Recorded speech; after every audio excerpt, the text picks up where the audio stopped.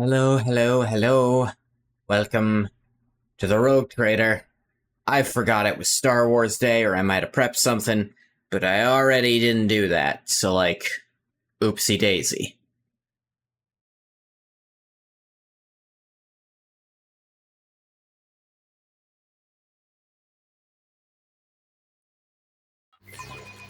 Hey, we're in part of the game. Yeah, well, we're through the part that was the worst, probably.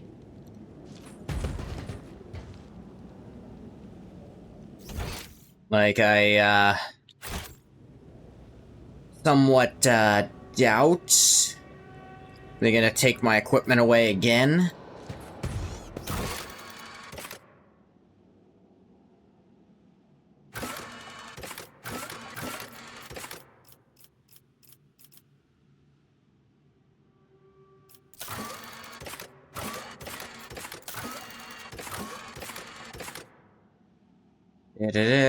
Yeah.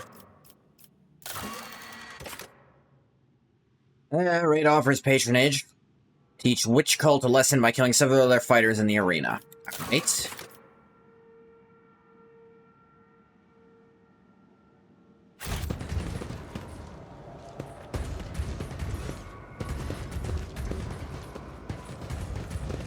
Just gotta go into the arena. Start killing. Oh boy, here we go killing again.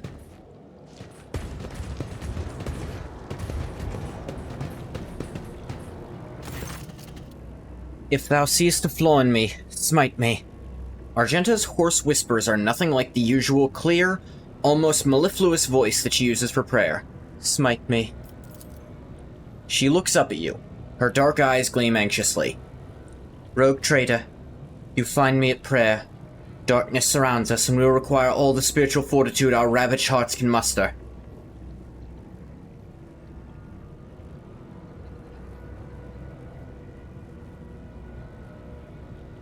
Prayer's helping you get through this, I'm glad to hear it. Prayer always helps.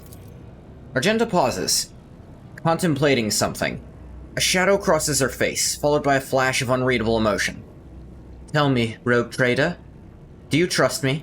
Please look into your heart and tell me what you see. Argenta, you I trust with my life. What if I am undeserving of your trust? Why would you be undeserving?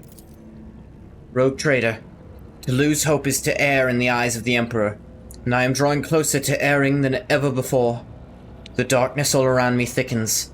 The clutches of our captors are strong. If I am to give myself fully to the battle ahead, I will need all my strength. To summon such strength, I must purge my soul. Tell me, will you hear my confession? I will. I killed Theodora von Valancius.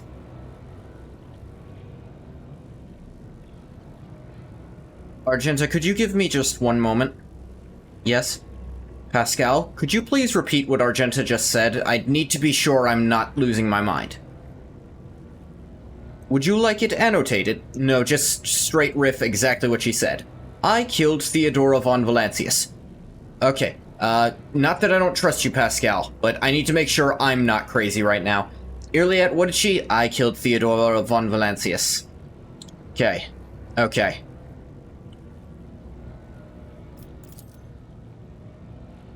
You discover the truth about Theodora's death. Who done it? Iliad raises her head slightly and looks around, clearly not fully understanding what's wrong, but sensing the shift in the mood around her. Yeah, I guess her race doesn't have last names. She might not be able to put together that's the rogue trader before me. She also wasn't present. Yes, it was me. Not your treacherous kinvoid fear. Not the cultists. Me. She speaks with a strange blend of pride and horror in her voice. I remember every last detail. The ship was under attack. I grabbed my weapon and ran to her side, because I thought it was my duty to protect the Emperor's chosen. And what did I witness when I burst into her study? Theodora von Valancius, a rogue trader, holding a sinister sorceress artifact radiating with profane light. It was a lens like the ones we saw in the Rycat systems, except it was smaller and far more potent. I instantly knew it to be a weapon of the archenemy. I had seen objects like it before. On Salus Prime, the planet where I had sought the sacred relic, where I had nearly died at the hands of cultists. So many things were made clear to me in that moment. So piercing was the revelation. So obvious the answer to how those heretics had found their way to a planet known to none but those of House von Valancius. I fired before I could even fully comprehend what I was seeing. Terra's light must have guided my hand, for one shot was all it took. Bolter discharge destroyed both the archenemy's artifact and its owner's black heart. But... I did not regret killing her, nor do I regret it now. Theodora had succumbed to the archenemy and its dark sorcery. The entire attack on the ship was merely the result of her and Voidtvir feuding over their spoils. I realized it in my heart the moment I saw the artifact in her hand. But standing in that same room was the Honorable Archmilitant, a devout servant of the Emperor, and the reason I had made it off Salus Prime after the cultist attack. When he saw me firing at Theodora, he instinctively rushed to protect her. I killed him too. Argenta lowers her gaze for a moment. Do you remember the orphans I once asked you to meet with, Rogue Trader? One of the boys was the son of the man I killed. My whole life I had sworn I would not allow villains to orphan children of the Imperium, and then I did so myself. Argenta looks at you anxiously, waiting for your reaction.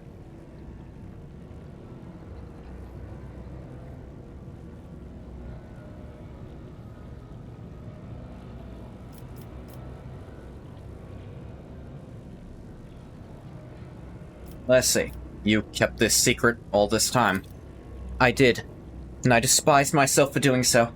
Sisters of Battle are taught to laugh in the face of lies and intrigue, but instead I feared that I would face immediate execution for the murder of the Rogue Trader. I hoped that people would think it was Voidtvir or the cultists who killed her, and I was right. But that lie, it burned my throat. And here, in this horrific reality away from Terra's light, I realized I could keep my silence no longer.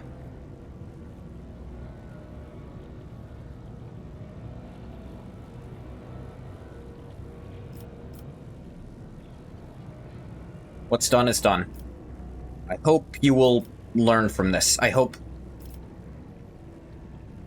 don't necessarily disagree with putting down Theodora at that point. We've known from our travels she was more than willing to use the archenemy to get what she wanted. The Archmilitant, though, that's... I feel like he didn't need to die. I hope you'll learn from this. Right now we need to think about a way to escape. Learn. I don't know what I'm supposed to learn. Must I spare a heretic in order to save innocent lives? Must I try to reason with them? I've pondered these questions 1,000 times and I still do not know where the truth lies. I'm glad I've revealed the truth to you, Rogue Trader. This dishonesty has been driving me out of my mind. Yep. So, mystery since the beginning of the game. Our culprit was right here. Now, there's one problem. She says she used her bolter to do it, but we know it was an auto pistol that killed them.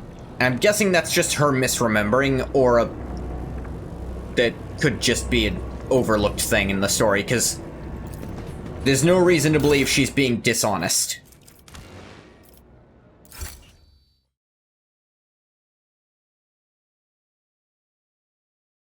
Now, she did start equipped with an auto pistol in her second slot.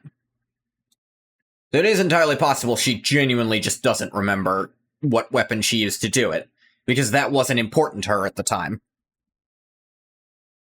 And that's the explanation we're gonna stick with.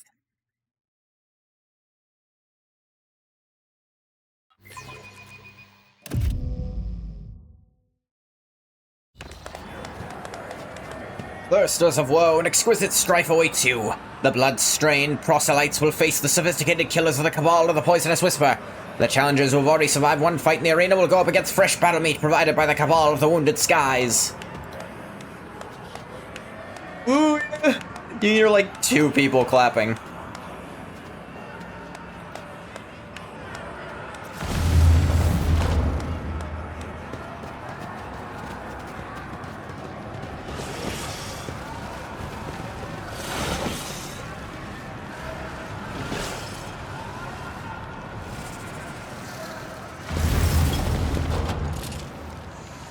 Alright.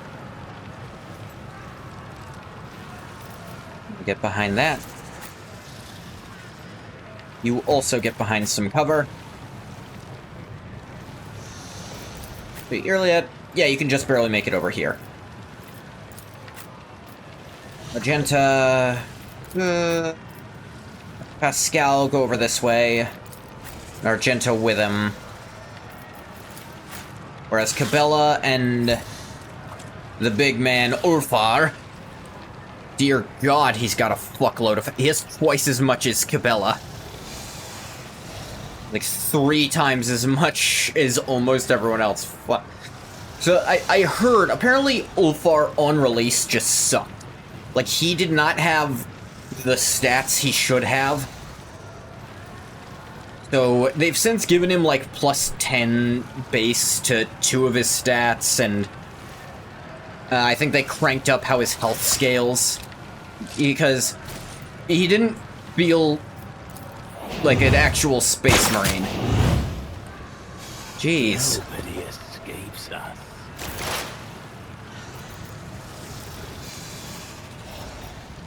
Alright.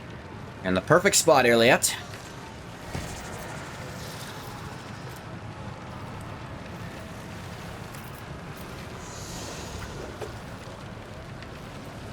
Let's see. You're gonna try to take out this sniper.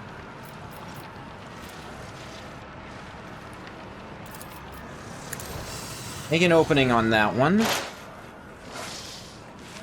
But they have the portal still open, so if you don't have someone who can go from there, you can still get to them eventually. That'd be quite difficult, though.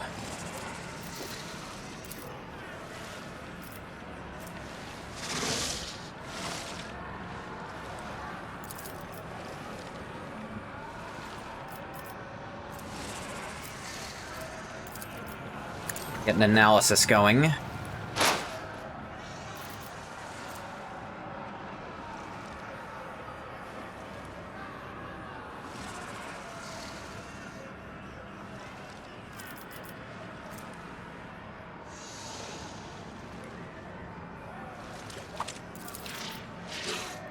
Let's go for this hemorrhage. It's a hit.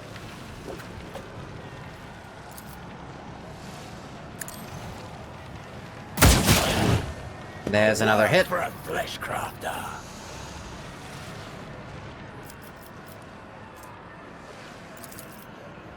Filling edge. There we go. Down, down, down.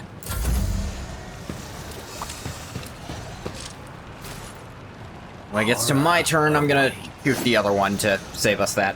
Petty!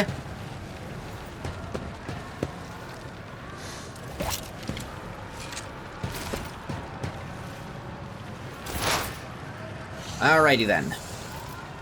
I am in the perfect spot. I have not great chances to hit this thing right now. It's the one problem.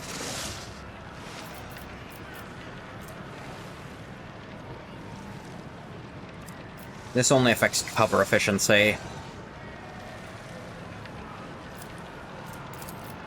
Alright, we'll go with exposing its weakness instead then. Cut down its dodge. See, that's much better. Make you pray as well. Call the bold.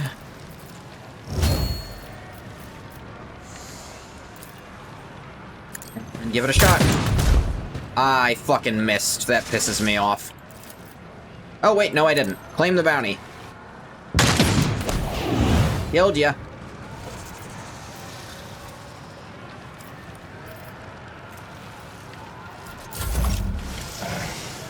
Yeah.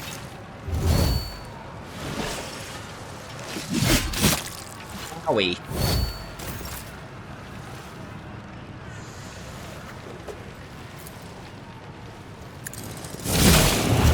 Let me educate you on the art of pain.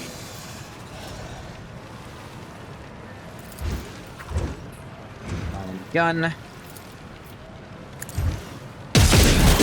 I will tear your heart out for this. Heck. Martial art. Weird.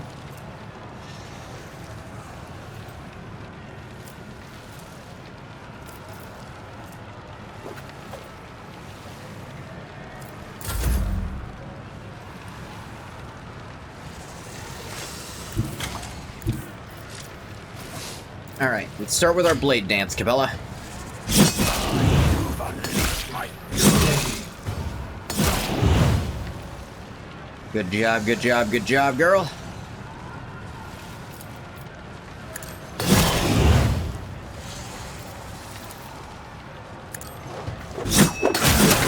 Death from above. fleshcrafter. Then...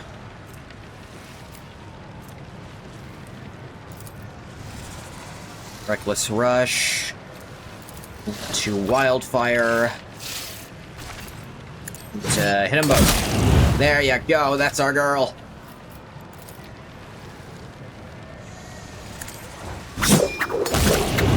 Hell yeah. And yeah, since Argenta's turn is now, we're gonna let her do the fun part.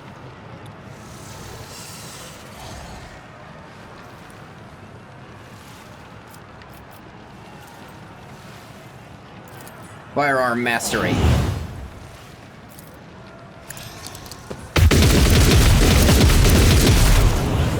All them bullets.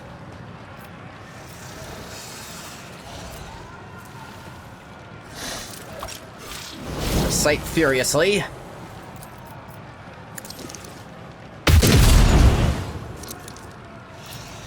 That's enough fire damage, you'll die when your turn starts. I'll tear your heart out for this. You've unleashed my fury.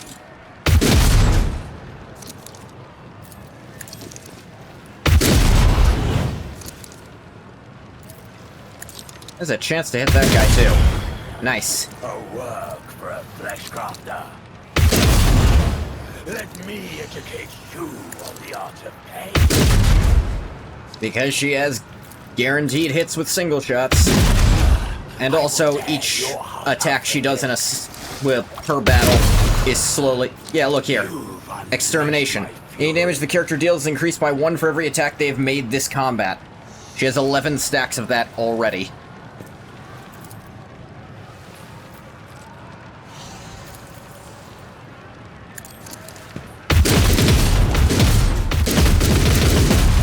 High momentum. And yeah, she just did that.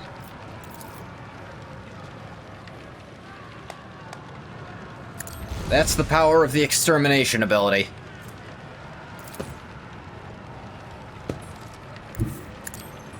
Get behind cover, girl. Well, Pascal has movement out the wazoo. I think this guy's alone, because Argenta got 1 turn with her absurdity. So go over here, resonate this guy's pain, and then if he lives through it, just... Yeah, he lived through it. Sure enough, he did. Now then, hit him where it hurts. There we go. Oh hey, there's more of them. Ibis runs his fingers along the edge of his blade. Your former captives. You have a chance to rectify the mistake that made you forfeit your Archon's favor. One of the witches lets out an... Acerbic? Herbic? I'm gonna need to look that word up. It's acerbic, especially if a comment or style of speaking sharp and forthright. Ah. You just say, sharp laugh. I doubt Remeris will change her mind, and Sinisthoria will surely not want to give up a new plaything. Lanazai grips his blades with such strength you can hear the scraping of his gauntlets against the handles. In the name of the God Emperor.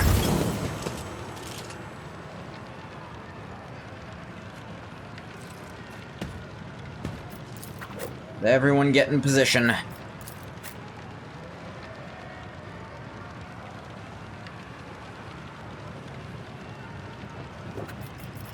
They can blow it the fuck up.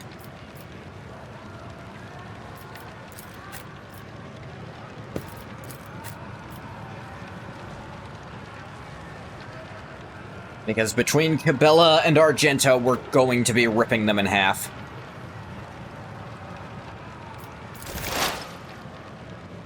Do they have snipers up here?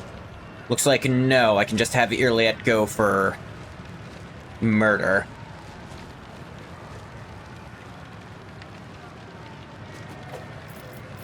First of all, get in your perfect spot.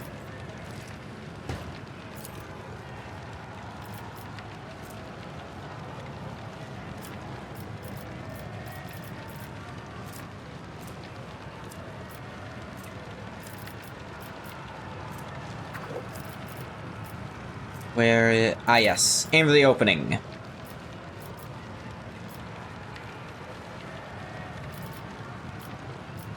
Let's aim for the ones with names. Feel like they're the ones to get rid of first.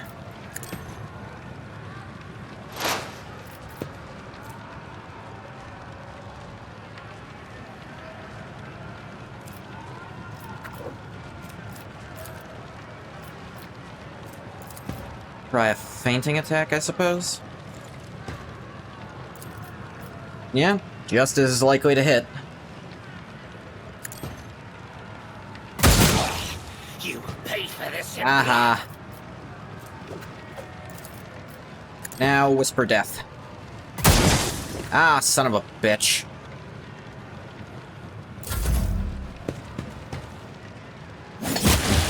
Ow. Let them tremble. Yeah. Yeah. Oh, come on. Are you fucking kidding me? No, move through the spots, you stupid. Yeah, like this. Then just dance. Woe to you.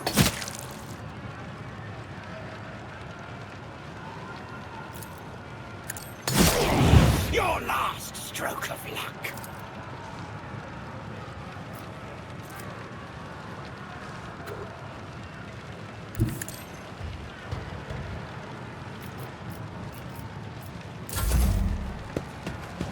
Yes, come here. Dodge. Eddie. Dodge. Bow to me. Dodged. Dodge.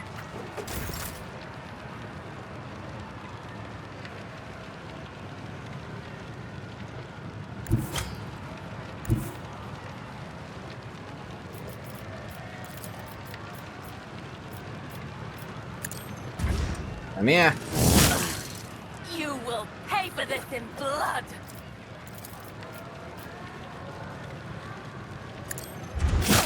Yuck.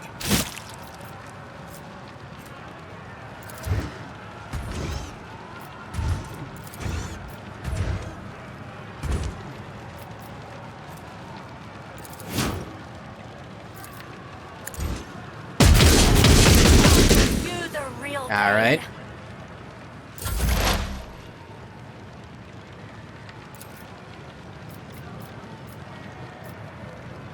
Gonna be aiming at your ass. Maybe. Might aim be true. First of all, I'm in the perfect spot. That's a bit better.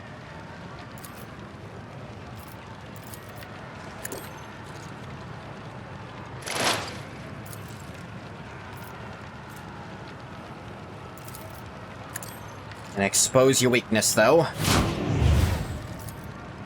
That's an even better one.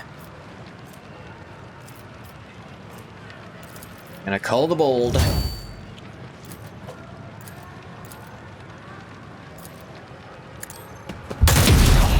You call this a strike? Yes. You will Ah. pay for this in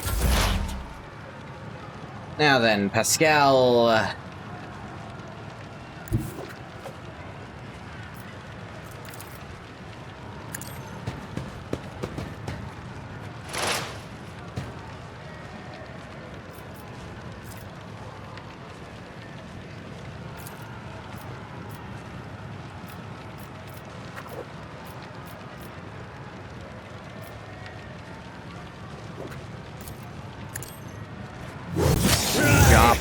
monster! Don't fucking say it like that, jackass. Gross. Resonate his pain. Not enough! You know what, just... whatever machine spirit's in there, too. Ah! Idiot shot his own friend. Why didn't he get knocked back?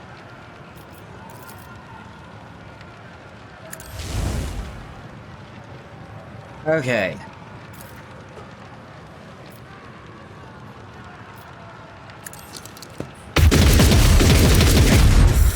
Fuel the rage! Run and gun, furious recital.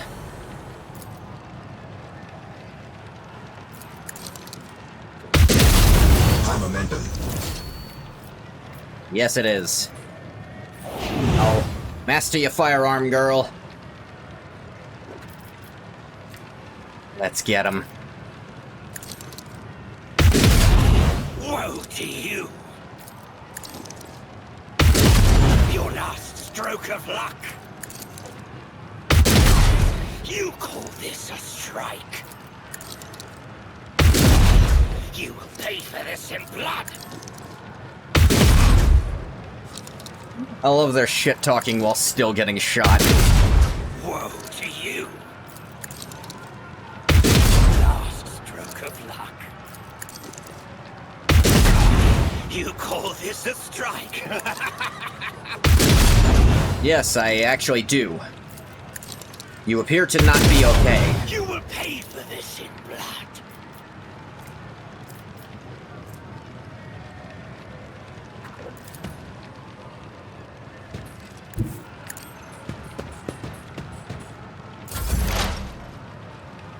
Okay,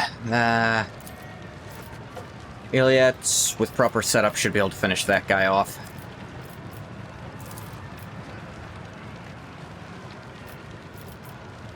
You're one of the people who might have a turn next turn, and I don't want you running over to Argenta and cutting her up. So I'm gonna cut you up instead. Like this.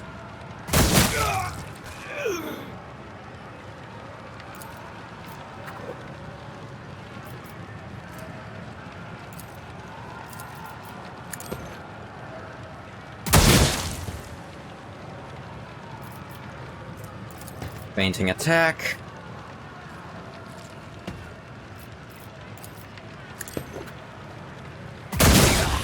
Woe to you!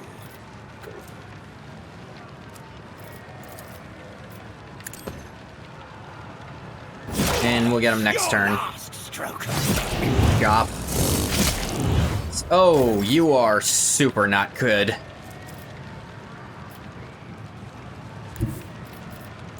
Move over one step and then start cutting.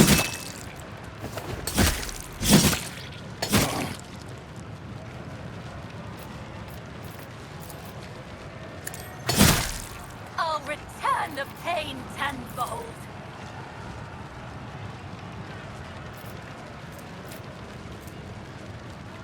He does not have any death from above stacks. Chop. Whoa! Cut your own guy. Yeah. Oh, actually hit her.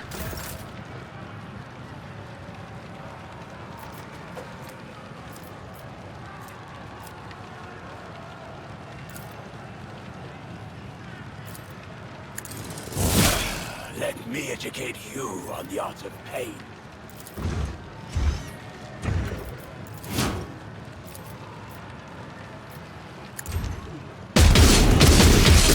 For this in blood.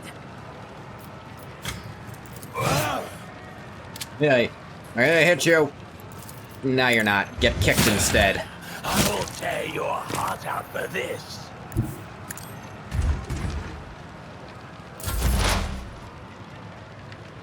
Alright. This guy's gonna have the next turn. And I can't do much about that at the moment. You're not a huge deal, but I'm also gonna have plenty of time to get rid of ya.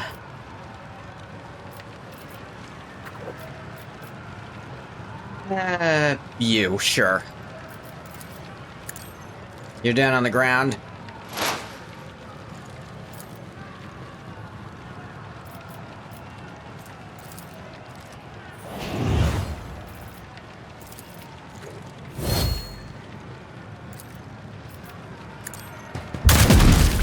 High momentum.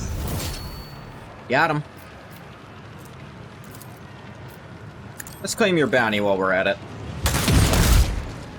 I think that did hit our boy over there.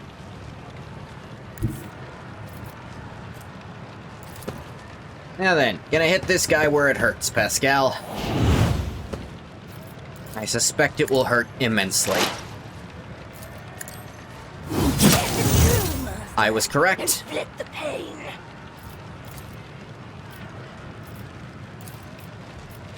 Get their machine spirit on whatever weapon they have acting up. Yeah.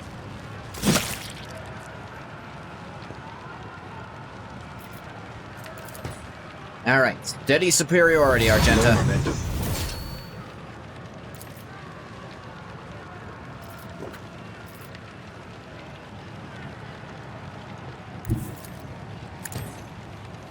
Some of these might hit Ulfar, but that's a risk we're just gonna have to take. They did almost nothing to him.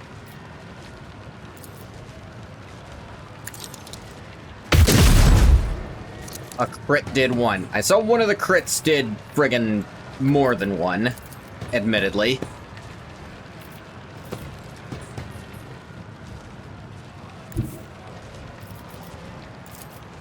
Now, kick the torturer.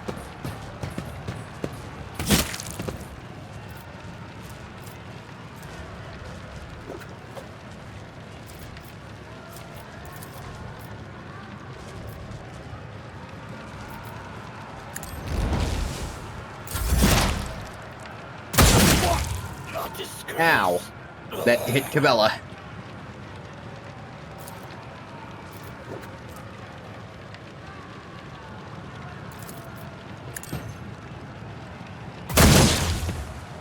That didn't kill you somehow. This one will. Hit Ulfar, but he'll be fine.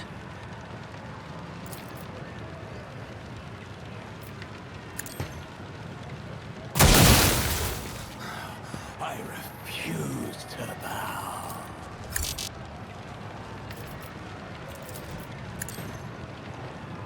Analyze that guy over there.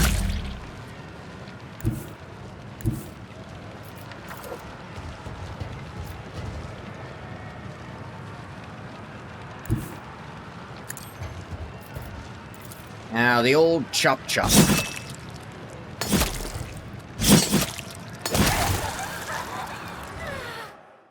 Way to go. A finale as bloody as it is disappointing. The pathetic amateurs who were wrongfully proclaimed champions of the arena have been brought down at the hands of unworthy challengers. Hail the failures, glory to the victor. Get out, Monkey. Tell Tervantius that he will pay for this insult. The insult of beating you? You're a very easy man to insult. Alright, let's steal their shit. Rizai's nerve fibers. Spinal cord enhanced by the homunculus that can transmit neural impulses at phenomenal speeds. Wow.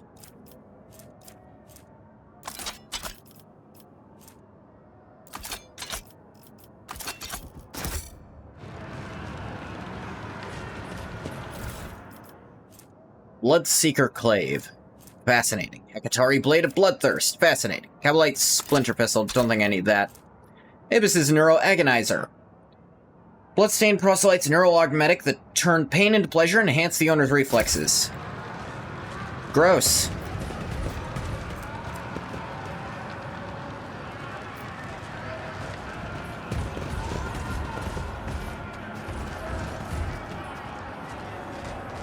Is that not the exit? Yeah, it was the other side. Whoopsie. Forgot which side we came in on.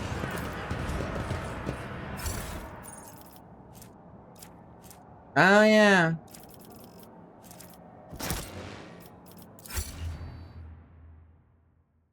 The two snipers, forgot about them.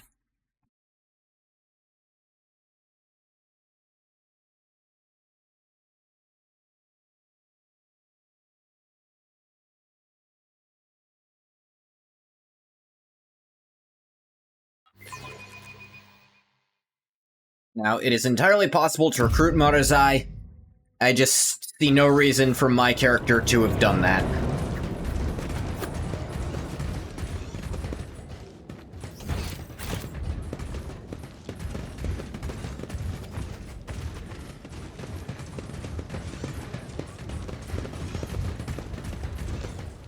Like, if the offer came to him, he'd just say, no, you're the kind of Xeno I'm not stupid enough to invite places. Alright. Unknown depth of the Labyrinth Dimension, in Comorroagh. Reporting location the chasm. Material, Gathariot, Blood Feathers Hunt. Extracted from the bloody remains by the carrying hand, scalpel, and neurophage tentacle of Homunculus Elevanth. The rising currents carry the smells of pain, blood, ichor, and failed ambitions. The smells of the dark city. With my wings flung open, I weave a path through the spires like a dark lightning bolt. Chaotic and unpredictable in its patterns. To fly is to hunt, and everyone in flight hunts everyone else. Even I, Scourge Garthert's Bloodfeather, do not have the privilege of inviolability around these parts. I may become someone else's prey, except probably not today. This day I am the hunter. My homunculus modified olfactory receptors pick up the scent of my prey, and I tread cautiously as I approach it. The stench of Monkey is foul but varied. The scent of my prey is quite telling. A powerful specimen, brash and reeking of the blood of others. I descend the minaret that grows out of the nearest spire and provides me with an excellent view. Accelerated reflexes allow me to assess the situation in a fraction of an instant. It is time. Still decide to wait and get a better look at the prey. A male monkey. A pampered upper caste cub who was fed and equipped with the best their race can offer. Certainly arrived in the Dark City recently, a city which has not yet managed to leave a mark of perpetual expectation of doom on its flattened snout. The most glorious game which clings to life the strongest and leaves the sweetest death essence. The reflexes urge the muscles to act. I act. The shard carbine spews forth a stream of crystalline projectiles that howl and shatter as they pierce the flesh of the prey. A deadly slashing blizzard drapes the street in bloody snow, the bodies of random passers-by caught in the fire falling to the ground. This is a common occurrence in the spires. Everyone around me flees from the field of death whose borders I have made clear. The prey falls, but it is still alive. I not expect the hunt to end with the first salvo. The prey is badly injured. Can easily finish it off in the open. The prey... 92% chance, trying to locate me among the tangle of spiked minarets. Its frantic gaze is looking for my winged figure. The hyperpupils allow me to examine the prey's face. I can see its eyes scrutinize my gear. There's no need to hide anymore, so I stand up to my full height and emit a wailing battle cry. Let the prey know what will kill it. Summons companions. A mistake. Unleash a new fan of crystalline shards, and the flesh of the prey blossoms with new cuts from my projectiles. Anyone who tries to approach it will be killed by the brittle shrapnel. Prey should have run away, not giving me more chances to cripple it. The prey is weak. The prey breaks into a run. Alright, Jesus game, fine. Why give me the option if you're just gonna say, no, you're not allowed to, shut up! Hey, that's just... it's rude. Clever. By escaping from the open streets, the prey has deprived me of the advantage of my long-range weapon. But I will not let it escape. So I spread my wings and soar over the alley, pelting the prey with bursts of indirect fire. The chase must not end too soon. The petitioner wanted my prey to die slowly. There's a strangeness to the movements of the prey as it dashes away one moment and freezes the next. My receptotropin-altered pupils are adept at detecting movement. They are worse at perceiving stationary subjects. My prey seems to be aware of this. The prey... Toughness... Nah, I'm not very tough. Agility. I am fairly agile. Ballistic skill. I'm very ballistic. Grabs someone's weapon from the ground and returns fire at random. The air fills with gunfire. As soon as the prey fires the first shot, everyone starts shooting at everyone else. This chaotic firefight engulfs the entire street, spreads across the Dark City like a wildfire, mindless and violent. I'm forced into a steep dive, spinning around and dodging the tracks of multiple projectiles. Damn trick worked, and I let out a frustrated squeal. The hunt continues. The prey managed to elude me for a moment by ducking into a crowded street. The jet booster on my back emits a stream of ghostly blue flame, and I continue my pursuit. As I storm into the street, I see the prey again. This is a nice catch. The petitioner wanted me to deliver the prey to her, but I decide to do something different. When it's over, I'll impale the body of the prey on a spike protruding from the highest spire, so that it serves as testament of my victory. My flight is swift. Everything unnecessary and atavistic has been cut from my body so that air currents carry it like a projectile from a splinter rifle. Alas, this is also my weakness. I'm so light even a small obstacle can throw me off course. The prey has no idea how vulnerable I am in flight. Willpower succeeded. Yeah, that works. The initial horror caused by my sudden attack is already worn off. Prey has suppressed its panic and is acting decisively and boldly. Commendable triumph of will over instinct, seeking to slow me down. The prey turns bystanders against me, not a great chance. Bars my way with a cataclysm. Why isn't it? It's not amazing. Slips away with the skill of one who has lived here his entire life. Very unlikely. Bars your way with a cataclysm? Succeed! Yay! The prey rushes over to a half-dismantled jet bike, shoves away the slave who's repairing it, and overloads its anti-gravity engine with admirable dexterity. Barely has the time to bounce back before a deafening explosion fills the air with shards of rock, pieces of wraithbone, and fragments of bodies. One of the projectiles hit me in the chest and throws me to the ground. Managed to regroup and avoid injury, but get up with a furious screech. I was cast down, an indelible insult. Conclusion is drawing closer. As I turn the corner, I triumphantly realize that I've driven the prey into a dead end.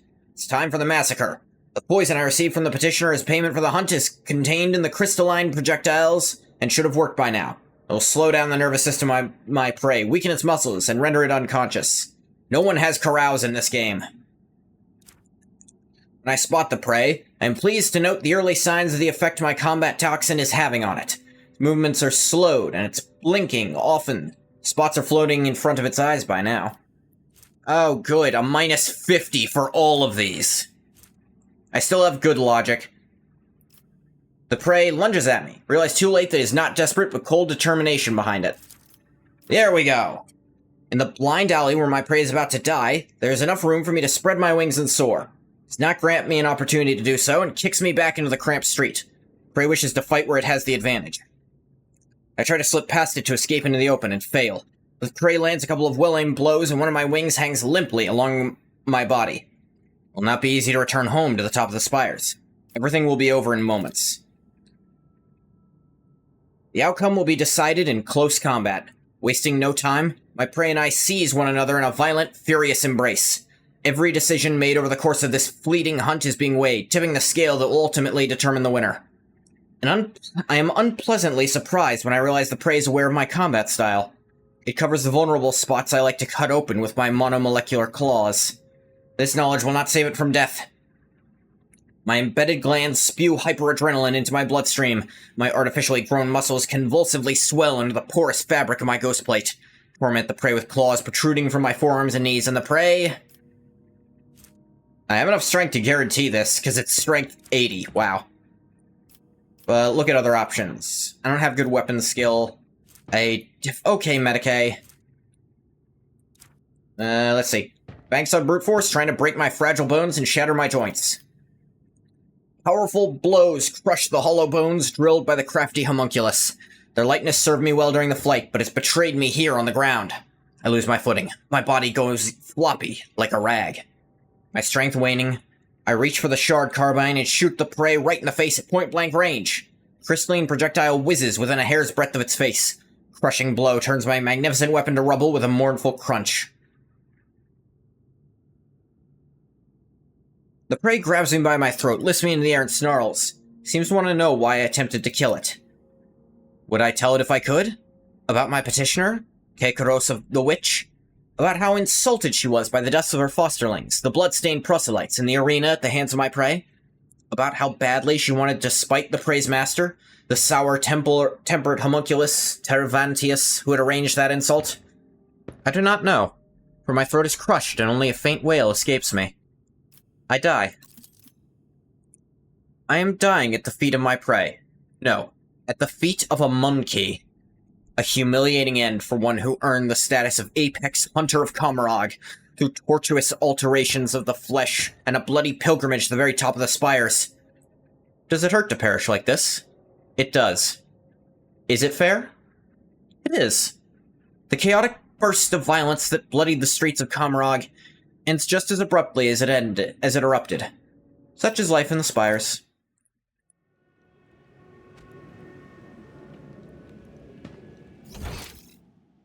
Why the fuck am I down here?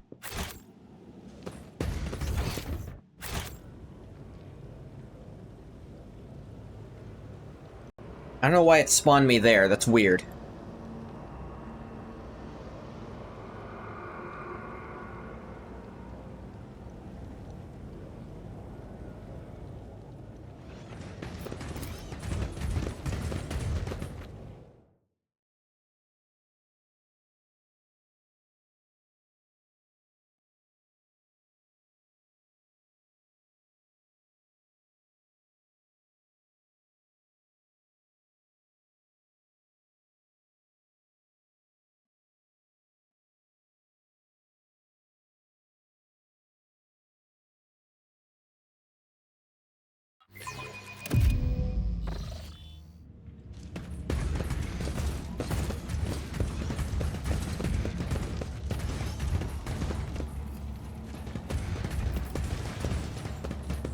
There. Cervantes rushes about the laboratory, snatching up certain tools, vials, and notes, conceals some of these items inside his own body cavities, and destroys the rest. Something happen? The cult of the fatal thirst craves blood, specimen. Your blood. My blood. One must be astoundingly insensitive to the vibrations of the Dark City not to realize this. The witches desire my death. You humiliated them, monkey. Comorroagh and I agreed that she would send fresh meat against you, but she decided to undermine my authority by sending out her best. You slaughtered them, and so it was the cult's authority that suffered. Who cares about a pathetic monkey? You are my lackey, and thus it is I who's responsible for undermining the cult's authority. You dispatched me to kill the witches. Tell me you did not anticipate such consequences? It was supposed to go differently. Your performance was supposed to be a lesson in respect, not a declaration of war. You would have killed someone unimportant and made the witches' vanity bleed. The witches would have received your head as a salve for their wounded pride. They would have been reminded, for a time, that I was still someone who could greatly complicate their existence. Instead, you have failed me, all of you. Comorroagh did not keep her word, and you did not die in her trap. It is all your fault that things have spiraled out of control. So what's the plan? I'll leave the anatomical opera and withdraw to the spire of the Reaving Tempest. The witches won't dare to settle their scores under the eye of my patrons, so the Cabal's valuable servant is safe in their ire. As for you, go out of the streets of the chasm and die. Go to the arena and try to kill Comorroagh. Even if you succeed, you'll still die. The homunculus mutters furiously and haughtily. Should have stopped wasting time on this idiocy long ago. All those pathetic simpletons did was weaken my focus and distract me from my masterpiece. Last I could devote all of myself to it. And so unravel the rotten threads in the tapestry of fate. Elantok here is the true nature of the Dark Ones, a lie hidden behind sweet promises. Having learned from a cruel mistake, I foresaw this outcome. Yeah, I wasn't expecting him to help, but I didn't have shit else to do, so...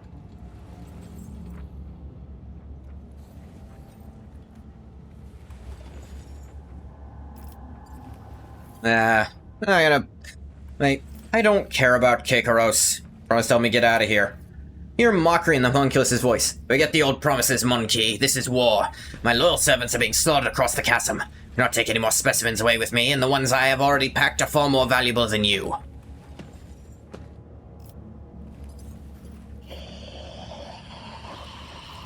Managed to bring about your downfall after all, unholy spawn.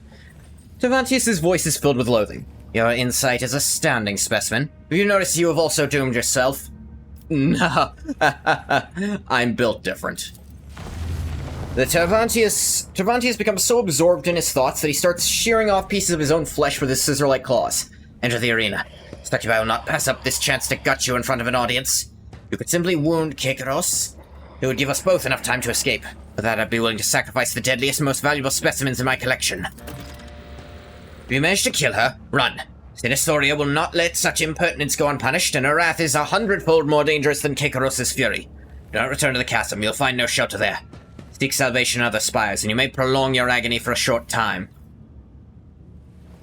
Since you are intent on fleeing, you might as well release my companions. I cannot transport them to my new sanctuary. You may take them. Unlock the containment sarcophagi for dangerous specimens. Go and inspect them. Though your servants may still be alive, but do not allow them to use their abilities until I have left the anatomical opera. Alright. The weary sigh, the homunculus turns away from you, his knife-like fingers making an unnerving scraping sound.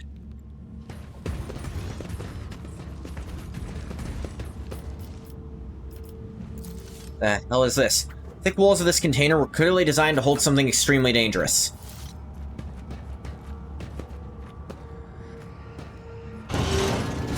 Cassia? Oh, Captain, help me, please! Oh, shit. I feel... At last, I feel something. You see horror and confusion in Cassia's wide-open eyes. Her face, neck, and hands are gruesomely snatched, and sticky blood is dripping from the tips of her claw-like fingernails. Ah, why are there so many of you at once? Red, black, violet, scarlet, yellow, dark maroon. Away with you! Stop swarming my thoughts! Cassia clutches her head again, this time covering her third eye. You can already feel the breath of the warmth coming from its gaze. God, I cannot control it. The powers flowing through Cassia's fragile body make your head swim and your hair stand on end. Your body is burning as if you've been doused with a vat of molten plasteel, and your head is teeming with strange whispers, shadows, voices. Every breath is a struggle, as though something is scratching at your insides, trying to claw its way out of your chest. Your gorge rises. You've survived being exposed to the Navigator's open eye, but will your body and mind hold if it occurs again? Shoot cat? No. Coercion. Not great. Persuasion? Not great. They're the same.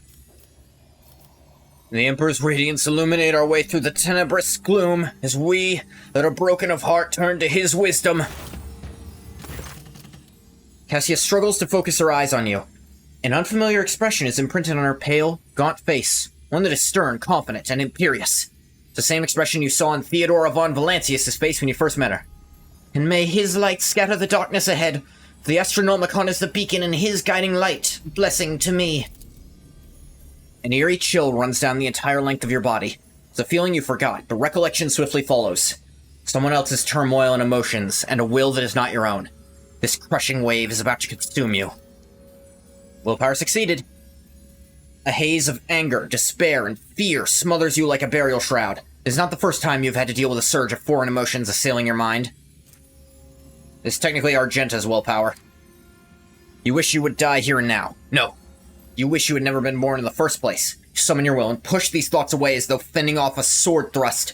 Cassia's feelings dissipate before they can latch onto you. The Emperor is with us so long as we remember our purpose, to serve humankind and never give in to its enemies. Succeeded! Another willpower test.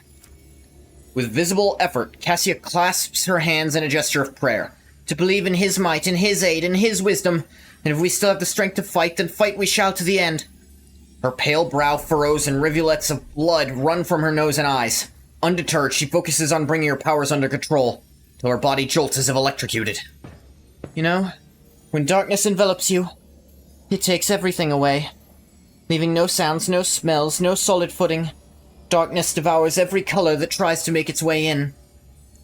Every color I tried to create inside. Darkness is withering, it swallows the colors, it chews and consumes. When despair had overtaken me completely, I could sense I was not alone in that darkness.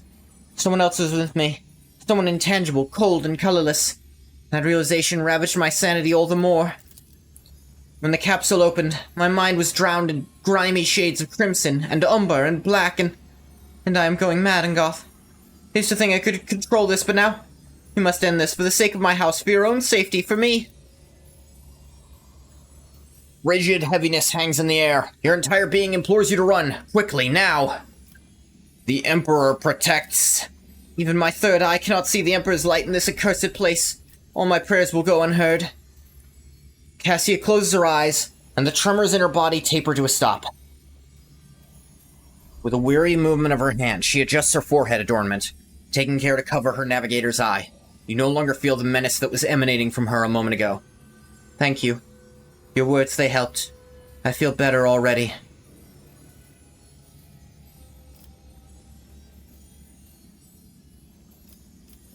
Now, may I escort you out of here? Glancing nervously at the homunculus's artifact, Cassia nods courteously. I would be honored, Lord Captain. If I might ask you to lead the way? Iliad, how about you head back early? Though honestly, no, that's not... Now, let's see.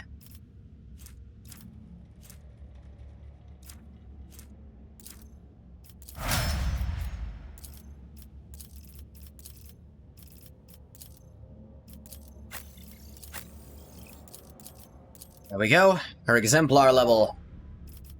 What she got? Oh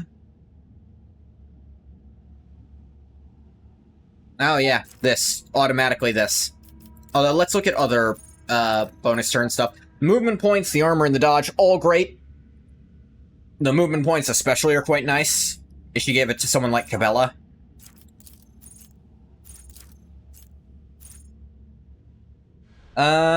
This could also be good later. Because she doesn't use weapons, really. Stabs don't count, so... just more willpower for her.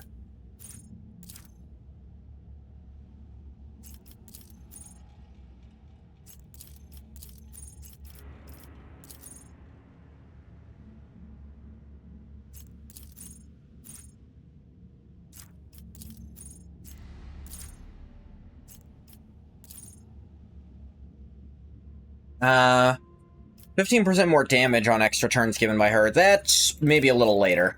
Because I feel like the one that lasts for the entire battle is probably a little bit stronger.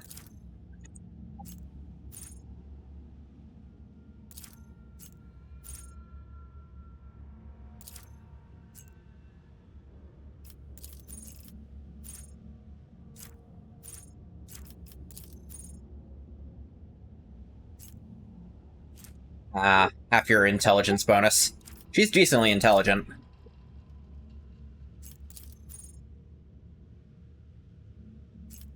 Direct damage. Damage that cannot be reduced by the target parameters or bonuses. And 10 3+ or willpower bonus. So, I guess her attacks that rely on willpower tests... she didn't really have many of those, actually. Or at least not that I use.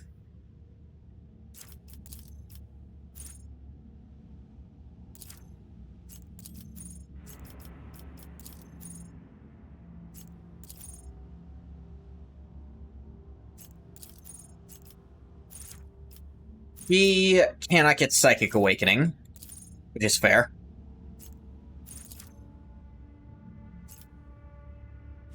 Five times their toughness bonus, % more wounds when healed. That's okay. She does have passive healing, but I don't think she needs more of it.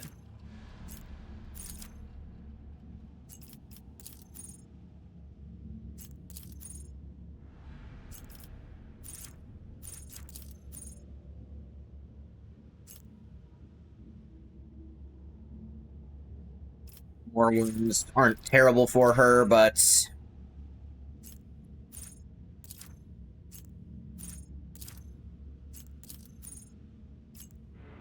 yeah, I think just attention.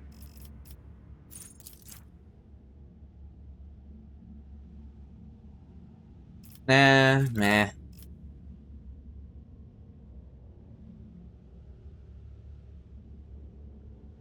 Be Vigilant is okay. This could be okay.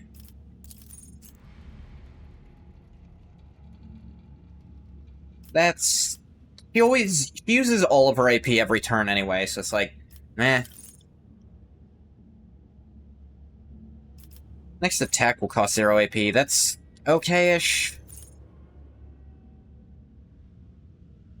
Air of Authority immediately grants momentum equal to the target's resolve. That's okay. Let's build a little faster.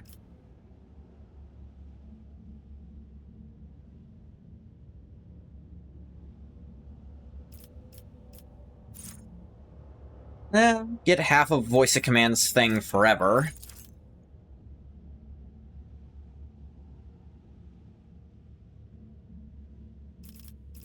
Meh.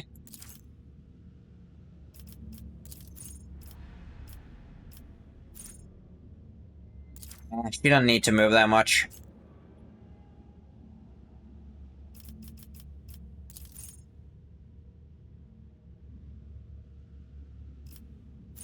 Nah, don't have them adjacent to her.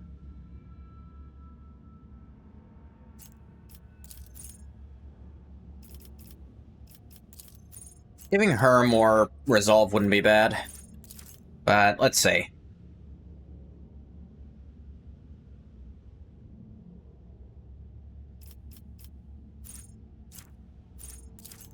Wounds are no excuse. Get back in the fight removes a fresh injury. That's okay. Heals for 3 wounds for each effect removed, minimum 3. There's also all these abilities I can look at. But I'm thinking, I'm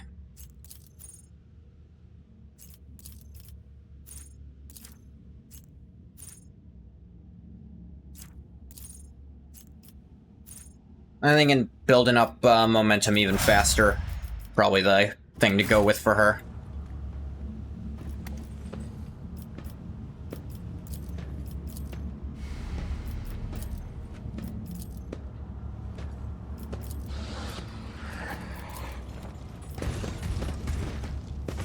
Yeah, there's some free stuff over here.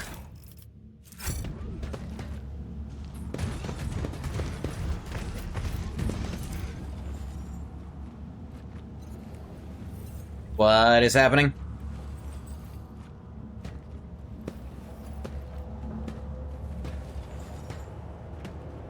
That was odd. Emperor's Executioner. When did I get this? 5 Fellowship and 3 Resolve.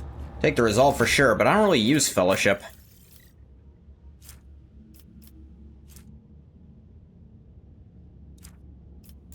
Yeah, I'm Dogmatic 3. Oh yeah, reduce momentum expenditure. That's cool.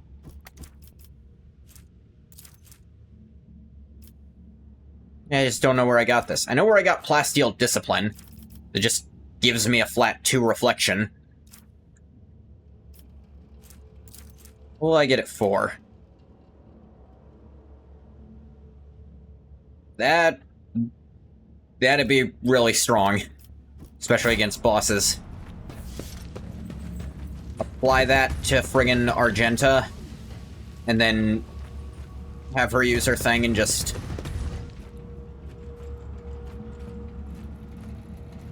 Look at these switches.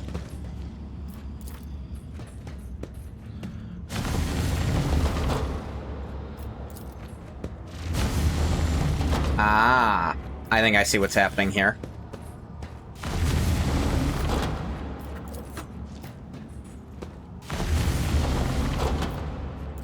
Alright.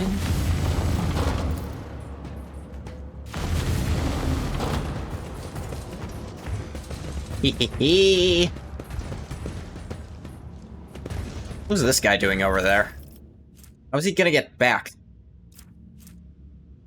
The wearer dodges an attack to become a priority target for the attacker until the wearer in its next turn. Single Stinger Pod Shot deals 12 to 21 damage. 100% armor pen. Must pass a toughness resistance test or become stunned for a round. Can only be used once per combat. Those are cool. Spiked Boots. Start a combat, wearer inflicts bleeding 4 on themselves. The wearer performs an area melee attack to inflict bleeding 4 on all hit creatures. And it deals... bleeding level % additional damage. Might put that on Pascal for his bleeding effects.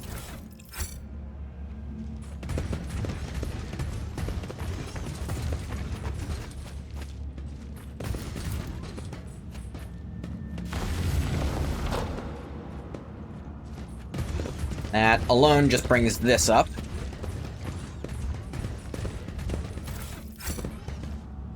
Deal all their free shit. Long-range aim lens. Increase range attack distance by... half your ballistic skill bonus. That's kind of cool. Iron Cape. Gains 10 agility and fellowship. The wearer's wounds would be decreased to 0 for the first time in combat. Restored up to 50% of their maximum wounds instead. Meh. Beat 'em might. The wearer has 8 or more AP at the start of their turn. They gain 30% damage for the rest of combat. Jesus! Prism shape is made from black metal. It's oddly cold to the touch. Strange device has no visible seams, buttons, or holes. Does anyone frequently start with way more AP than they feasibly should have?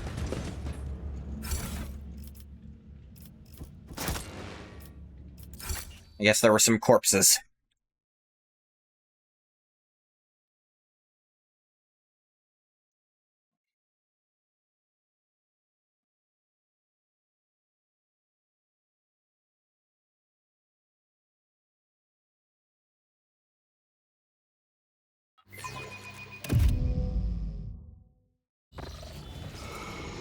Oh, lovely. You've insulted the cult of the Fatal Thirst, outsider. You've insulted the fighting pit itself. The witches are longing for you to die. I insulted it by... winning?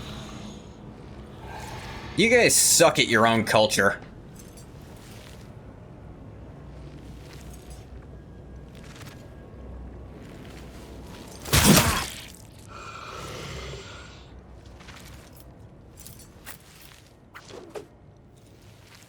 There is no cover anywhere.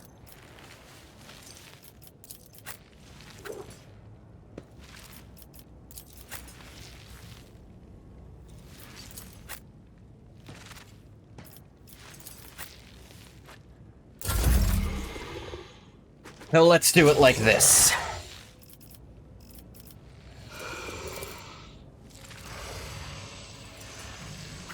This is the front line.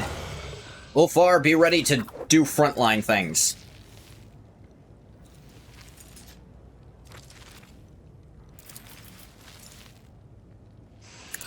Give the two of us dodge because we don't have any cover.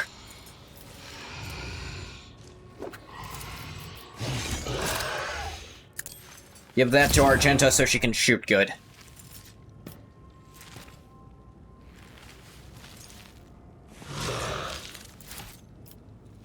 Now, let's just really buff up Argenta.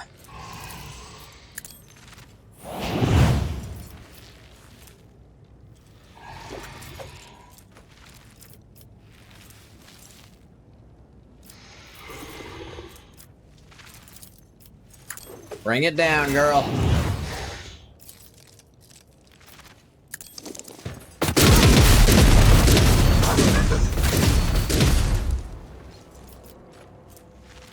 Firearm mastery. And recite furiously.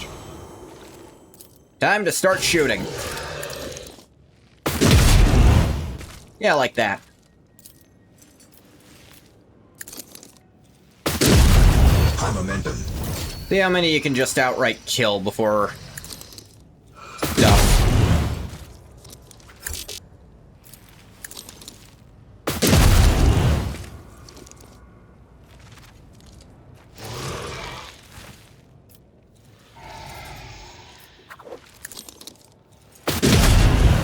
A work for a flesh crafter.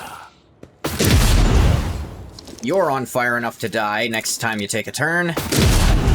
You will pay for this in blood.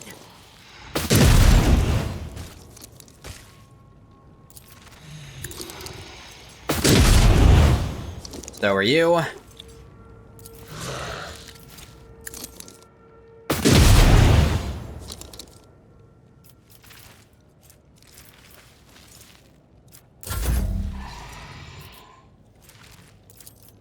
Hold this thing in your gaze, girl.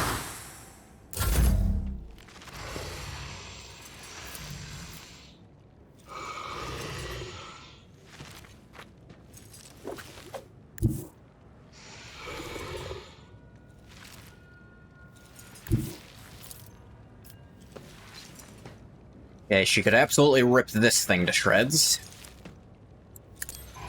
By being here, I think she will.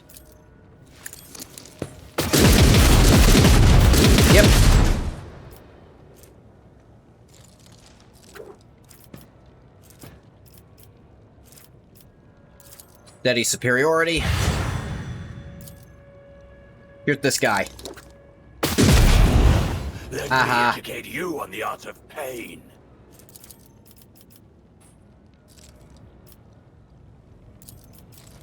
Shoot this guy too. There we go.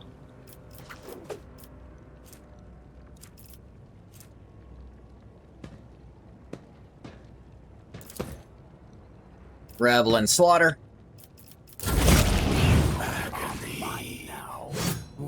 Ready. Pascal, baby, honey. You're gonna resonate their pain like nothing before. High momentum. There we go. So Argento ripped them all apart by herself, and then Pascal just snapped his fingers. The already familiar baritone calls out to you from the shadows.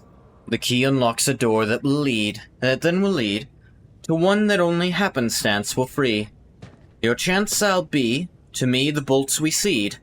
Your part comes next, to break the bonds and flee. To you, the merchant vagabond, I bring the gifts of providence, but will you look? Cassia clutches her head at the sight of the Harlequin, and scarlet blood starts trickling down her cheeks. Your colors, Xenos, are fractured and wrong, as if refracted through a distorted prism. What should be familiar is dispersed, and the dazzling shades won't stop twisting madly. Xenos, tilting his head to the side, looks at Cassia with curiosity. So many things can three eyes glimpse at once. Shael's veiled paths and caverns of the soul. With 1,000 sights you could not see, the wrecks of fate beneath reality. Past creaking waltz will twirl you round in holes of intertwining serendipity. But not just yet. The dance calls for a pair. Your partner is, for now, tied up with me. I do not understand. I think he's saying he's talking to me and might need me. Oh, nectar sweet, your name is ignorance. Make sure to savor every drop before your glass is drained by insight in a blink. You've helped me more than once already. I'm listening. Both opening and warning is my boon. Your fate hangs by a thread drawn breaking tight. But with a show of patience opportune, the merchant certain death will turn to flight.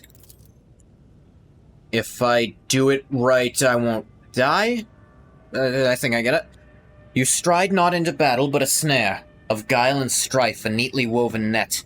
Lust's mistress lifts her sword into the air, and bang for your blood her pact does set. So dance a ring around oblivion, await a sign from night's own melody. Catch sight of it, and then make haste be gone. One yawning mouth, one leap to set you free. Apparently if you're iconoclast, you can just skip all this, like, what sign do you mean? Poor show, the spice of life is mystery. Too bland a spread would sour your appetite. The sign of mine, fear not, you'll clearly see. I'll know it right away, got it. A mouth? The greedy mouth that swallows brave and bold, and after a few releases from its hold, the vagabond this maw already knows. Why, to your fights it marks the start and close. Xenos means the portal that leads to and from the arena. Why would you return to the chasm? But I have really high logic to do that.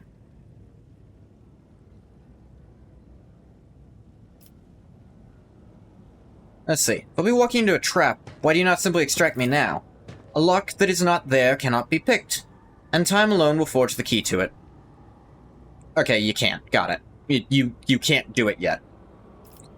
Wait for a sign and run into the portal. Understood. Xenos lays a finger over the mute lips of his mask and vanishes, as if to convey that your conversation is a great secret known only to the two of you.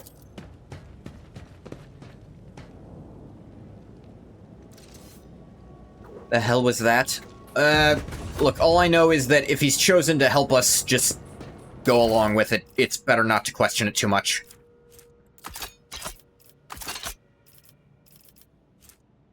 Man, a dark lance? Wow.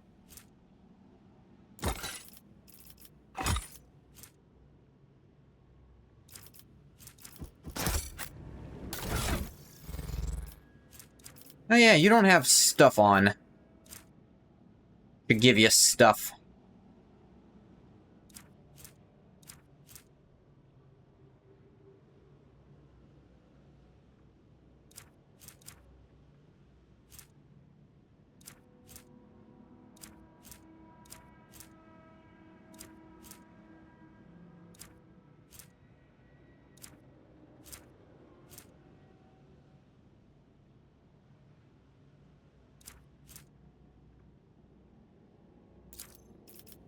Yeah, what was the Inquisitor's decree? 30 momentum, moves all sorts of stuff. 7th of your persuasion, temporary wounds, and 10% persuasion armor to the wearer and their allies until the end of combat. Oh yeah, I was gonna give that to you, actually. You have a slot missing, so...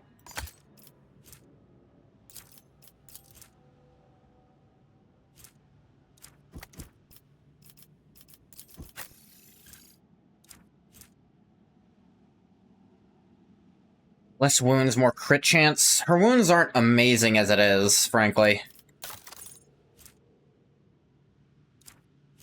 Do I have heavier armor she can put on? With a better rating, I mean? Doesn't look like it.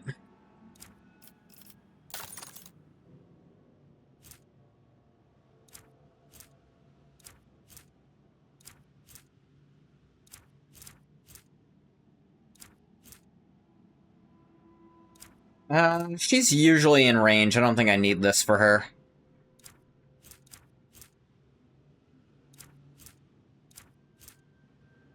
Agility and Fellowship. I don't think she really needs those.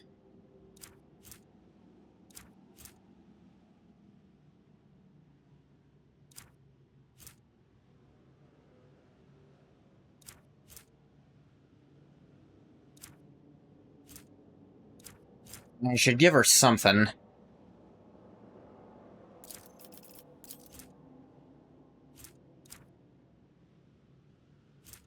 Armor...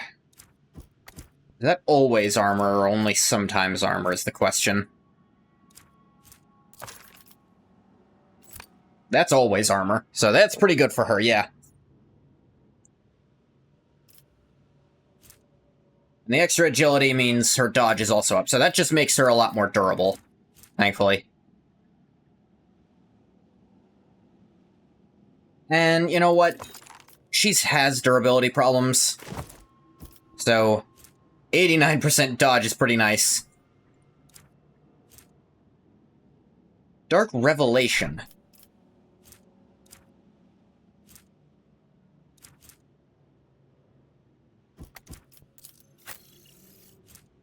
Not sure what Dark Revelation is, but it's cutting into her agility.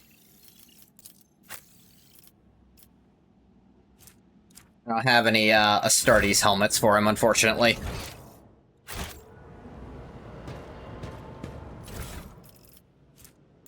I don't need another Dark Lance. Just the one was kind of cool. It's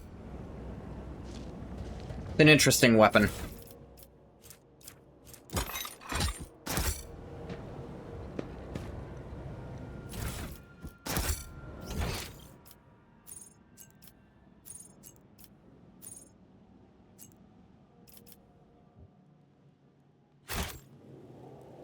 Let's go to the pit to heal up and... this party's probably fine. Are we gonna rebuild him more tank-like? Though I can't switch him off Arch Militant, I don't think. Like, he has 6 deflection.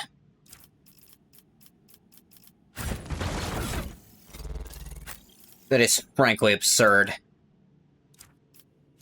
It's all from his wolf skin.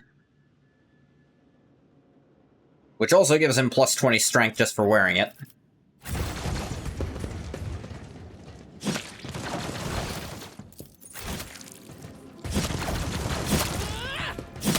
Let's head in here, get rid of our injuries, I hope.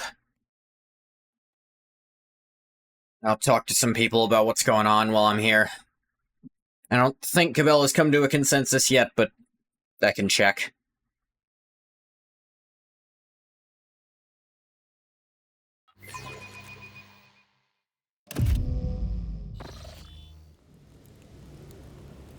Alright, it didn't get rid of my injury. That's disappointing.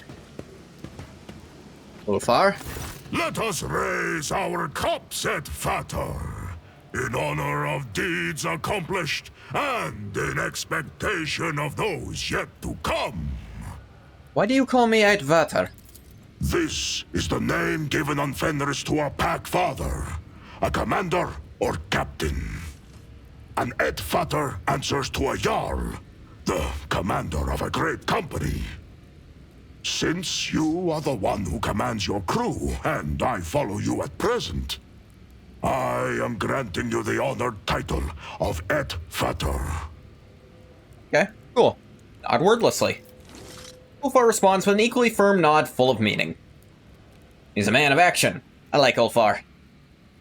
How were you planning on getting out of there? Like, what was your long-term goal? I'm curious. I have had a few thoughts on that score, but don't try to pry them out of me. When the time comes, I will share them with you. Alright, keep your secrets. Despite his worthy attempt to play the fool, Space Wolf cannot deceive you. Ulfar does not fully trust you and is carefully observing your reaction.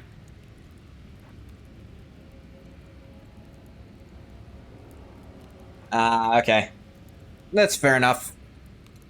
I mean, he's presumably been in Comorroagh way longer than I have, so he's still not fully convinced this isn't another grift. Why do you devour your enemies? Why do you think? Medicae failed. Yeah, my Medicae's not great. The answer seems clear to you. This bloodthirsty warrior has simply gone mad in captivity. Come to think of it, he was probably slightly deranged even before he was taken prisoner.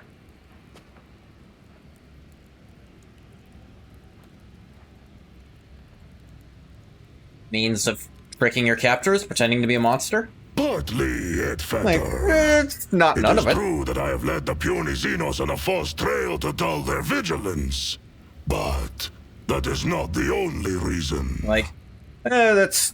I won't say I didn't think of that. Do you know of the implant called the Omophasia? It is one of not the off the top of my head. blessings the All-Father granted to his Astartes. Nerve nodes that connect the stomach walls and the spinal cord allow me to absorb information from the genetic code of the flesh I consume. Like the Kroot? I guess you're not necessarily implanting it into your own body, are you? I have slain many Xenos and feasted on their flesh. My captors have watched me do it and taken glee in it, while I have been gathering information and planning my escape. Tell me about your brothers, the Space Wolves. Not everyone is granted the right to ask such questions. But Alright. you, I shall allow it. What do you want to know about the Astartes from the glorious Fenris? Well, let's start broad. Who are the Space Wolves? Vilka Fenrika. That is our name in the old tongue of our world. We are the fiercest of the All-Father's warriors, his executioners, his retribution. I can jive with that. Our fearless Wolf King is Lehman Ross, son of the All-Father. Our world is Fenris, and our home the Fang, which rises from the world's spine into orbit. We are the thunder in the bloody storm of battle that calls to us. That is who we are. You sure seem to bring wolves into everything. You are not wrong there. Every other word out of a Fenrisian's mouth is wolf. Okay, I like Ulfar even more now, because he's self-aware enough to admit that about the Space Wolves chapter. Like, Ulfar shoots you a menacing look from under his brows, but then, unable to restrain himself, bursts out laughing. He's like, he was supposed to be offended by that, but he can't be. He knows it's true. But there is more to our spirit than grim destruction alone. In the Hall of Heroes, we hold feasts the likes of which you will see nowhere else. To thundering laughter, we raise our horns, tell our sagas, and honor our glorious fallen. Though the body of an Astartes is built to be immune to the effects of drink, we invented a way around I've heard of this. taboo. The mead we brew can overcome even our blood. It makes us drunk, and makes our feasts jovial occasions. It's so funny. Ah, Mjod. That friggin' You can brew it make you nowhere else blind but on good old moonshine. Fenris. No other world is home to such poisonous plants. On that subject, what's Fenris like? Fenris is home. A harsh land of harsh winters and harsh people. When comes the Hell Winter, a fearsome season of frosts, the merciless world sea freezes, and great white bears, snow wyrms, and ice trolls go on the hunt. Then the murderous frost retreats, and boats of harpooners sail out to ply their craft, capturing sea snakes and krakens. It's Space Norway. Got it. And then comes the season of fire. Volcanoes awaken. Waves wash over whole islands, and only the land of Asaheim offers salvation to those whose blood and grit win them the right to live upon it. Clan fights clan, crows circle over battlefields, and wolf howls rise up to the sky. That is my beloved home. There is no place in the universe like it. Tell me, Edfater, what is the most fearsome foe on Fenris? I would assume the Space Marines living there. Lore Imperium test succeeded. Eventually go through the list of the deadliest creatures on Fenris, but your thoughts seem to settle on one strange name. Wrath Badger. You've read about this animal? Small and ferocious creature about which very little is known. Wrath Badger. No, you are... What? Why the Wrath Badger? Little is known about it. That means hunters fear to encounter it. It's the most dangerous. Very good. I hope to tell you about the black curse of the Wolfen, but your answer wasn't bad either. Wrath Badger. That actually makes a lot of sense. We don't know anything about it. That means hunters aren't going after it, which means they're scared of it, which you know more about it than whatever else is there. I do still wish to hear about that curse. The curse of the Wolfen is the most fearsome and most terrible foe on Fenris. In the heart of every brother, there lives a dark beast, bloody and forever ravenous. He hungers to kill, not for glory or duty, or his battle brothers, but solely for the sake of killing. For he who falls to that dark beast, there is no joy or thrill in slaughter. There is but dull rancor. That's fucked up. In icons I've seen, Astartes look much less wild. Our gene seed is unique. Lehman Russ blessed us with the Canis Helix, a genetic gift that heightens our I like senses, Lemon Russ. making them sharper than those of brothers from other chapters. The Canis Helix kindles a bloodthirst in our hearts and changes our appearance to resemble the lethal wolves of Fenris. The Space Marine chapter, you're far from orthodox. The wolves do not take orders from outsiders. We keep the old ways, not the Codex Astartes.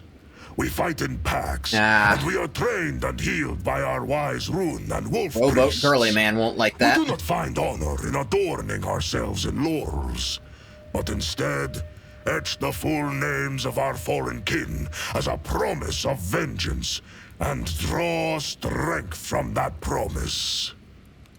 What do you believe in?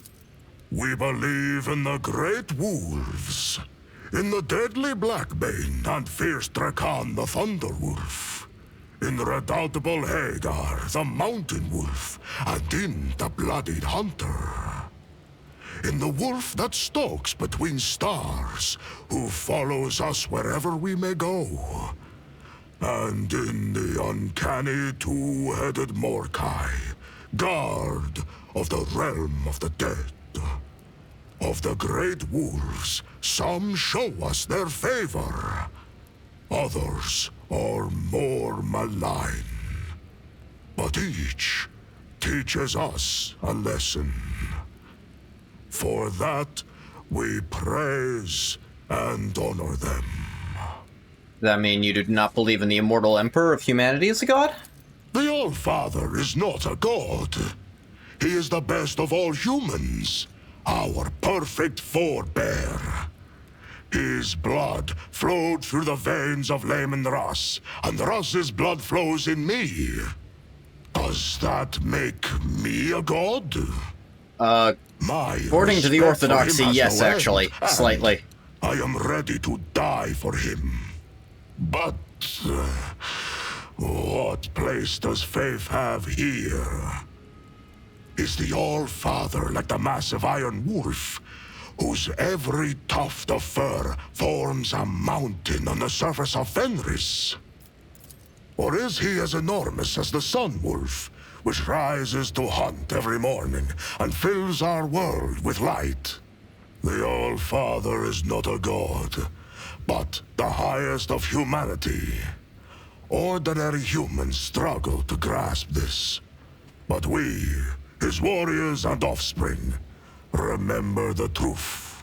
It is kind of interesting that probably the only Space Marine chapter that does remember that didn't turn traitor is the friggin' Space Wolves. The Ecclesiarchy does not like them for this, but they could not be more loyal, and they still revere the Emperor. I see. It is difficult for non-Fenrisians to grasp our wisdom. It comes along with the cold and death. What else do your wise priests do? Lacan the Ruined Wolf once shared the mysteries of the healing potions and the secrets of magic sagas. He taught them to see the past and future in throne runes, to call down storms, and to carve powerful talismans. Warp test failed, since not the slightest power emanating from the charm Zulfar is wearing. But I'm also not good at this. Spoke of full names to give you strength. What is your name in that case? Ulfar Redmane. That is what my brothers call me. Because of the red hair. Even the warrior's boastful nature, the indifference with which he revealed his name is surprising. Seems he does not trust you enough to disclose his true name. Fair enough. Do you? And there I was, about to round off my story with a short 400-verse saga about the gifts of Lacan the Ruined Wolf. My curiosity is satisfied. Should what I told you reach other ears, I shall take your tongue. And I believe you. How'd you end up here, by the way? What do you want to know? What brought the Space Wolves to the Expanse? Or how I ended up in the non-human's Dark City? Let's start with the Expanse. An inquisitor by the name of Calcazar put out a call for aid. My wolf lord did not refuse him, and had 2 packs deployed to the Expanse. We never trusted this ally, but a blood debt for a service rendered in the past forced our hand. Though it wields immense power, when it comes to the Astartes, even the Inquisition chooses to make requests rather than commands. The Space Wolves are not known for being close allies of the Inquisition. How strange, then, that the chapter sent not 1 but 2 squads in response to this request. 1 squad alone is capable of crushing a planetary uprising. 2 packs, just like that. Space Wolves must have taken his request seriously. Insightful. We'd had no dealings with this Calcazar before this, and we did not trust him. 2 packs meant twice as many eyes to watch out for his games and schemes. And then... The Coronis Expanse is a wild hunting ground teeming with prey. And the Space Wolves will be the first to turn its snow scarlet. The Jarl decided to send the most indomitable hunters who hunger for honor and bloodshed. 1 pack would have fulfilled its duty for the sake of pride, but two would seek to outdo each other for the sake of glory. What debt did you owe the Inquisitor? He saved our brother who had lost the pack and was unable to look after himself or the chapter's honor. Ah, Calcazar returned the kind our of thing you brother can't to really Fenris just and pretend kept isn't a big secret deal, the then. misfortune that had befallen him. The Jarl knew that the Inquisitor's actions were driven by opportunism, and the desire to have us mighty warriors in his debt. But honor forced him to be hospitable to the stranger, and swear an oath of friendship. Why did the Space Wolves not trust the Lord Inquisitor? The Inquisition. Pah! Rats! Scurrying around the All-Father's house and ruling it in the Master's absence. Cowards they are. The last into battle, but the first on any war council.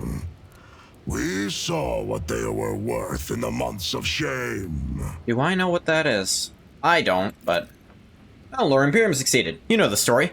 After the first war for Armageddon, which the Space Wolves and the forces of Armageddon fought off the terrifying incursion of the archenemy, the Inquisition ordered that the heinous event be covered up and the planet's mortal defenders be thrown into labor camps and sterilized.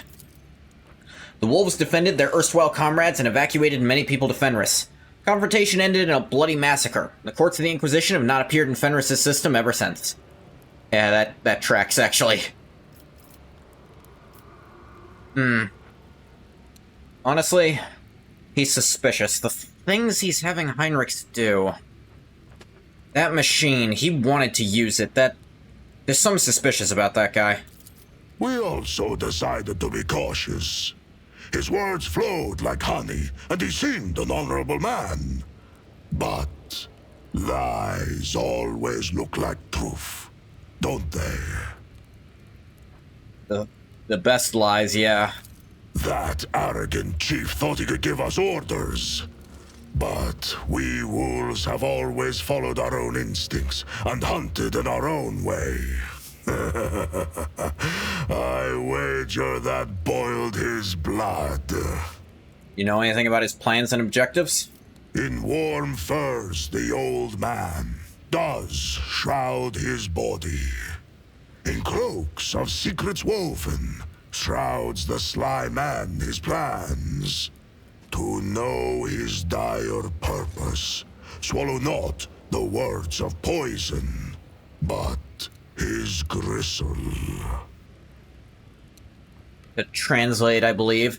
If you want to know what he's trying to do, look at his actions rather than listening to what he says. How did you end up a captive? We had gone on a raid for Xenos prisoners and fell into a trap. We had no war machines to support us, and some of our squad were wounded, so we were forced to retreat. I ordered my battle brothers to leave, but I remained behind to meet our guests. I do not know how many of the feeble wretches I slew, but I would have killed even more had their towering piles of bodies not hindered me in combat. Thing, you literally killed so many, it started, like, actually slowing down your movement because you had to get around the bodies. They wounded me and captured me. They froze the joints in my armor. When they dragged me to their ship, two of my battle brothers descended upon the Xenos and tried to free me. An insane plan, but it almost succeeded. Almost. And so, there were 3 of us taken captive. And then there were 2.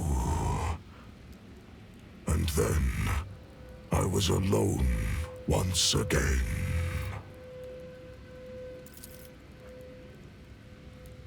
Let's see. How about your time in Comorroagh? Anything you feel okay telling me? These are dark days you are asking about, Ed Fatter. Let my keen-edged friend be a witness to the ferocity of my words. Rune-covered knife. I was given to Tarvantius for his amusement. In the arenas of Comorroagh, Astartes are a rarity. And he sent me out there to kill gladiators. Living as an inglorious butcher and a Xenos' puppet, I hated it. Constantly. Every moment. Oh. I had to take care of my mind before it was twisted to the seven hells. Understandable. Every morning I made entreaties to the Allfather, and every night I appealed to Russ. I trained my body, read the litanies, and in the darkest moments I recited my own saga. I recalled every battle, every wound, every brother. And that is how I survived. I always survive. I see. This was a bleak saga, Itvator. Few questions about yourself? Instinct bids me to remain silent. Such knowledge is not to be shared with just anyone. Only those who possess my complete trust. And that's all my questions. Fenris Hjolda, Itvator. Noted. Cabela, are you... For we are thy blades, washed in blood and darkness. For we are thy wings, broken and featherless. When the crimson flood comes and the river of death flows, I feel like I already did this part. guard us from weakness. Burn away the fear and despair that stain our souls, for they are thine to claim. Are you unwell? I can fight. Do not hesitate to unsheathe this blade if it is needed. That is not what I asked. The Vizier told us that we must die many times to learn the truth. We believed him. We died again and again. But it was all a lie, a delusion. We never truly passed to the other side. But here, I have known 11 deaths and resurrections, but the truth still eludes me. Death brought no answers, only more questions. Where do I begin, and where do I end? Is it really so easy to snatch a soul from the hands of the Undying One and return it to its body? If death is not the beginning or the end, if it is not the thread that guides us, then what is it? See. This feels like it's disregarding her entirely. This is a non-answer. The longer you dwell on these thoughts, further you stray from the Undying One's light, or you spend their whole lives searching for the answers to these questions. They often die without finding them. Hubris clouded my mind. I thought I knew everything. I was granted the title of Second Spinner and the favor of the Undying One, but my pride was my undoing. This is the punishment for my arrogance and stupidity. You ready? We're getting out of here. We are thy hounds.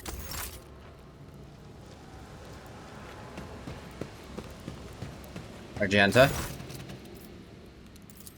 Meta.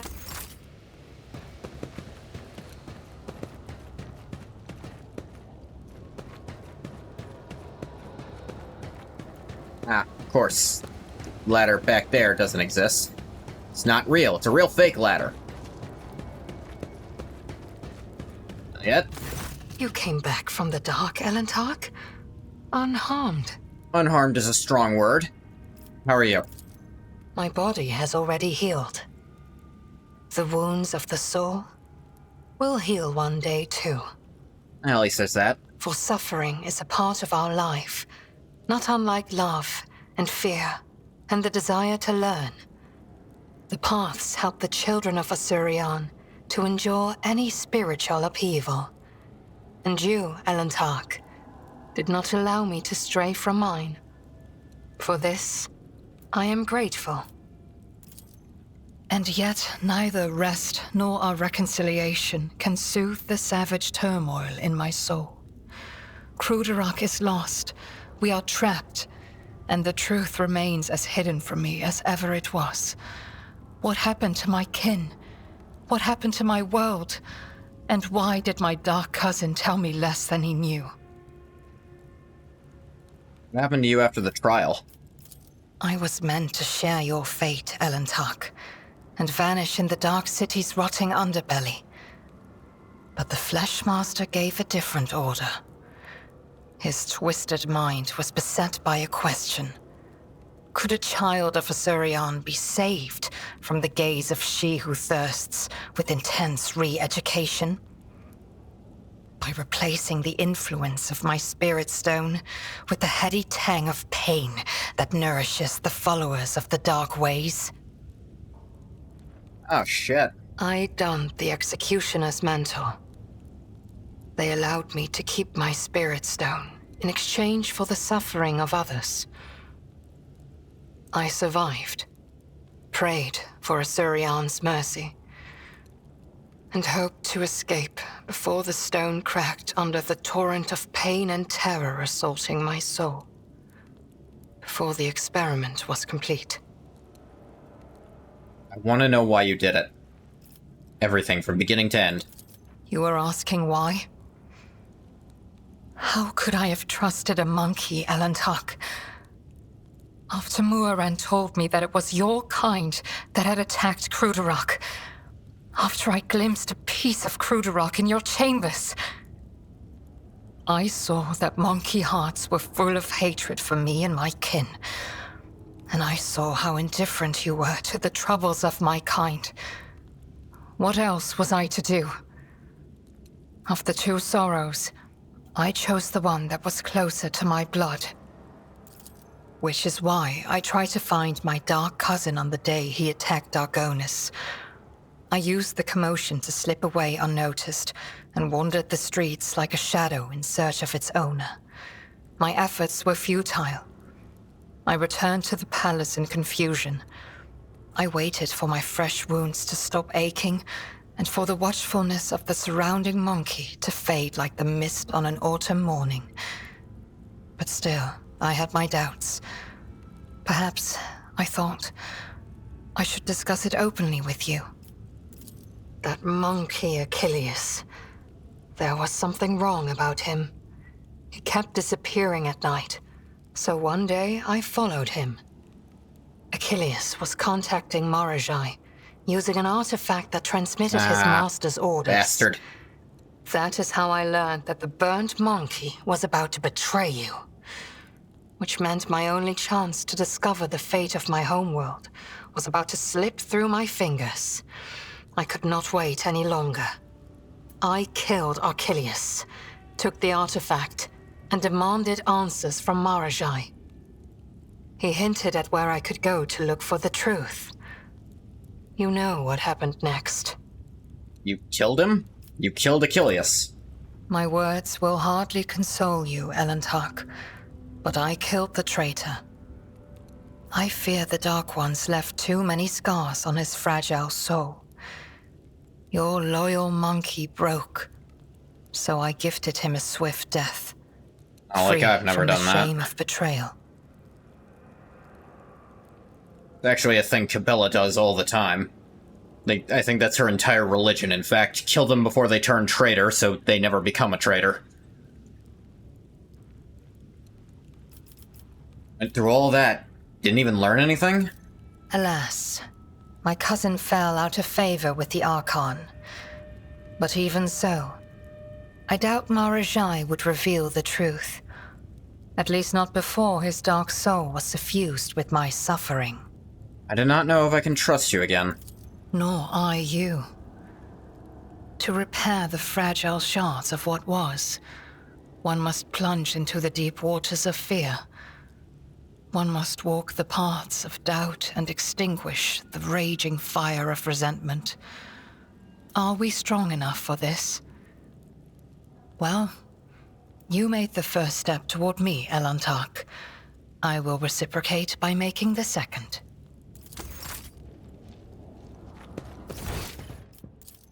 Oh, Cassia's over here. I didn't see her because I was so focused on Cabela. Cassia?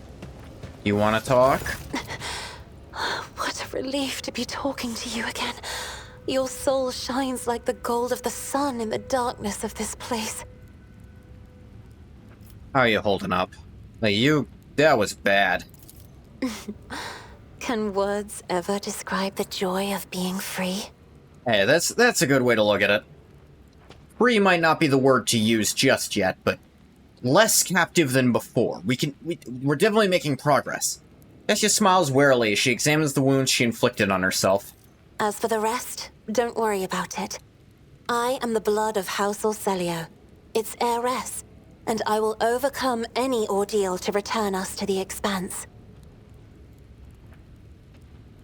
You mentioned not being alone in the darkness of the artifact.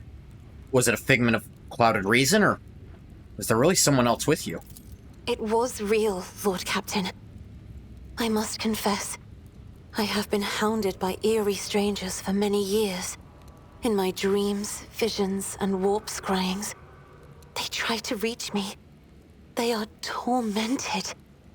They shout something I cannot make out.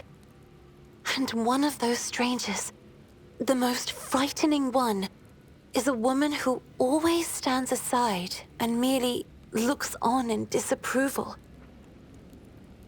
That's fucked up. Unlike the others, her image manifested itself more clearly each time. The refined features of her elderly face, the long white hair, the empty eye sockets glowing scarlet, and a third eye. Oh dear. The eye of a navigator. Once, in the middle of a warp voyage, the old woman dashed toward me and started strangling me. Praised be his mercy, for I was able to banish her to the fringes of my consciousness at that moment. However, that only angered the old woman. I began to see her ever more often, in shadows, at the edge of my vision, in my own reflection. And it was she, too, who waited for me in the darkness of the homunculus's cage. I know it for certain. Now, you know the last of my secrets, Lord Captain. Do you think I'm going insane? The old woman resembles you a little too much, don't you think? I had the same exact thoughts. But is that not a wild conjecture, even for a navigator? Or am I simply going insane, as unworthy scions of my family have? Cassia's voice with despair. Is that not a sentence? Looks you in the eyes, of expecting a refutation of her misgivings. Shall escape this place soon. Try not to squander that sky blue fabric of hope, Lord Captain. For others' colors, too, lighten when they are close to you.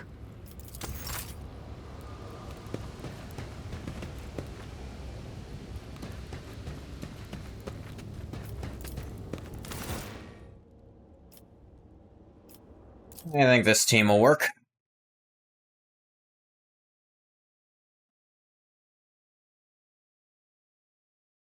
Wish I could get rid of the injuries, but I suppose it makes sense we can't really rest here.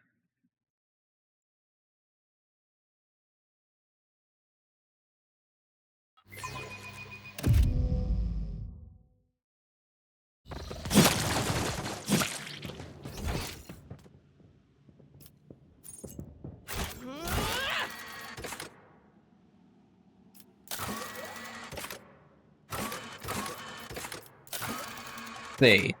I know which Kekaros wants punished to personally deal with his new champion. Killing her is the only way for the Lord Captain to buy precious time to escape the chasm and go to the arena.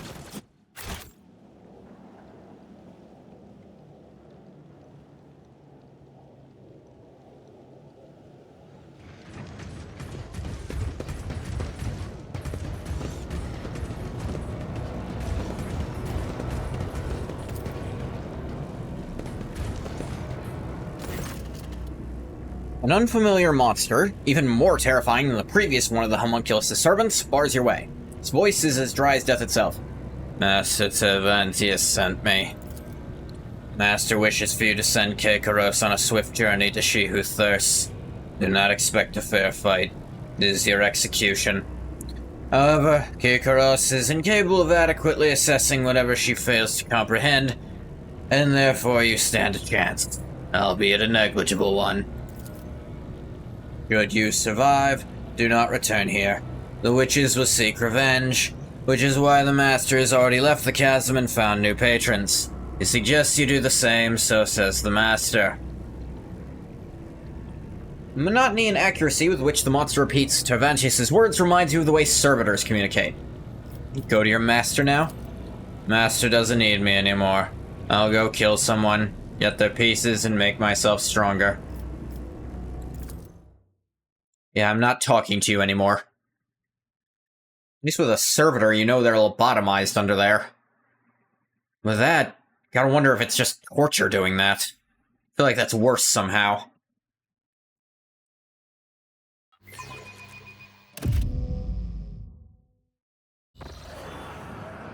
Thirsters, you want to witness a great legend as ancient as Comorroagh itself?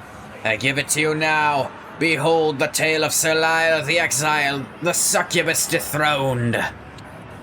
Sir Lyle was a mighty warrior of her cult, renowned and deadly. Her dance of battle was an entrancing perfection of terror. And then a time came when an audacious apprentice supplanted Sir Lyle, turned her servants against her, and drove her out of the Dark City. She wandered the Webway's savage wilds and slew scores of their terrible horrors as she fought for her life.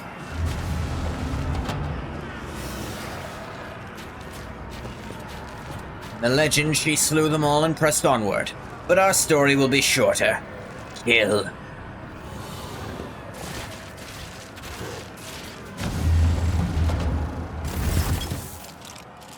This is not the team I... No, yeah, it is. There he is. Ulfar.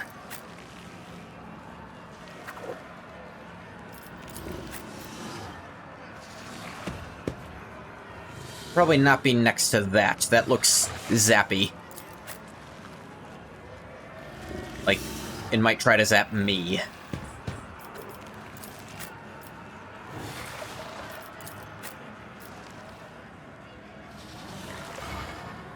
Cassia here, and then a mover like there to do turn.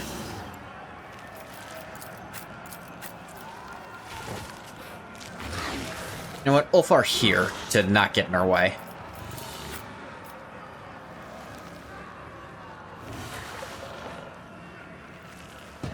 Here might be slightly better for my sight lines.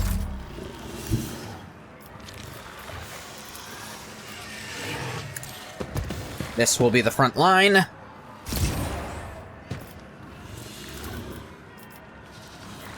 Right here shall be the back line. Keep Cassie protected. This can be the rear, even though it's fronter up than the back line. Is this? Ah, yes. Voice of command.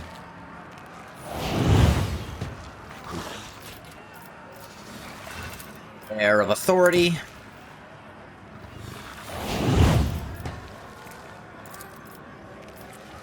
Bring them down, bring them down, bring them down!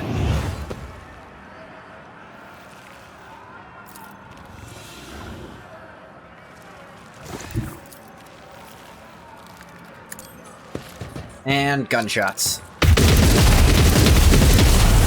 Ah, yeah, they've got that ability. Leg.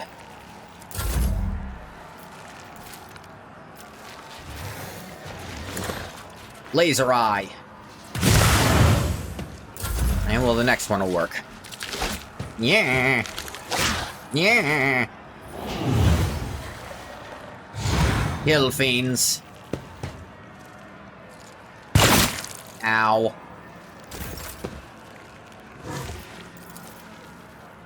Kick. Ah, idiot.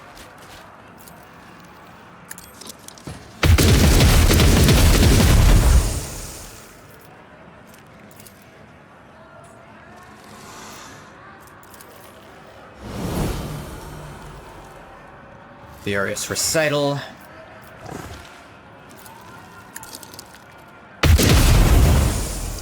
Dang, just short of this thing. High momentum. Oh, and then his turn starts and he gets it right away. Of course he does.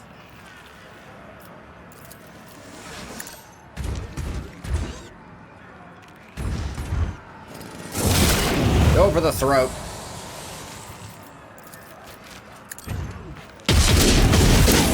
Ooh, nice crit in there. Okay. Kick the Chimera.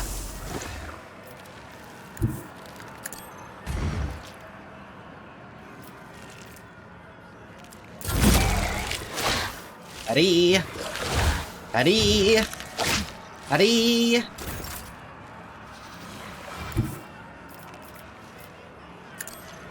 Now, Cabela.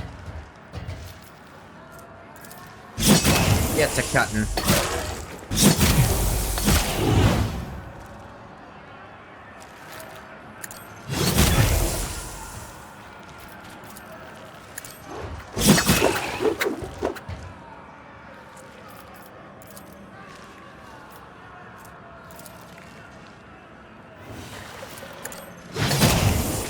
There you go.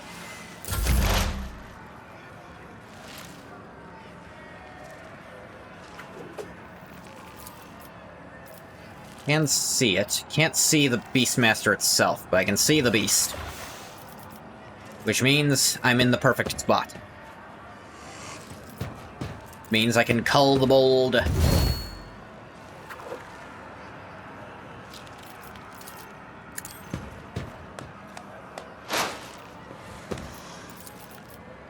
Arcadus Prey. And then I'm gonna pierce it. This better hurt, fucker. It did. Good job, me.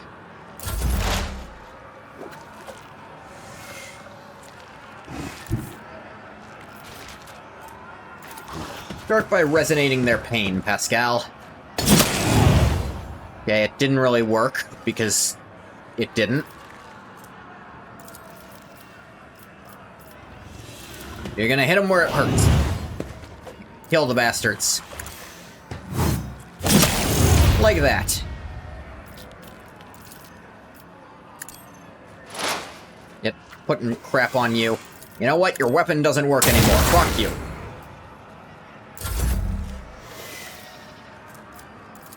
Alright, for today's command, it will be Cabela, who will be ripping and tearing until it's done.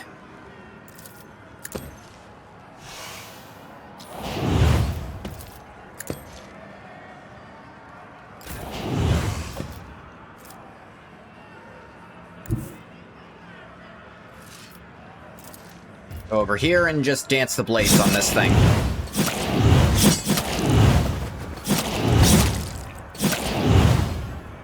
Yeah, like that. Laser this one's brain so the fire kills it. Almost kills it. I don't know what that thing's idea was, but it didn't work.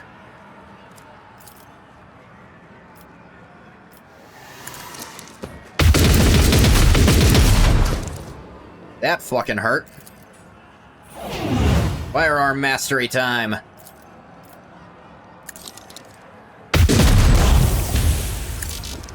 Alright, your turn to die, Beastmaster.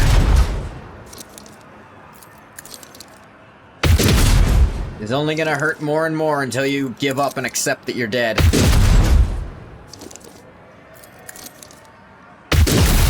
High Even the monsters of the obscure sectors of the webway feared her and fled out of sight. Delilah's exile continued in solitude until a great faceless swordsman barred her way. He wished to test her.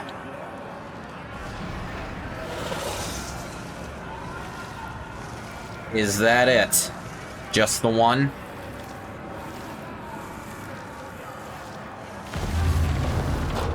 So far. You ever eaten snake before?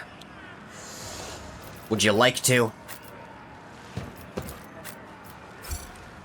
I assume you've eaten this specific snake before. At least this kind.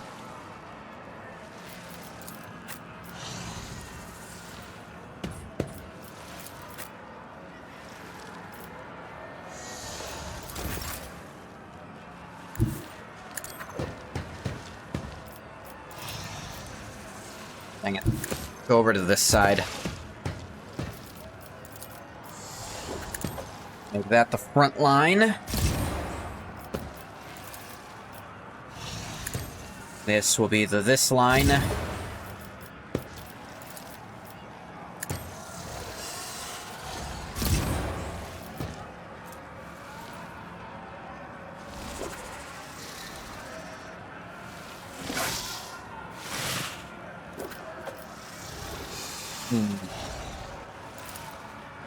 Kills on this shit. We'll be commanding Argenta,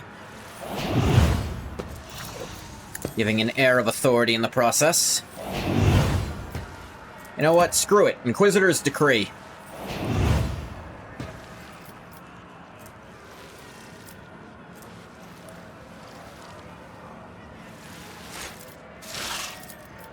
Bring it down. High momentum.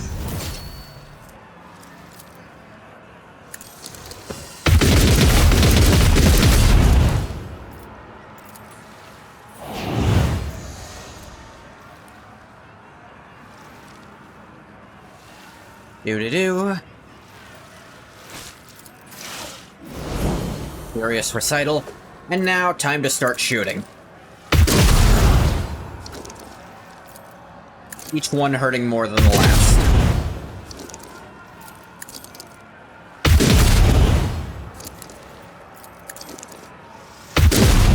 Just a little bit. Inching higher and higher. Setting it. Just removing more and more of its skin with each bullet.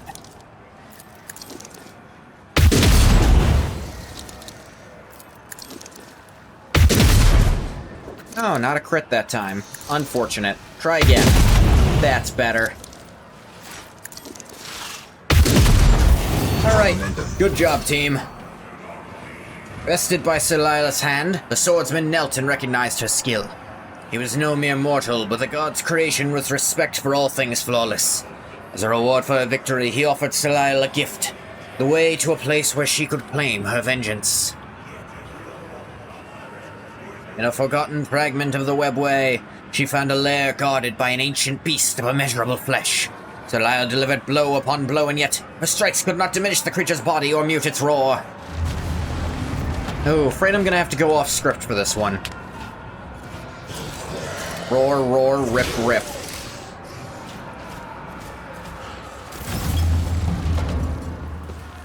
So I think we're gonna do exactly that same thing again, where Argenta just has a heavy bolter, and there's nothing the enemy can truly do in response to that.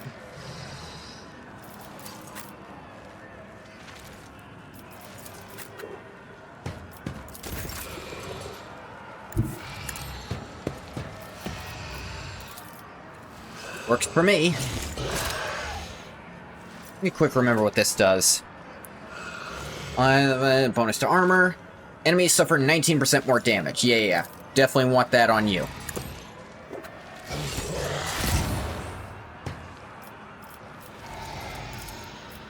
Of course, the voice of command will go on Argenta. Go ahead and use your air of authority on her as well.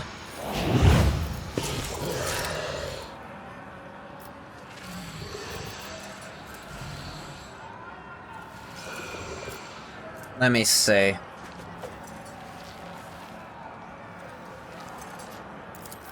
Actually, let's put Argenta in the rear for this. Actually, I think that's what I did before. Crit chance and damage. Ranged damage. Put the kill zone here. Inquisitor's Decree. Argenta, bring it down. High momentum. That's our girl.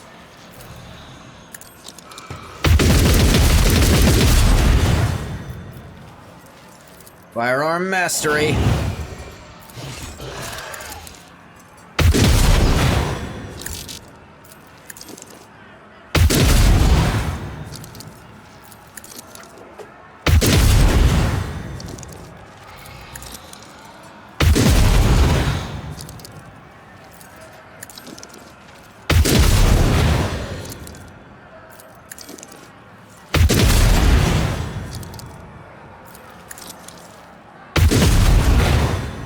And now to die.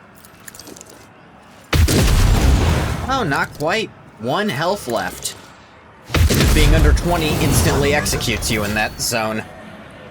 The beast of immeasurable flesh fell, but the infinitude of its being was no match for the needle of Silael's focused will. She ran the beast through, pierced its heart, and ripped it free. That heart was the black crystal of Sekha, the bestower of power. With Sekha in hand, Silael returned to Comorroagh, and brought down those who had served and later betrayed her. She came to the threshold of her arena and shouted the name of her apprentice, the one who had once dethroned her. And hear her the apprentice did. The succubus Sinistoria answered the challenge and descended the steps toward her. And killed her, took Sekha the bestower of power from her cold hand. Yeah, going off script for this one, sorry, team.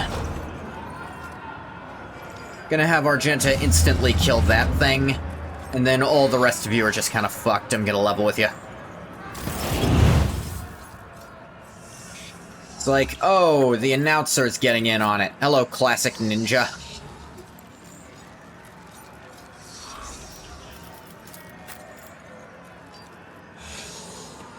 I think this cover's probably slightly better for me. Actually, this one is best.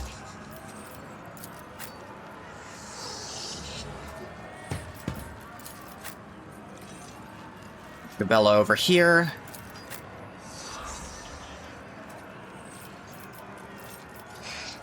Cassia, then Argenta. Perfect startup.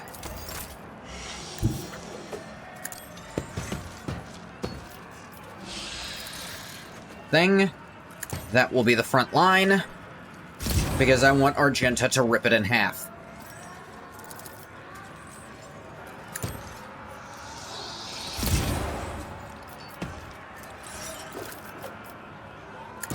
That'll be the rear.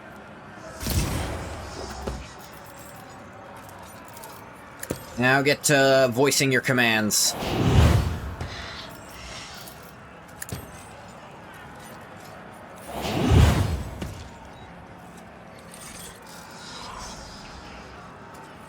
And,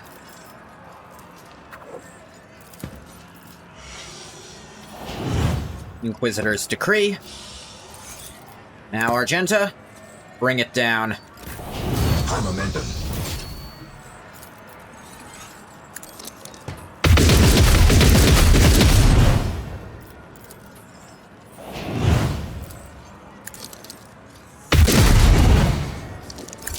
This thing's got a lot more armor than the others did. It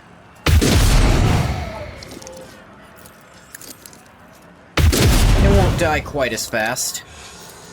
But it'll still die.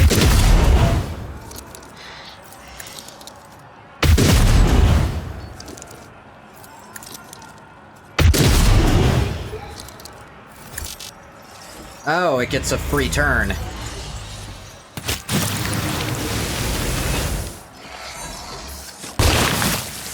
Yeah, I'm gonna level with every game ever made.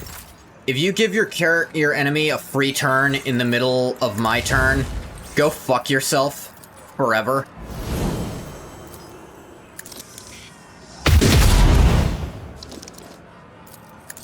Luckily, Argenta's not quite done shooting it yet.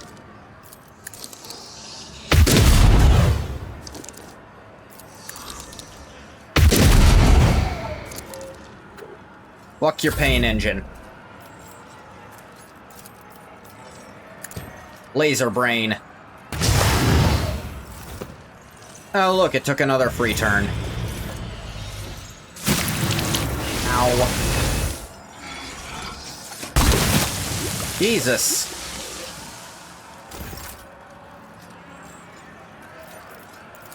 Luckily, I can move this, because it's technically a different turn.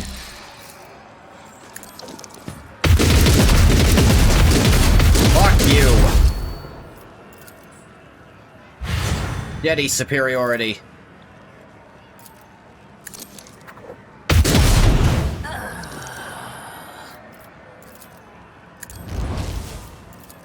And then we kick the Kekaros. Pain tenfold.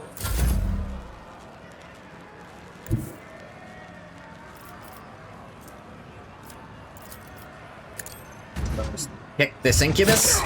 Ah, You fuck. call this a strike?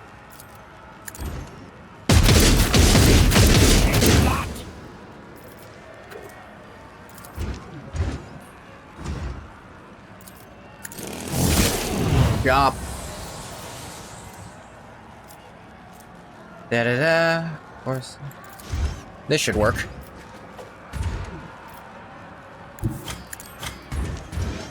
I'll make you howl.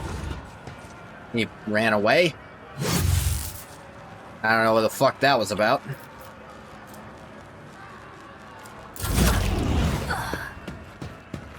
Really? Dirty trick, foul play, all that shit. Chop. I don't know what your plan was. Gonna have Cabela go back over to start beating on Kekaros. I'm also gonna have Argenta help out there.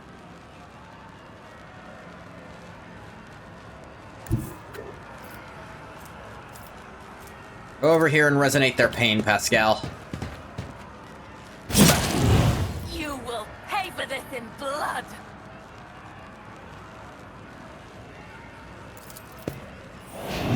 Hit him where it hurts, buddy.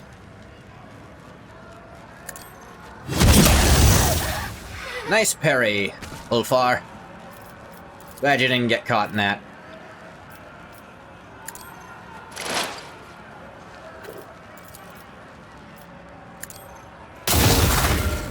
Get your machine spirit out of here. Your last stroke of luck. Dodge.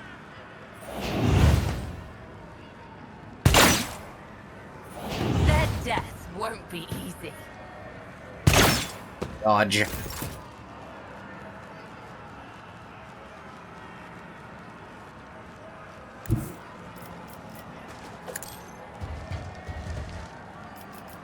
Cabela, would you kindly get started? You will pay for this in blood. You call this a strike?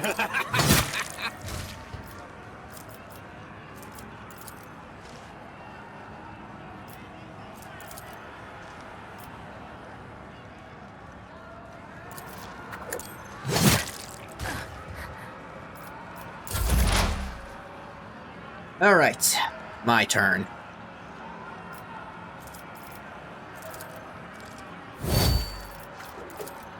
Perfect spot, call the bold. You are prey. Kekaros. I'm gonna do a piercing shot.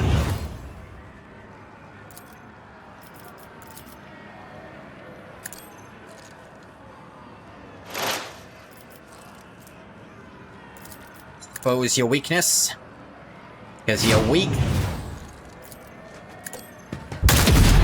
120. Your skill is Eat shit and die. Should've used my surefire plan. I'm dumb. You will pay for this Eddie. in blood. High momentum.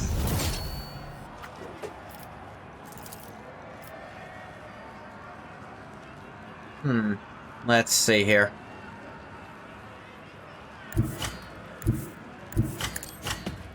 Just accept the... Ow.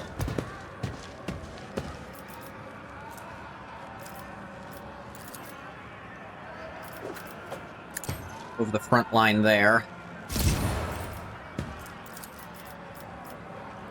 Voice the command on Cabela.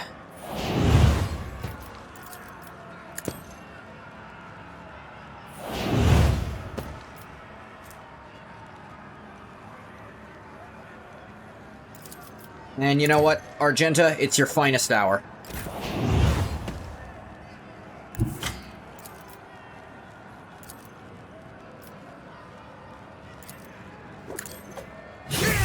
Dodge. I'll return the pain tenfold.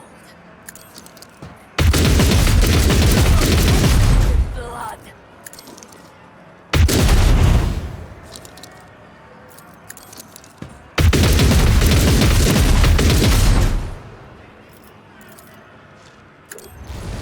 Get back here.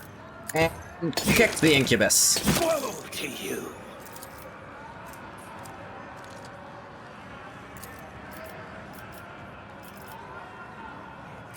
You know what? Die. High momentum.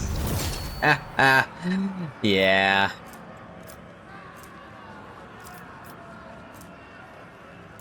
Revel in the slaughter.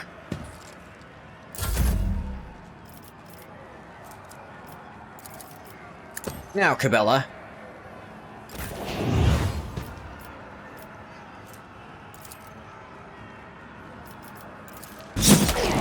Your last stroke. You call this strike?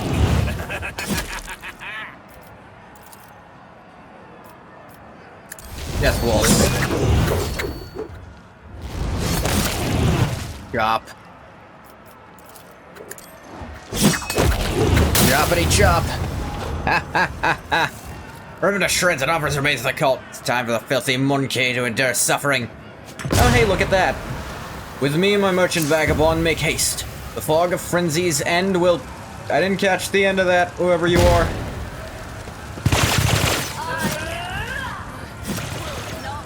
Can go, team. Da-da-da. Don't need it.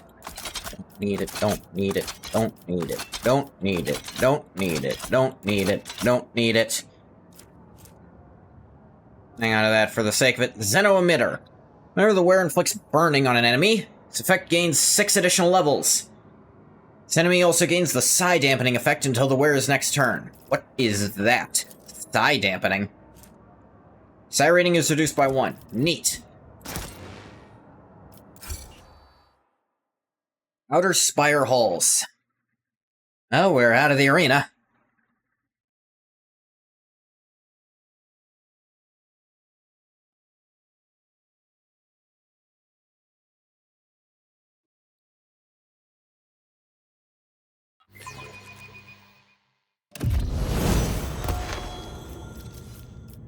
Alright. Party time. New exemplary. At 172 persuasion, I think she's good. You'd need a minus 73 to give her a chance to not work.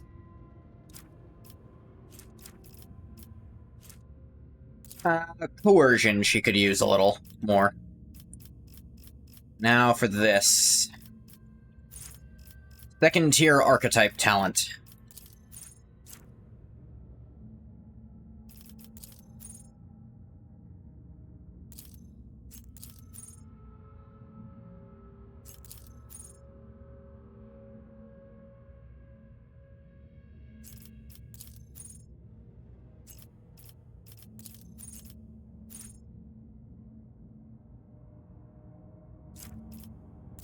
Let me say,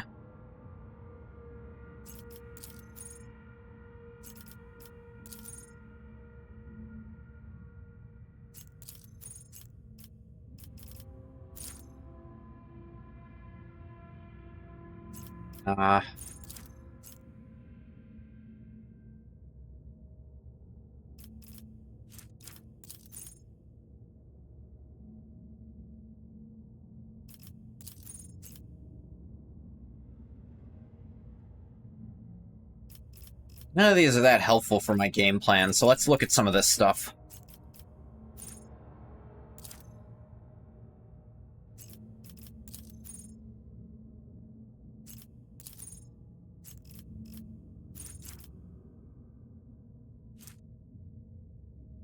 Let me see here. Under my protection, maybe. Targeted by the Navigator's abilities, as in any kind of abilities. Just get +5 to all resistance tests against stuff. Against warp stuff. That's okay. Reduce Veil degradation could be useful, but I don't really build up Veil that much.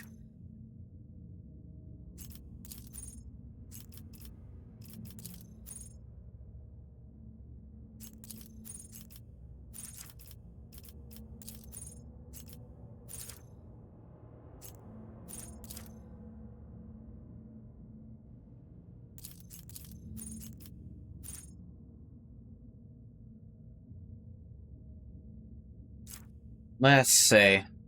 One additional damage for... maybe.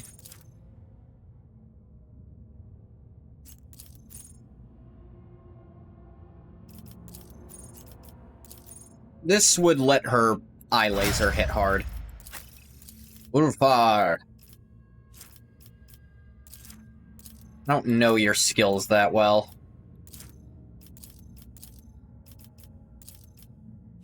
They're okay at demo. Her athletics is pretty good. Let's make it even better. 8 less from, friggin' dots would be okay.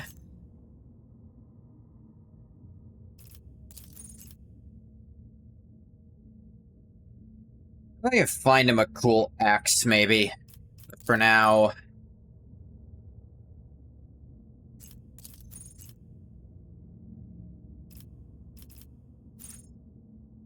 Accustomed to Glory, pretty nice.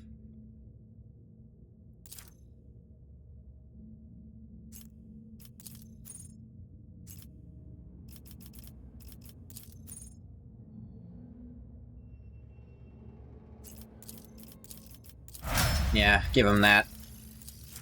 Cabela.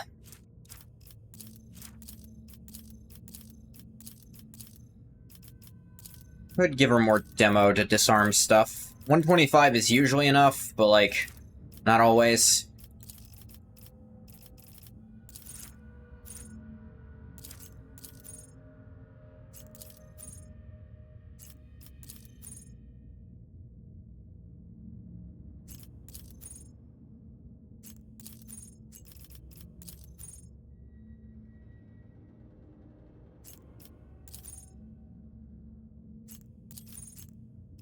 Let me see here.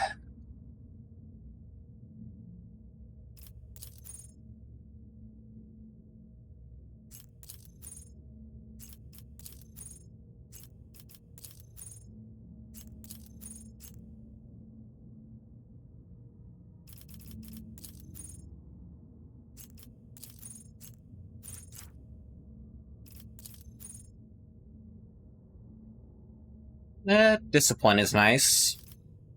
For whenever she gets that extra turn.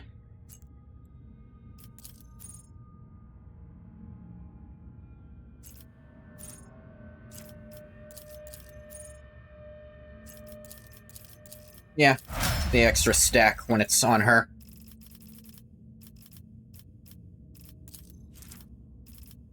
Do-do-do. Tech use even more, frankly.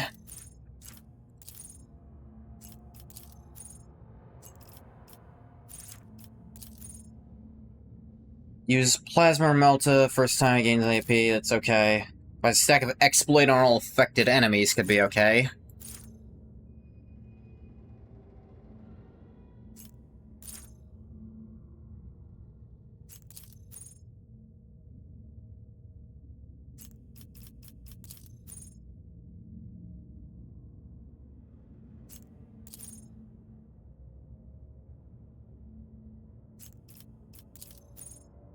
Da-da-da.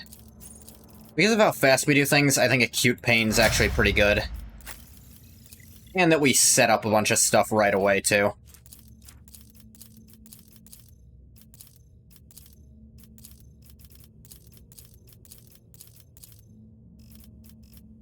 Give her more awareness, I think.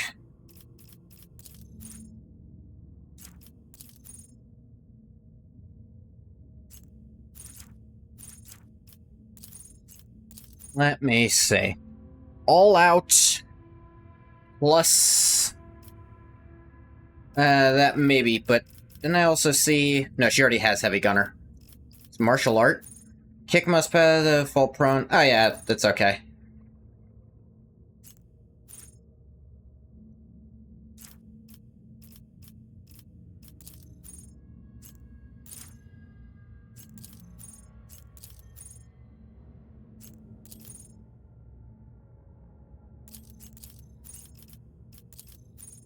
Yeah, all out, because then on the bonus turn that has no attack limit, that means she can just attack forever. She just reckless rushes. And now, me.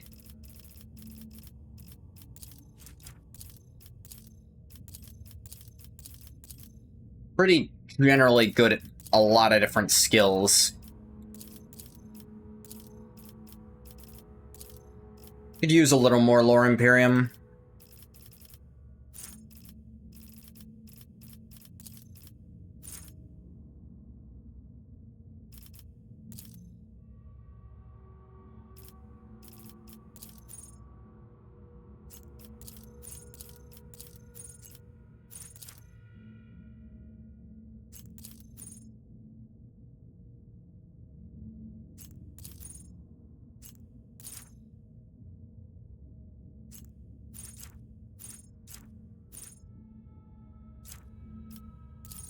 Let me set it up. Nah. Honestly...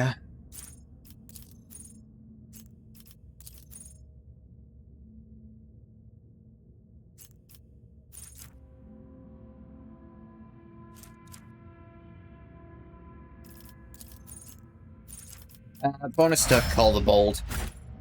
I like using that.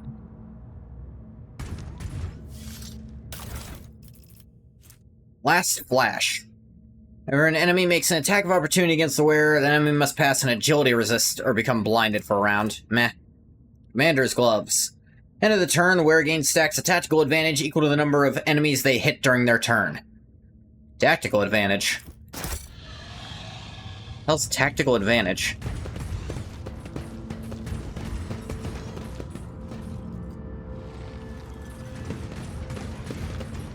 It's interesting, none of them are attacking me here. Oh hey, Erliet.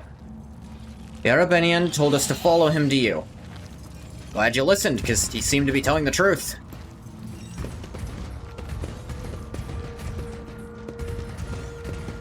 Yes, luster is all but dimmed. What is this? Bodies are mutilated and covered with countless marks left by blades and whips. Ulfar, try this strange drink. Drink scalds your throat and blossoms into a molten flower once it reaches your stomach. Your vision blurs slightly and your legs feel unsteady. That sucks. Yeah, come over, Erliet.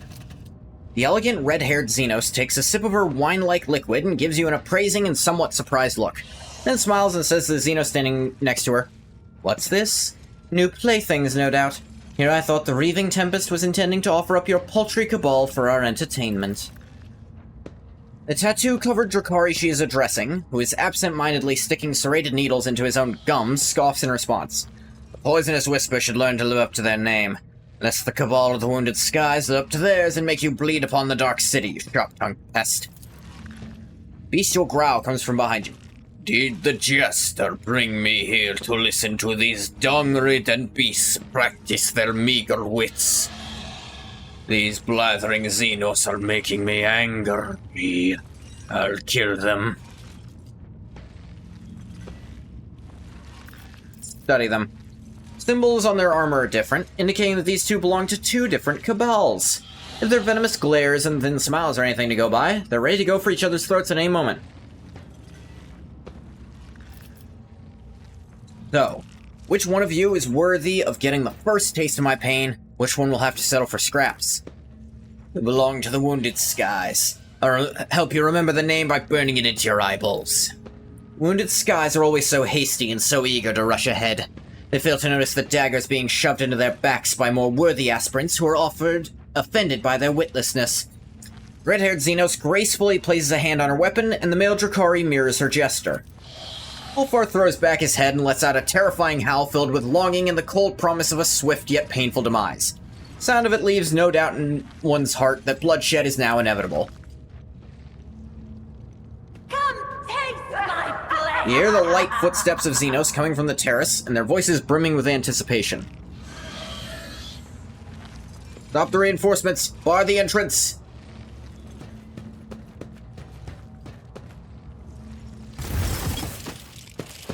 Oh dear.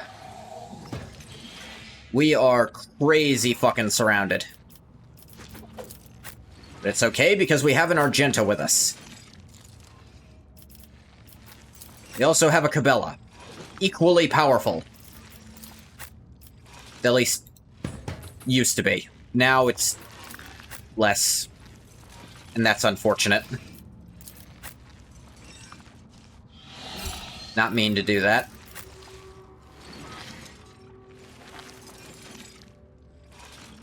Ulfar, maybe you go help with the reinforcements thing? Actually, I don't know if that's a real thing we have to worry about, so go over here.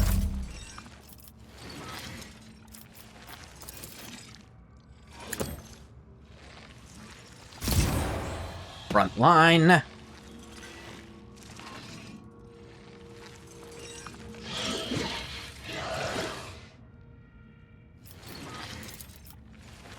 Blah, blah, blah. Backline. Rear. Does this work? There's no way they let this work, right? Voice of command. Air of authority.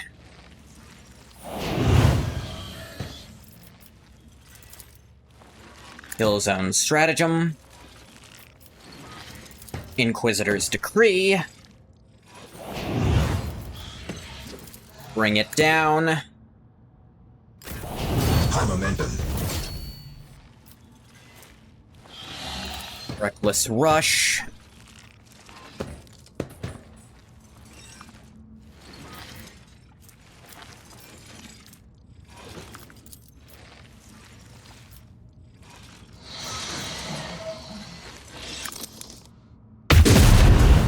Your skill is lacking.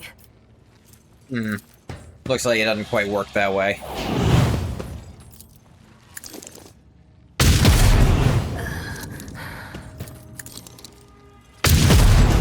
You will pay for this in blood. I will tear Alright, your start heart shooting out these for two this. up.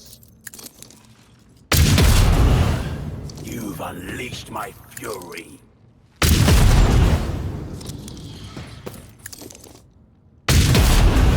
A work for a flesh crafter. Let me educate you on the art of pain. Dead.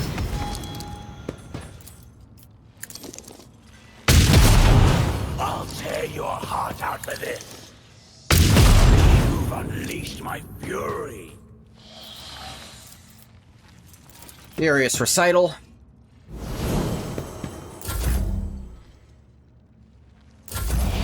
Alright, time for the enemies to start really fucking with us. Yeah.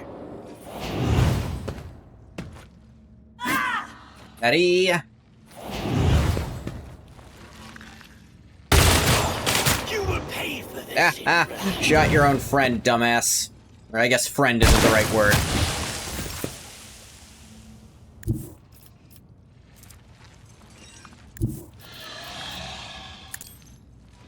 Go over here, Cabela. And dance on him. A work for a flesh crafter. High momentum.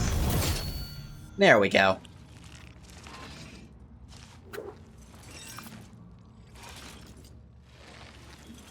Let me see. Can she... Yes, actually.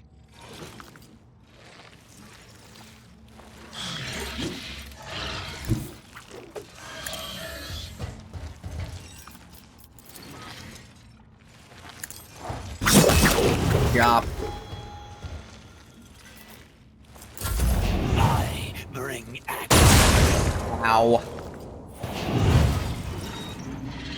That was a parasite engine. Ah. Educate you on the art of pain. Your death is approaching. This plaything is about to break. Steady superiority, Argenta. Keep it steady.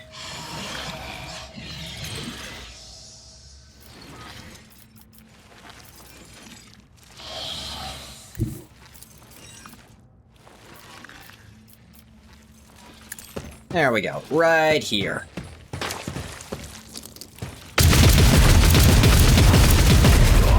There we go. Do that again. There's our girl. Revel in slaughter!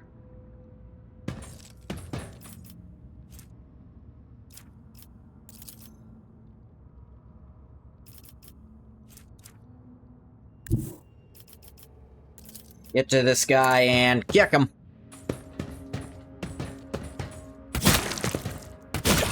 And then they exploded. Blood.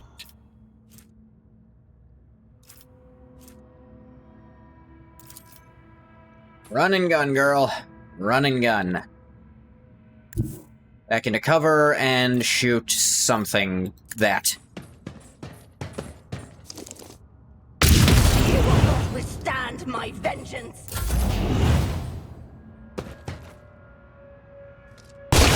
What an Ah. anguish to savor. Here are trying to acid off, Ulfar.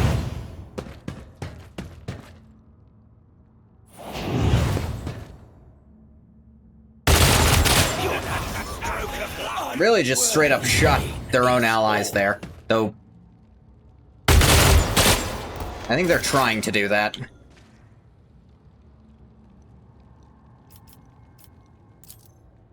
You! Can't see you. You, I can see.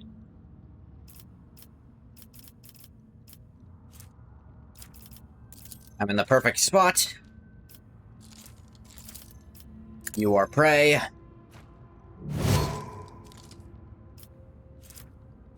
Gonna cull the bold. This is gonna pierce.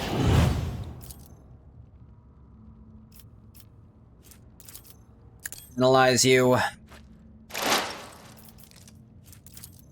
Expose your weakness.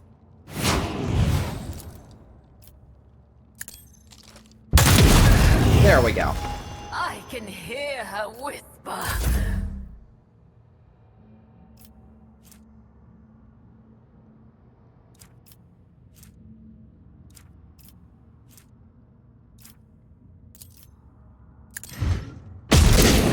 Not quite what I meant to do, actually.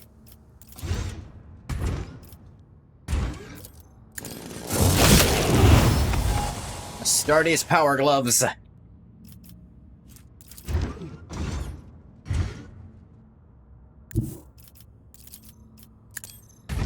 And kick the witch. Your skill is lacking.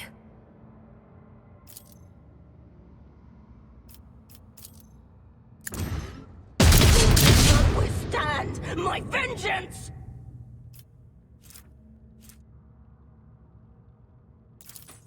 Firearms mastery.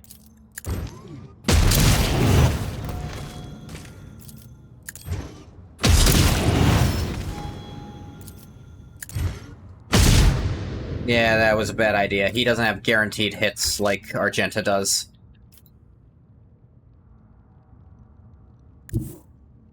Let's get up real close and do it again.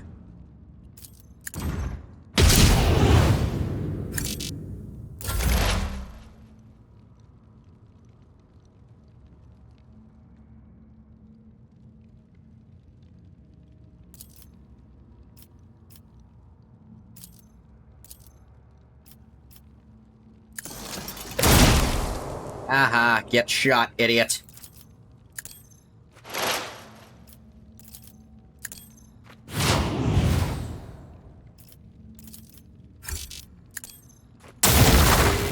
Vanished.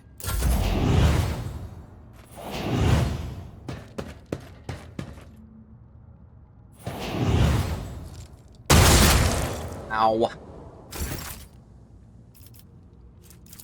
Alright, who shall receive the command this turn? Ulfar's too far away. So, Cavella it is!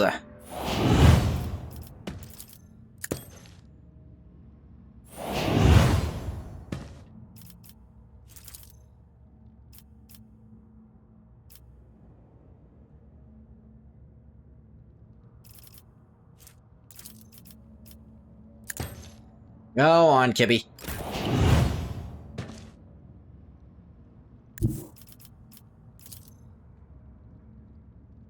She can't jump up there. Was hoping she could.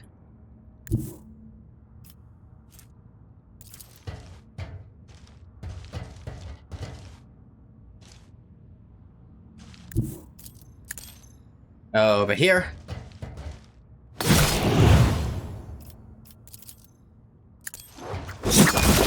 High momentum.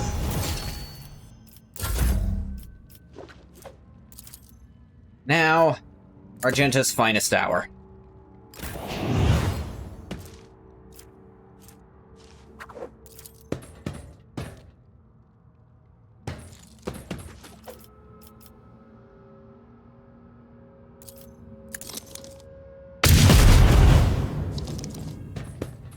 You're dead. You are dead.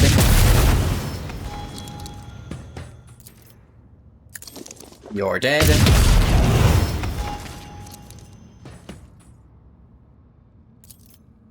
You're both probably dead.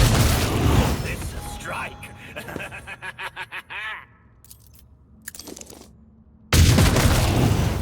You're super crazy dead. You're dead for sure. There we go. Good job, crew. Laser its brain. Pay for this in blood.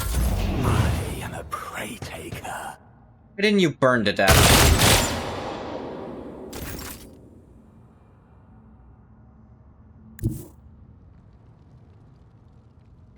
Still can't get up to you. Oh well. Settle for this.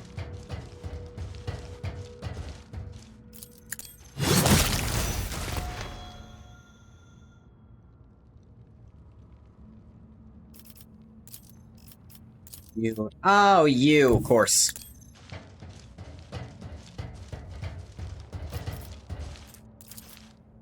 Blade dance. You unleash the fury.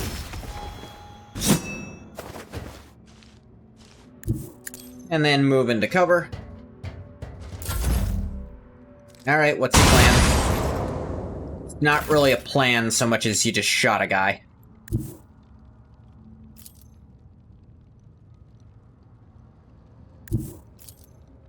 Alright, Argenta, finish this off with your absurdly broken setup.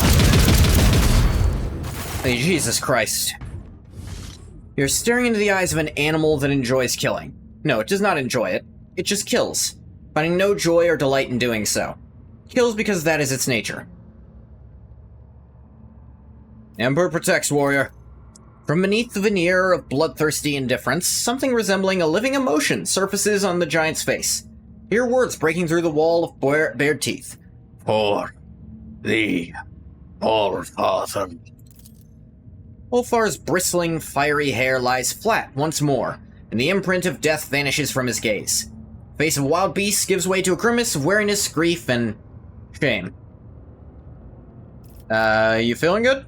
What just happened, man? The malice of Wolfen beset my heart, and nearly consumed it forevermore.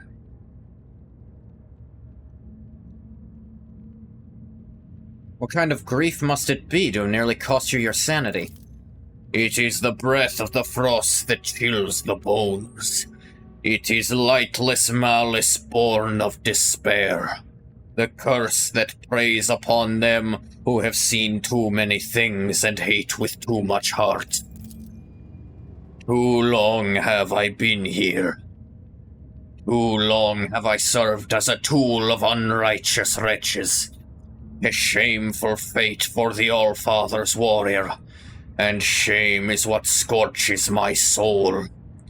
When I saw that I had once again become their plaything, that yet another Xenos had set me upon his foes, I thought it would go on forever. My mind could not escape the indignity of it, so my mind hid like a coward would. Only thirst remained. Blind destruction. No thoughts, no regrets, no purpose. To be a beast, not a human. A sweet temptation for a lone wolf. You have people to fight for. People need you as you are, a warrior, not a beast. The All-Father, Rus, my brothers. I belong to them. I am their blade, and this blade will never break. Suggest we go and see why Nocturne of Oblivion has dragged us to this place. Yes, where is that slippery wretch? Let me have a word with him. And he's fading into existence. The slender figure of the Harlequin emerges from the shimmering haze. With the grace of one performing a sorrowful dance, he approaches the dying Eldari nearby. Your dance is now to blue, and I lament the darkness in the eyes that saw the path. I peer into those tunnels black and bleak.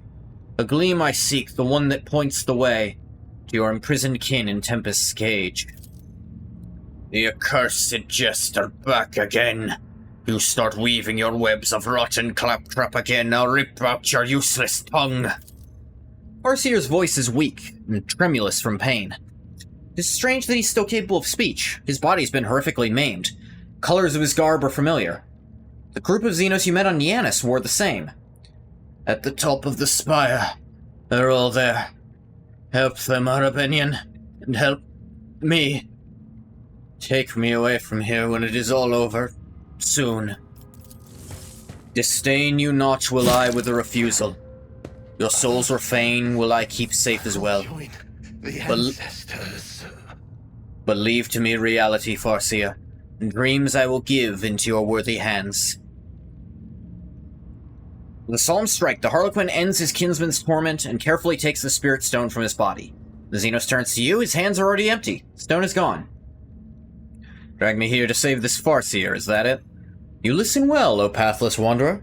Night's music's leitmotif you have discerned, and title virtuoso you have earned. Harlequin makes an exaggerated show of drawing back an imaginary curtain. The shadows beneath the black eye holes in his horned mask once again form a mocking smile. The grand finale of this gory piece, where perfidy and cunning reign supreme, shall now unfold, my merchant vagabond. Even flesh speak is more efficient than the speech patterns of this Xenos. Hypothesis. The Elucidator machine spirit has been affected by the pernicious influence of this place and is producing distorted output. I seek permission to conduct a technical survey.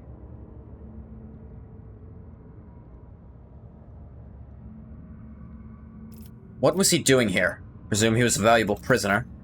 The executioner lost interest, and blithely tossed the toy despised aside.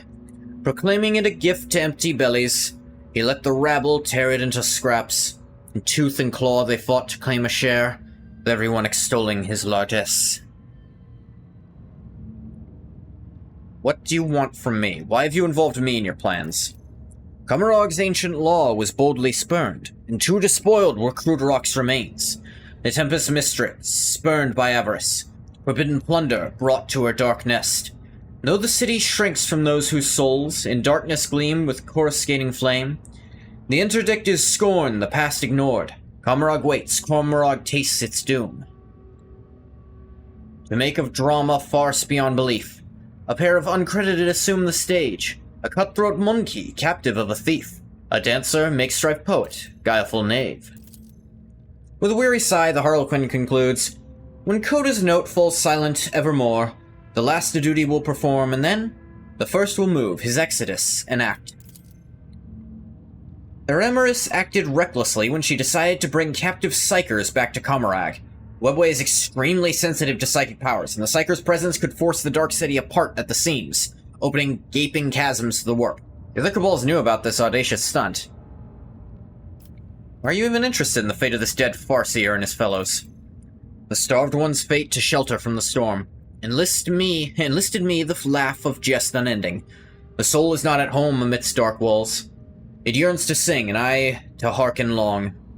Its elegy, by name Oblivion. A cradle I'll bestow, where may this song forevermore resound in endless echo.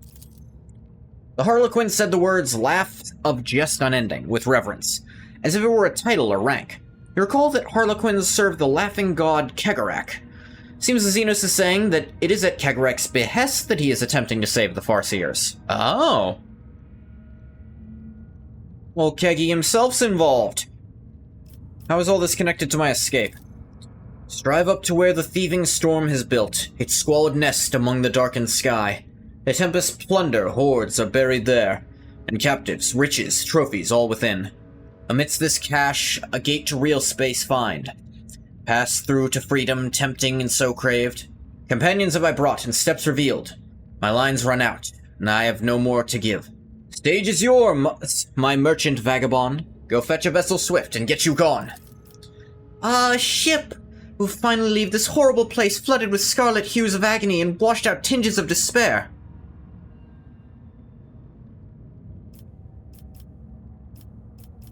My comrades previously served the commissar from the chasm. The merchant wishes them another fate. Sudden turnabout and curious. What path ought they to take? All ears am I. Although the Harlequin's mournful mask is absolutely still, you cannot shake the feeling that a nasty grin lurks behind. This is a game, a test. You must choose your words carefully. Lord Captain, beware. Colors of the Xenos are constantly changing. Where there was clarity one moment, there is mystery and darkness the next. Foulness sprouts where there was goodness, and then everything is stirred up and turned upside down. Cannot bear to look at it, it's making me feel dizzy. See. Victims of the brutality that reigns over this place wish to save them from torment. I feel like save them from torment might mean kill them. They're my instrument, let them continue to serve me. Feel like that might mean he'll turn them into a literal object. They're like me, simply actors. Show is not yet ended, which means their place is on stage with me. What is a stage when actors do not tread? Naught but a pile of pointless wood, that's what. Before the culmination thunders past, your friends will find a part to play, fear not. Your words I've heard, my merchant vagabond. Let's see. Help me? Time has come to end this performance. Saying nothing, the Harlequin vanishes in a blue shimmer of air. Horn mask disappears last, with vicious laughter drifting out from beneath it. It's polite to thank those who've helped you. Modified shard carbine, piercing splinter cannon. Cool shit.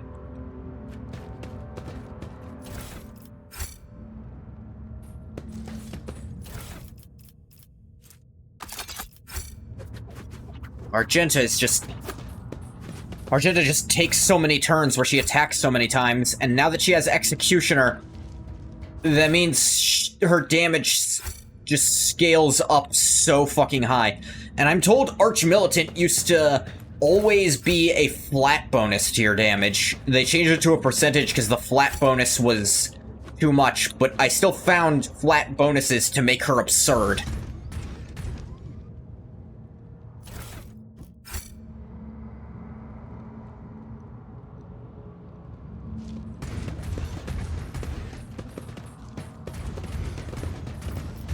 To the terrace.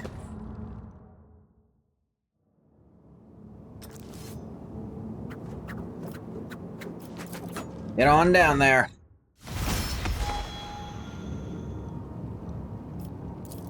Let me see this. See a number of containers of some sort just beyond the enclosure. Melt a charge.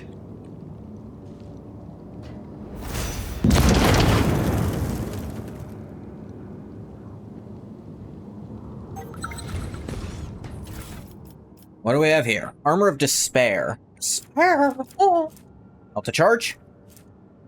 Avenger Tactical Gauntlets. Whenever an attack of opportunity is performed against the wearer, wearer gains a stack of the Vengeance effect. Characters' attacks of opportunity deal an additional damage for each stack of the effect. Plus, agility bonus times their Vengeance stacks. And also, Peripheral Control Monocle. Non-attack ability grants the wearer 5% bonus to dodge and parry for each enemy adjacent to the wearer for 1 round. This effect stacks. That's okay.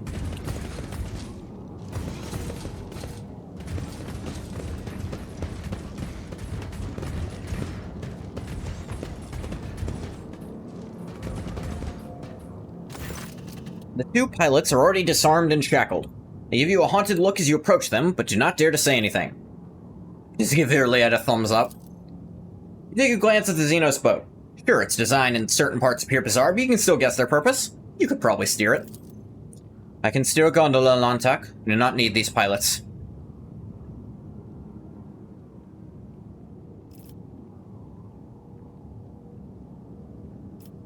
You are surplus to requirements. No, wait, we'll cooperate. Yeah, no, I'm not trusting any goddamn Drakari, sorry to say. Neither of you are even remotely necessary.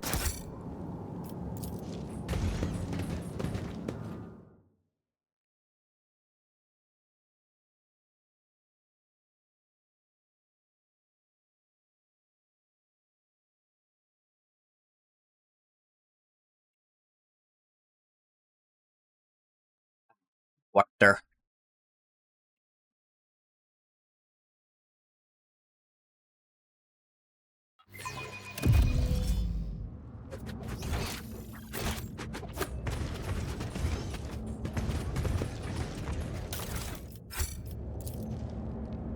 Dim light sources of Comorroagh glow like swamp lights, making you dizzy and nauseous.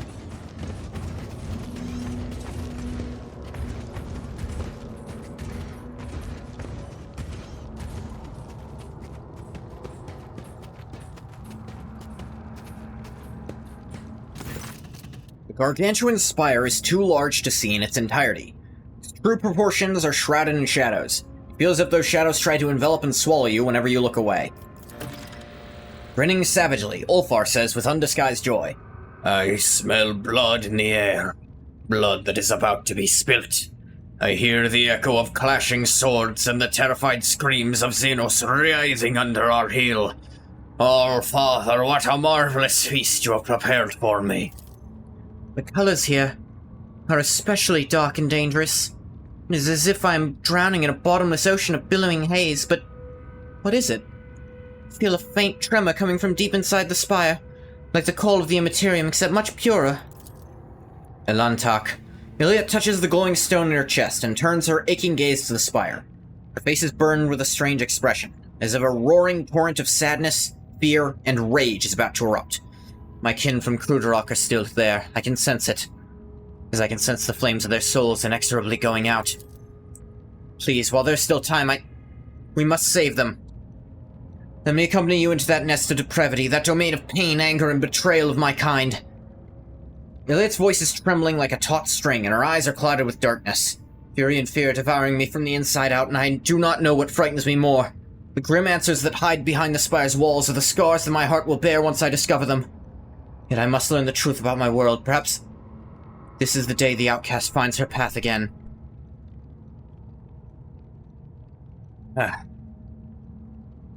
We'll save your kin, Iliad.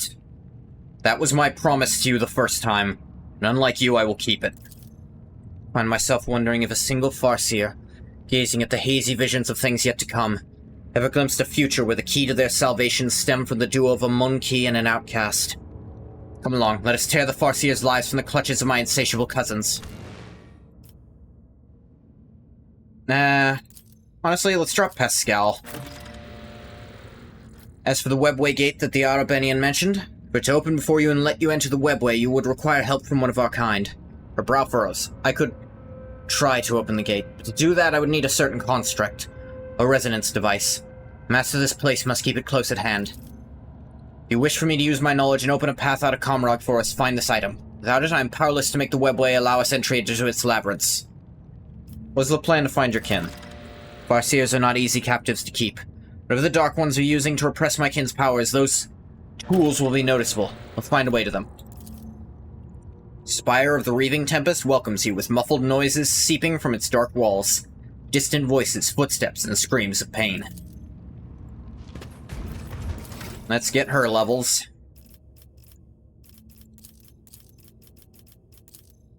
Or Lord Xenos, probably.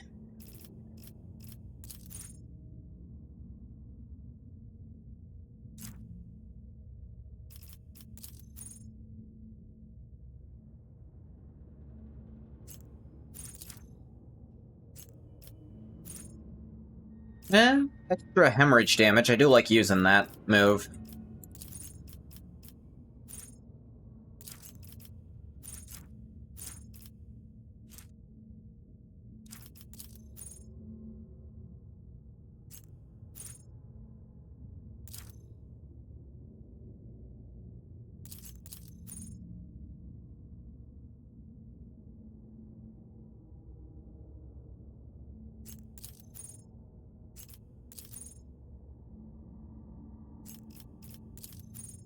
Let me see here.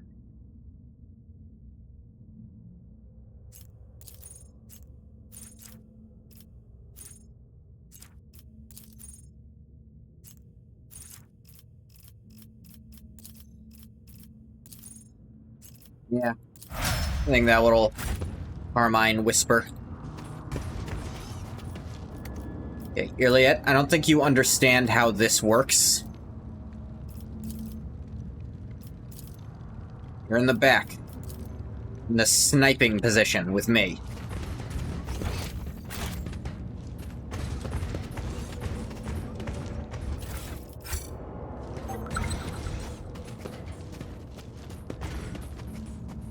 Why is that highlighting red? It's weird.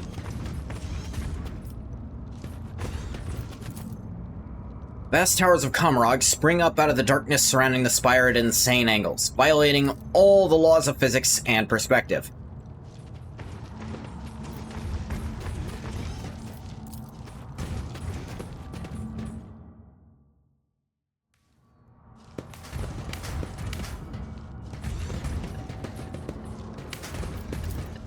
Xenos, seems the sinister device can be disabled if one can get past it. Alright, didn't realize that's what was fucking happening. Cool, everyone got injured. That's really fucking fun in this game. Injury.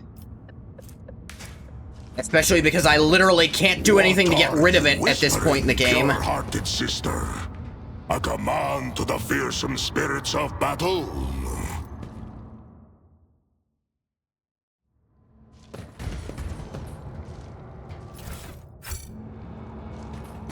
Yeah, Cabela just has a crippled leg forever, because you can't get rid of them. It's a stupid mechanic already, and they're adding more bullshit to it.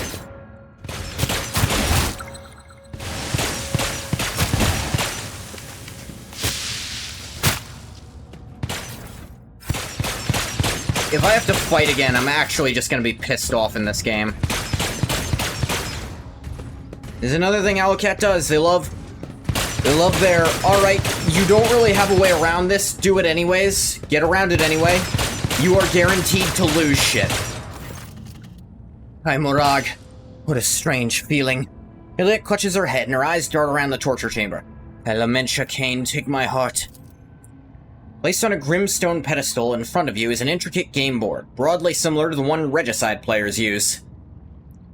Miniature figurines of Drakari and Asoyani, skillfully fashioned out of onyx and wraithbone, are frozen in elegant poses opposite each other.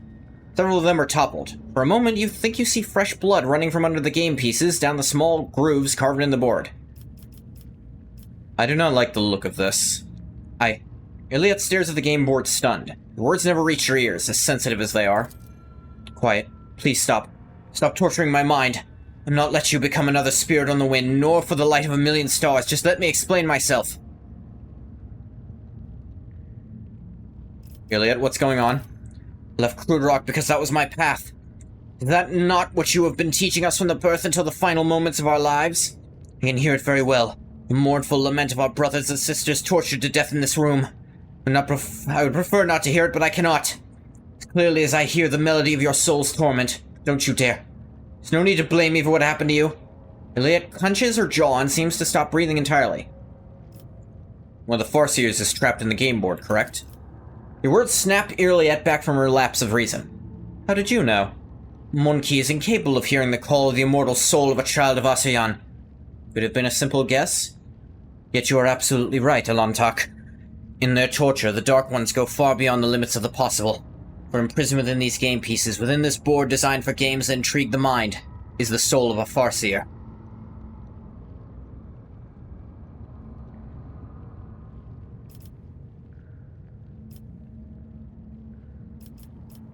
Why would they imprison a Farseer's soul in a board game?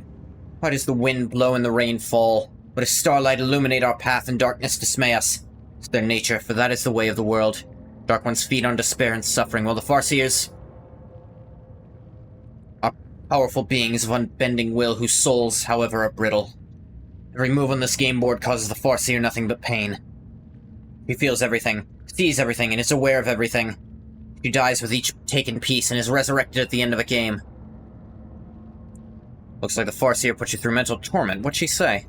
I am a traitor and my path is paved with the bodies of my kin. I am an outcast who carries the blame for the destruction of my home, since I heard the call of our dying ancestors but did not return in time. That it should have been me in her place.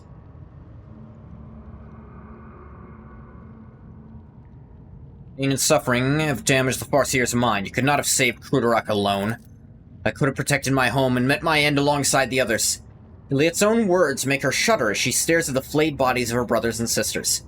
Still, for as long as at least one child of Comorroagh is alive, its memory will not vanish, and I am yet to reach the end of my path. The seed, planted long ago, is yet to grow and bring forth the flower of truth. And take the Farseer to the ship and save at least what's left of her. Hard to say how much more suffering her soul is yet to endure before we leave this city. She may even be devoured by Silantresh on the way. As forms like these make our souls very brittle and defenseless. If you think there's a chance she can be saved, I will not stand in the way. I mean, we don't have a soul stone to put her in anyway, so... Prison's Farseer's soul. Farseer's soul is trapped inside this intricate game board. Protects the artifact's owner from the deleterious influence of the Imperium's forces.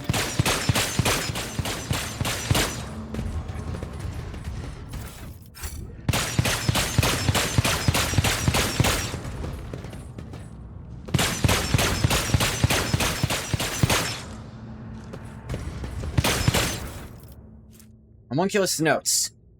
Deliverance as the activation order code word? Excellent.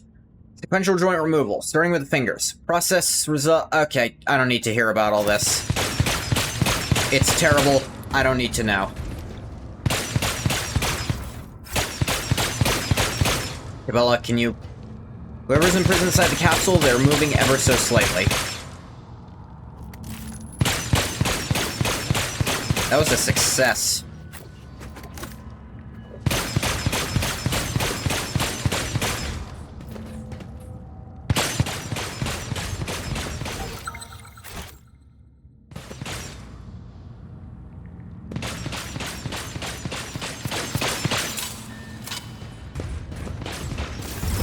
Oh god fucking damn it. I have to fight shit while people are fucked up.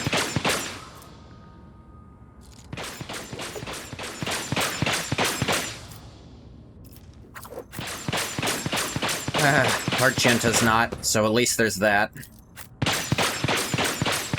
Sorry you're late? You should be. This is absurdly late, Bathwater. Your mother and I were worried sick. I don't know who your mother is in this scenario, but it's been forever. May I punish you however I wish? Don't say it like that. That's your first punishment. You can't say it like that anymore.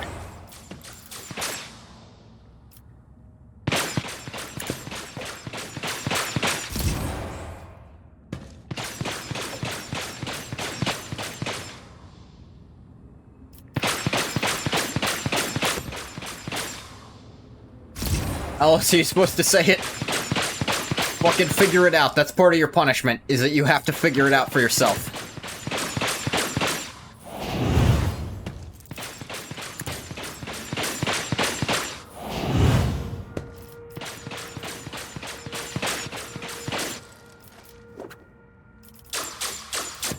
Inquisitor's Decree.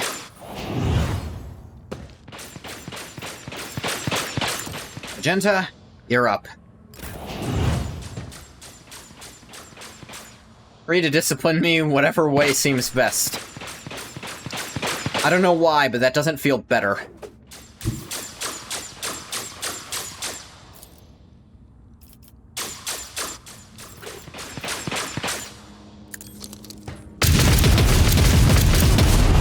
I'll return this favor tenfold. High momentum.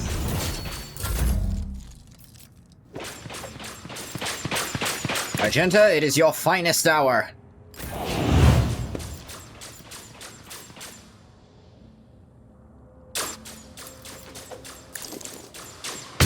Stop thinking about it in the context of sex. What other context do you use, Bathwater? Be honest. Unleash my fury.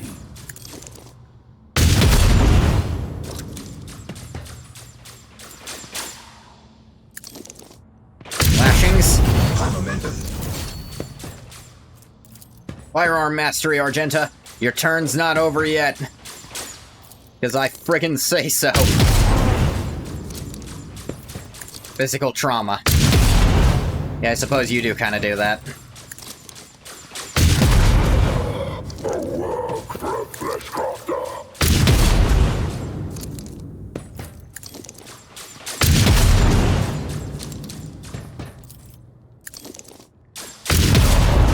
I'll tear your heart out for this. You'll try, but you'll be on fire. Full attempt.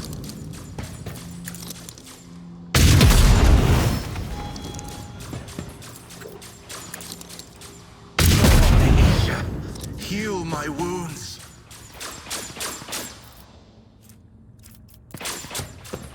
And run and gun.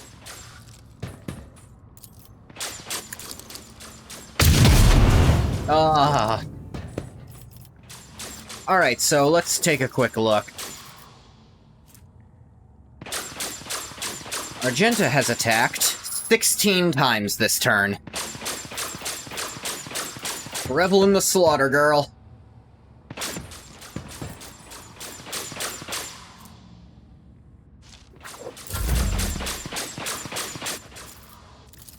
Move the front line... here, I guess. I don't care. Laser this guy. Held in the gaze. I will not fail the craft world. Craft world? Oh, yeah. You guys are not doing well. Why didn't you take fire damage? Dodge. Alright, kick him.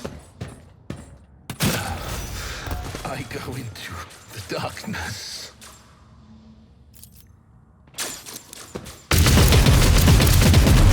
A lot of pain. Run and gun. Go ahead and revel in the slaughter while you're at it.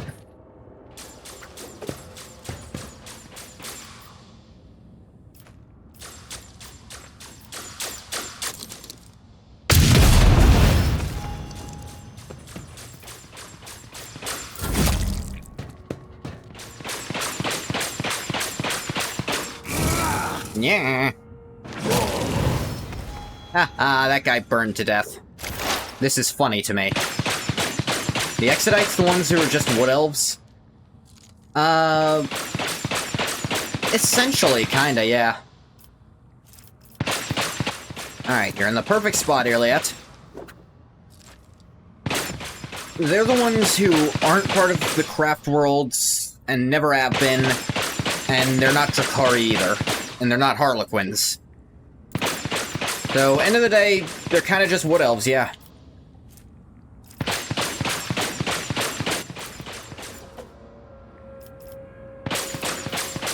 Analyze.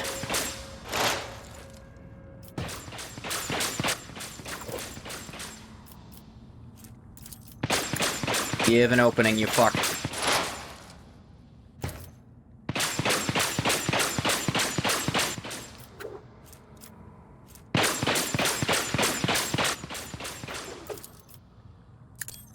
Try to get out of this. You couldn't. Now the fire's gonna kill you when you actually get a turn.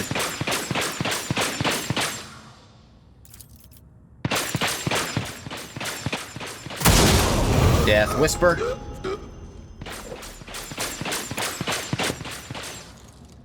You want an Exodite, wife? You know, that would have been a lot easier if not for something Vulcan did. Because he found a planet where humans and Exodites were just living together. Neither of them knew anything about the larger conflict, and he burned the entire fucking planet down. He really didn't have a good reason, he just did that, because Vulcan is kind, but he's not nice.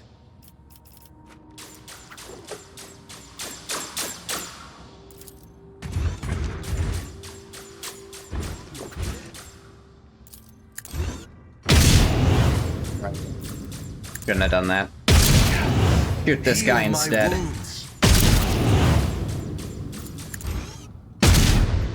Yeah, the fire will get him.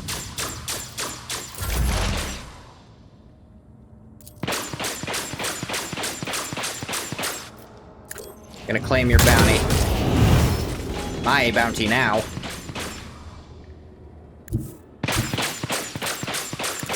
Just shoot this guy, see what happens. There we go. Wait, monkey. Extend a helping hand and I'll show you the way home. Look, I told Iliad I'd help you guys, and I'm gonna.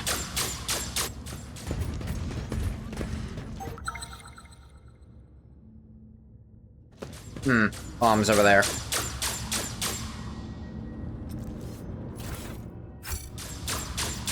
We all leveled up.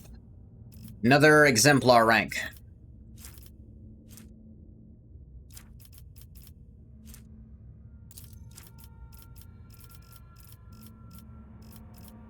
Common talent.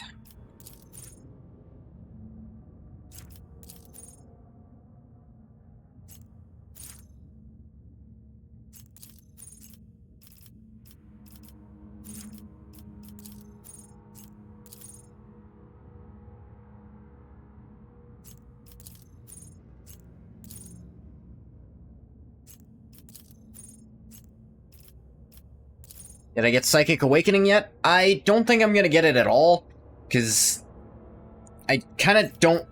It kind of doesn't fit into any of the characters. I could pick it up, but I kind of don't want to, is the thing. My characters really aren't gonna benefit from that.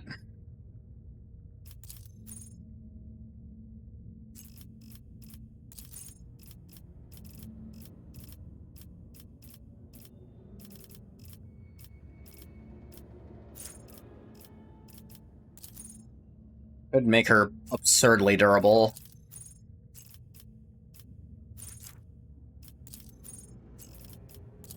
So how dare you, Bathwater? Yeah, you can have level 2. More ballistic skill.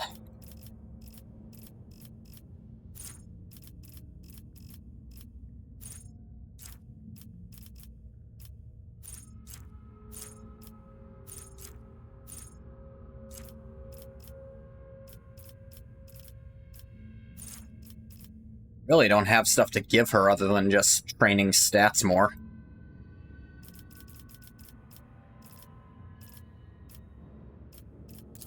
More Lore Xenos. A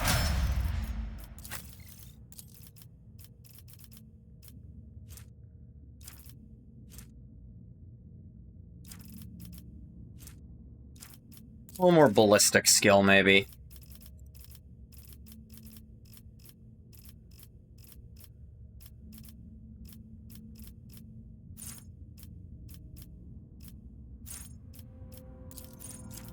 Yeah, he doesn't need dodge.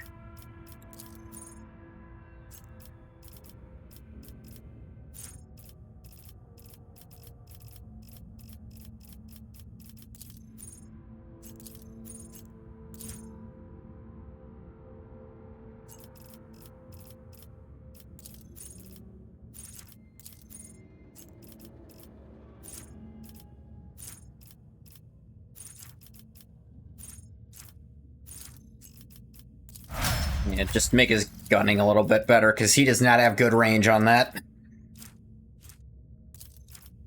Weapon skill for her.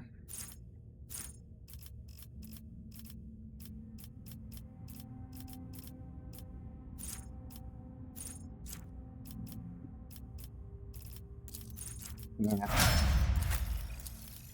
Argenta. Ballistics. Let's see about any of these other common ones you might want, though.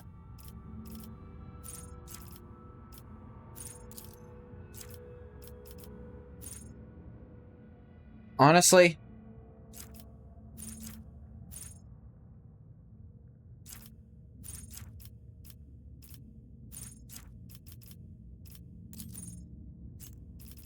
yeah. Oh, she already has power armor proficiency. So I kind of don't need to worry about trying to get heavy armor, then. If I ever find power armor she can wear, just put that on.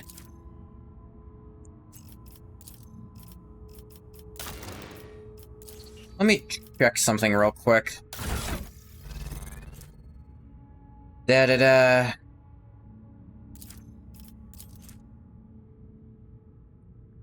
This count as solid projectile?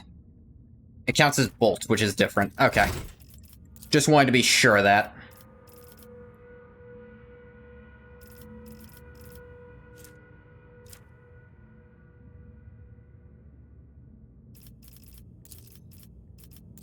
Just get her more gun. Speaking of more gun, I'll take more gun.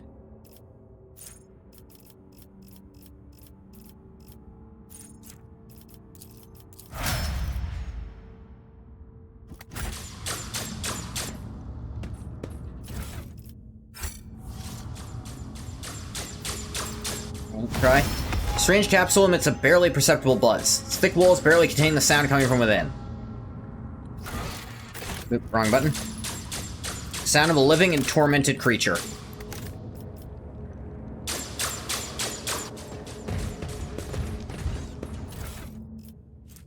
Journal of Observations. Written in an angular but surprisingly tidy hand, as if the writer deliberated meticulously over every word. Notes are supplemented by diagrams and formulae. Farseer's mind is aggressively resisting external influence. Mind maggot, yeah, okay. They shoved shit in his brain. Laboratory is crammed with mechanisms and devices unknown to you, the sight of which makes you sick. Oh, hey, resonance device. Iliad can use that to get us out, maybe, possibly. Iliad, can you turn this thing off? Thank you.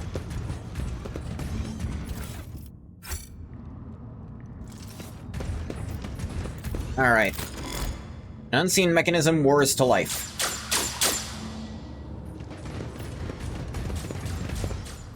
I'm gonna save in case this is a trick and it's trying to have me kill the guy by doing this.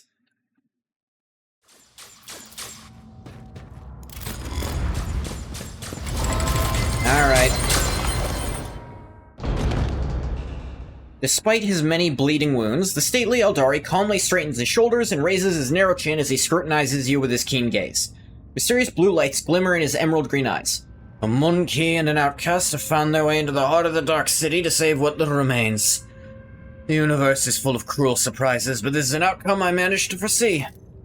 You have foreseen our meeting, but cannot avoid being captured? Or is it part of your prophecies, then? What's the point of your prophecies, then?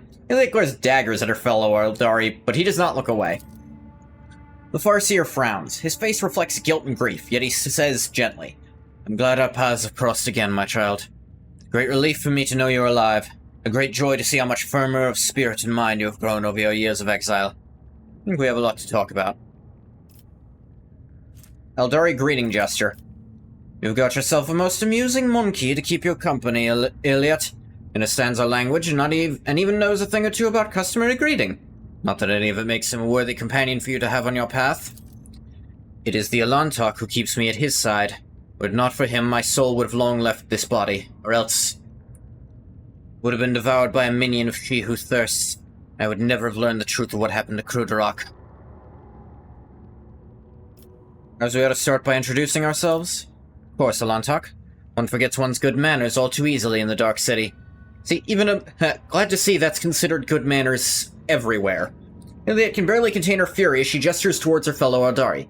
Standing before you is a Clendil Mairsh, who walks the path of the Farseer. He's the all-seeing eye and timeless sentinel of the Cruderach. He was, that is. Either way, a monkey's name is not the kind of thing he would be particularly interested in case you were expecting me to introduce you in turn. I was planning to introduce myself and then possibly kick him a little when he inevitably didn't use it. At least if I didn't think he might fall apart from a kick. You'll forget your name as serenely as one forgets a troubled dream in the morning. Elantok.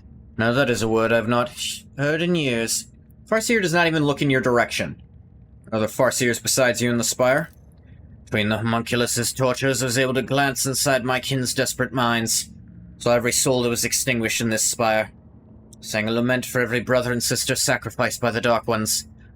I carry their memory in my heart. If I get out of here alive, their names will not be forgotten. Your senses fail you, Clendil. Many died, but not all. Iliad turns around sharply and points to the game board containing the Farseer soul. Was able to save her, but you could have tried. Eldari recoils as he looks at the blooded game board. What is this? Explain yourself, monkey. What in all the gods' names made you decide to torture one of my sisters? You took the soul of the Eldari Farseer that was imprisoned inside a game board by the homunculus' twisted mind. You know where the Farseer's soul is imprisoned in this object? And that your every touch caused unspeakable pain to her immortal soul? Did what I could to save the Farseer's soul, but I could only do so much. Can you help her or not? I didn't put her in the damn thing, jackass. You think I know how to do this shit? You're gonna blame me when you're in a Drakari torture camp? I'll release her soul from its suffering, but alas, giving her back her body is beyond my ability.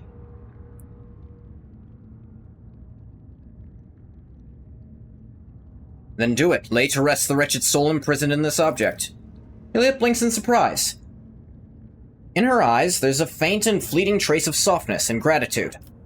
I see no point in just torturing the damn thing. If you know how to free it, free it. Really?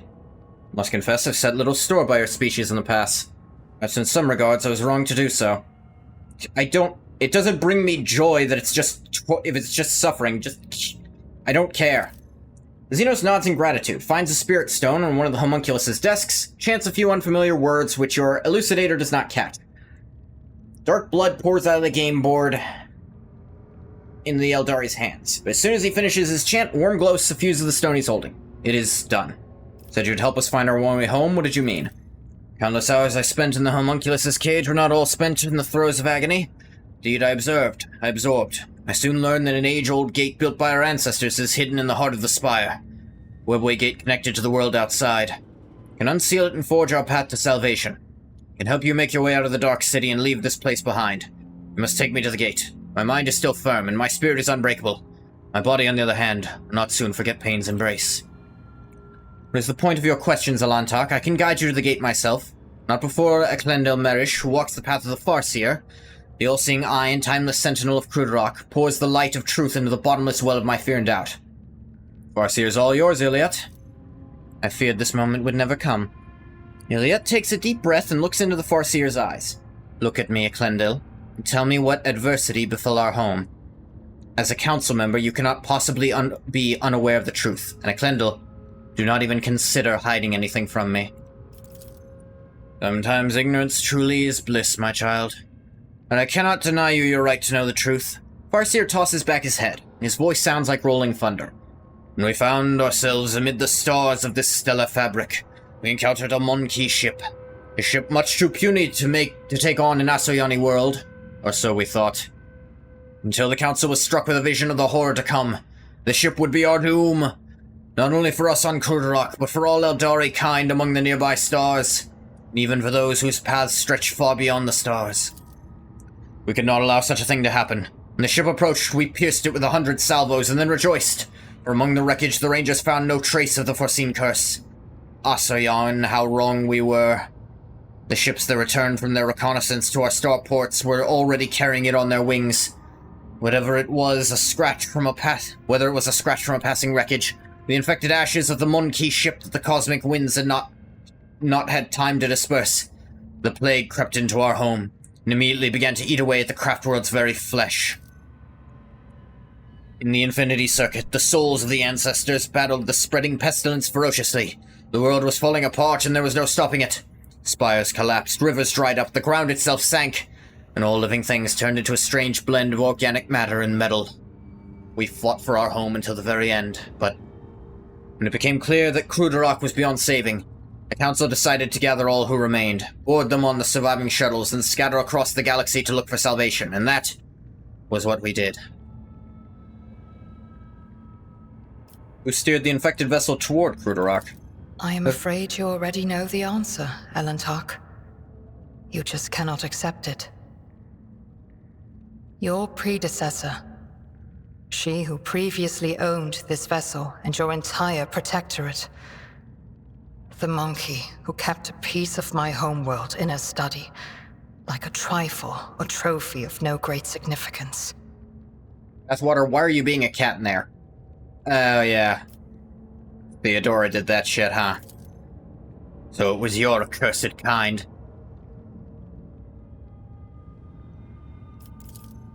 Wait, Eklendil. Shedding innocent blood will not bring our home back. Elantok is guilty only of helping me to reach this place and free you. Blood of the execution of our people flows through the veins of the one you long to save. What has the monkey done to deserve your mercy? Your beloved thinks it's cute? Well, your beloved isn't watching the stream, is she? Is she? If she is, she's welcome to be here. If she's not, then just save it for her, man. No? Yeah, I didn't think so. Pretty sure she's asleep when I'm doing stuff. Golden sparks slowly die away, and the Farseer wearily closes his eyes. You're practicing? Okay. Said a disease broke out aboard the ship? Want to know how your kinspeople destroyed my world, so you can follow their example? He's awake? Cool. Answer the question, Eklendil. Not for the monkey's amusement, for the sake of those whose souls dissolved in infinity. Hey, believe it or not, I'd like to know about a planet-killing virus, and how I can avoid it, shitbag. First we thought the monkey were in the service of the greatest enemy of our kind, one who lurks beyond the edge of reality. The world's affliction manifested itself differently. Distorted Krudorok while avoiding encounters with the souls of our ancestors. We were waiting for Selanthresh, the destroyer of souls, to burst her way in through the gaping wounds of the world. Yet her gaze was directed away from our suffering. No one ever managed to identify the nature of the curse, even as we watched it destroy our home. So having lost all hope of saving it, we fled. The kin fled Krudorok. How'd you end up here? Our twisted cousins found our arks in the void's cold embrace. First it seemed they were going to save us, to extend us a helping hand. So we told them what had happened to Krudorok and where to look for it. Our cousins' souls are dark and thirst for blood. My ark is one of the first they seized. The Kori massacred hundreds of thousands of their own kind for fleeting pleasure's sake. Enslaved the Farseers for their cursed experiments. That monkey was how I ended up hanging in this cage. Krudorok completely destroyed. It's hard to believe, it's... Oh, the Arabanian took care of what remained. There's none of your concern, monkey. Iliad is silent for a while and then says coldly, But Eklendil, how did Krudorok end up in the Expanse, this close to monkey ships and the Dark One's hunting grounds? That was the path chosen by the Council, my child. We had charted Krudorok's course among the stars for years. No one had an inkling of the terrible fate that would await us in the place that promised us salvation. No one knew. Farseer looks away for a mere second, but an itching sensation immediately burrows its way into the base of your skull. Something is wrong here. Paths I have walked have taught me a great deal. See the truth where it is concealed. Not to hesitate to cut off the head of a lying snake that tries to coil around my heart. Iliad stares unblinkingly at her fellow Eldari, fury gleaming in her eyes. The entire Farseer Council failed to foresee their world's doom, and everything the children of Asuryan have been taught about paths for centuries is a lie. You're hiding something, Eklendil. Speak. Speak now. How dare you take that tone with me, outcast? I'm not obliged to justify myself before you, let alone protest my innocence.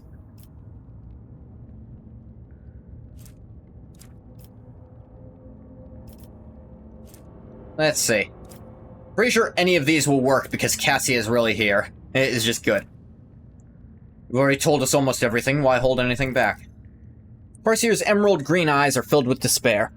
Been steering Krudrak along a course prophesied by the stars themselves until Shael's tumultuous currents cast us to the edge of the Great Wound. Storm was coming, threatening to sweep Krudrak away from its path, and so the Council decided on a route to safety. Across the nearest islet of hope, and in the place known among the Monkey as the Coronis Expanse. We stood by our decision. There came a point where the prophecies became even darker and more unsettling. Someone proposed altering the course, but the closing grip of raging Shael was blocking our path on all sides. Then the Council's opinion was split. My vote was the deciding one in that difficult debate, for I believe that the prophecy that had promised us salvation in the Expanse could not have been a lie. You already know what happened next. Farseer closes his eyes and turns away, unwilling to meet Irliet's gaze. Irliet looks lost.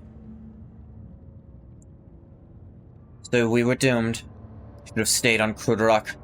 Could have tried to help those who survived the disaster. If only I had not chosen that accursed path and left the craft world. Could have at least tried to save someone.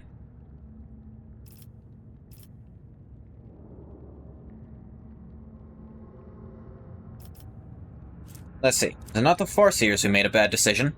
What difference would it have made if you had been on Krudrak? The Farseers. It was not beyond their power. They led Krudrak to prosperity for years, only to become too blind to what was going on around them. Had they not followed the prophecy as the old customs required, had they changed course instead, Krudrak might still be whole.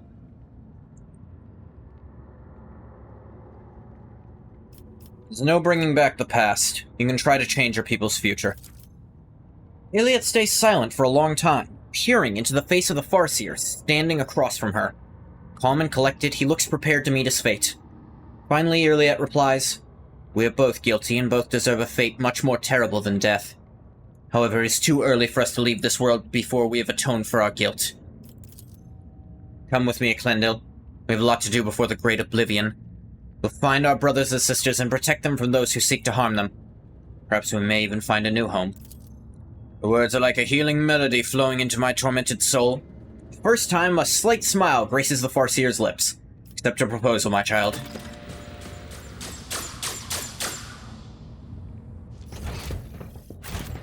Alright, let's get the hell out of here.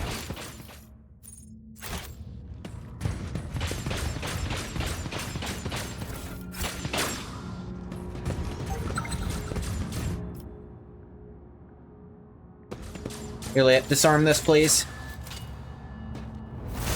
Now, what is this thing? Set of symbols looks unfinished. As if you only have half of the mysterious message in front of you.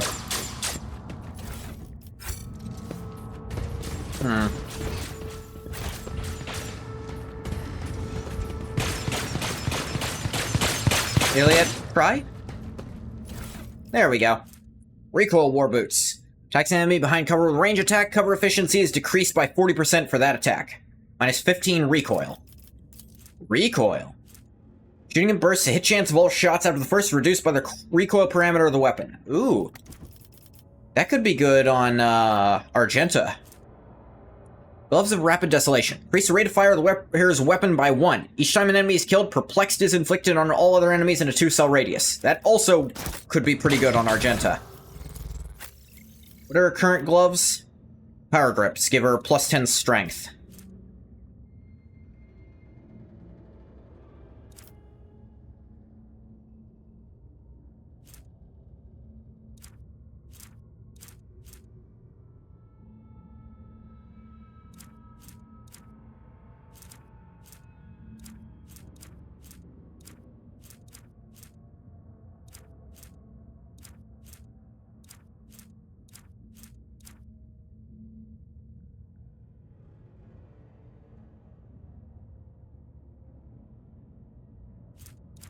What were they called? Nah.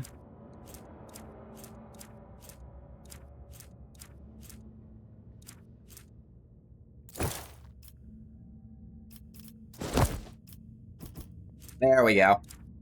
She, technically doesn't have enough strength to hold this anymore, but it's not stopping her. So that's fun. This thing has recoil 40. Alright.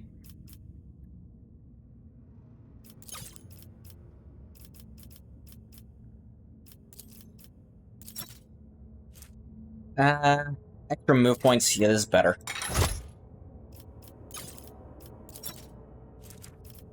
Current helmet. Range attacks gets fire rate extra damage. Percent damage, of course.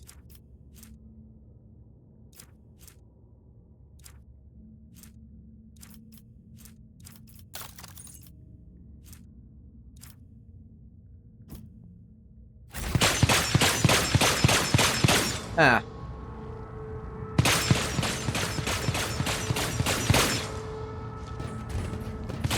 Really given a thought to the price our dark kin pay to save their souls from the clutches of she who thirsts.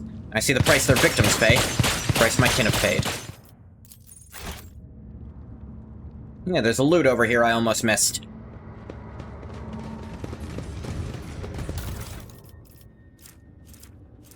Wraithbone woven suit, Drakari only. Assault cloak.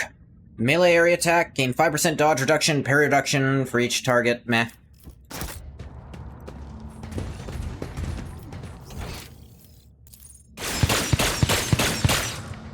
Don't think there's any more fights in here.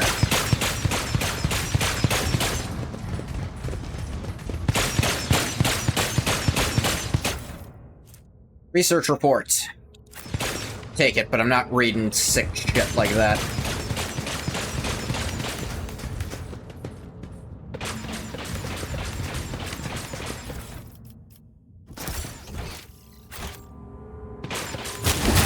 Ah, fuck.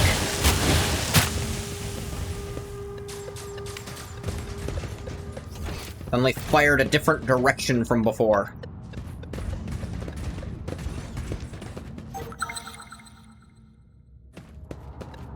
Elliot, would you kindly? Thank you.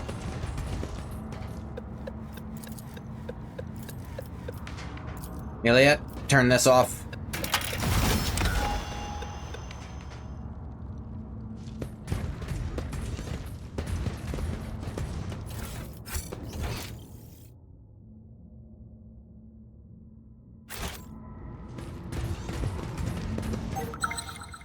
Jeez.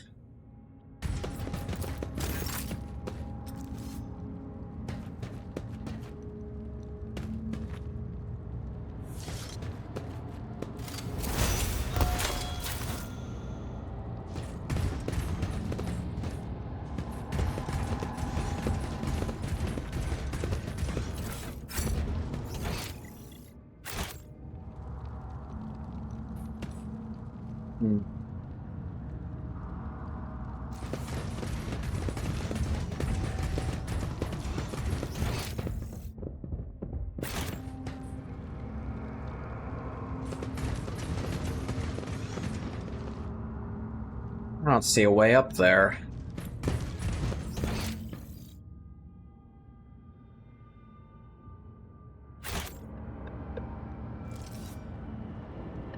Could be cool stuff, too. Meh.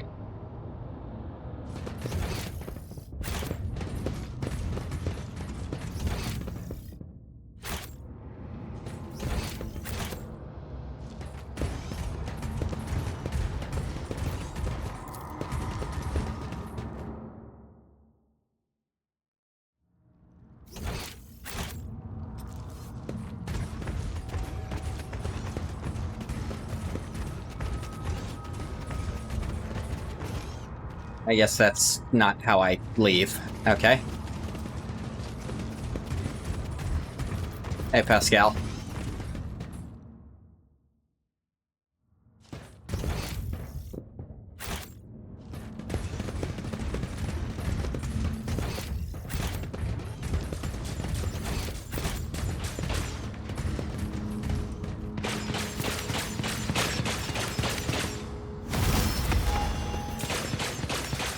Ah, here's something. Connect the platforms. Yes, do that, please. There it goes. Don't know why it got dark over there.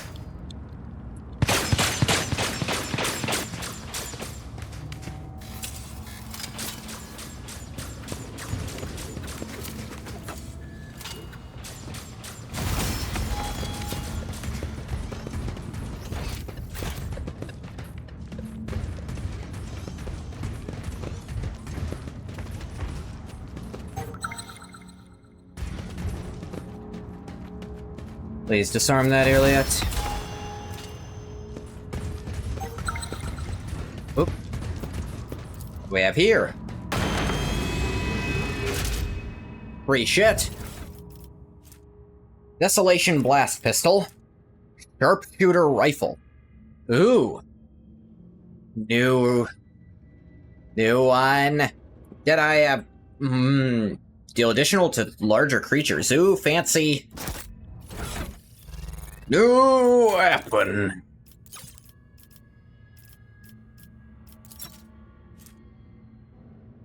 Yeah, that's way more base damage. If I shoot something big, it gonna get hurt. A lot.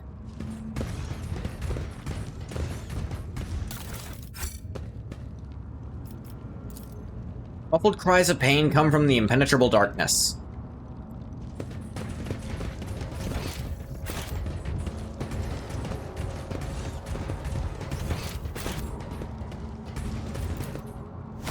Corpse was dismembered and then reassembled, apparently while still alive.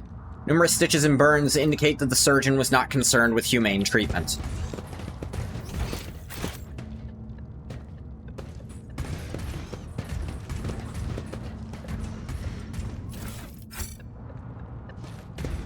That's a Picari.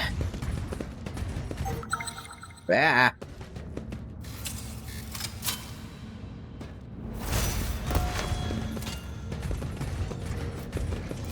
Main hall. Oh, lovely.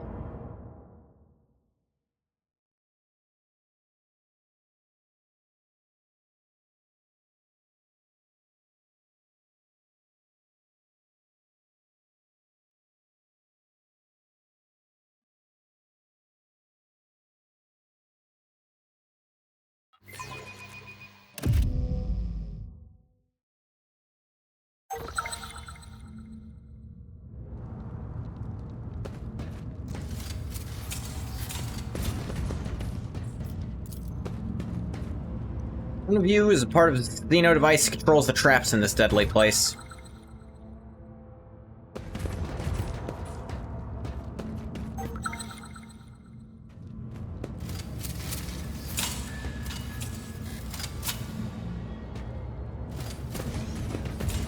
Jeez.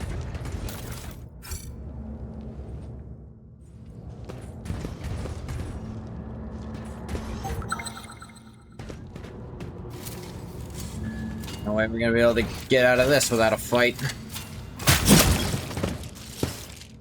Especially the ones already hitting themselves for some reason.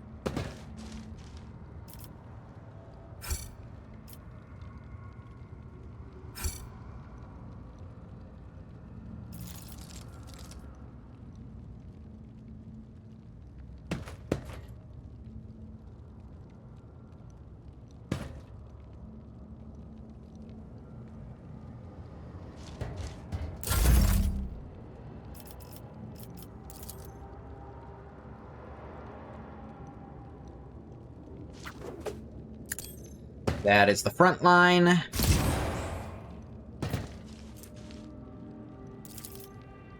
This shall be the back line. This can be the rear.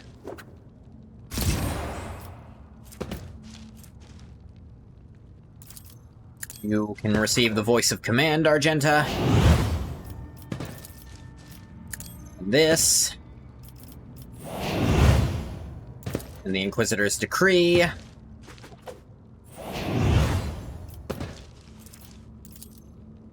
Let's do a kill zone here. Go get him, girl.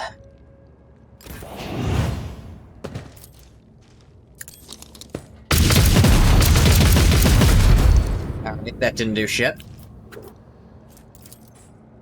Firearm mastery time.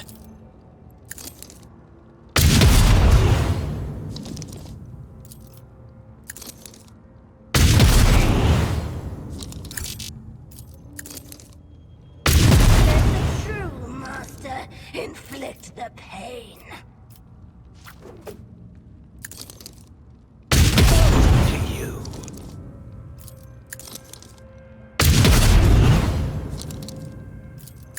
Die in pain. High momentum.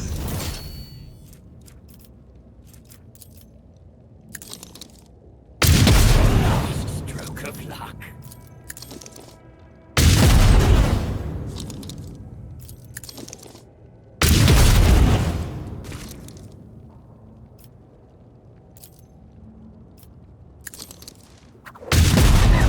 Do-do-do.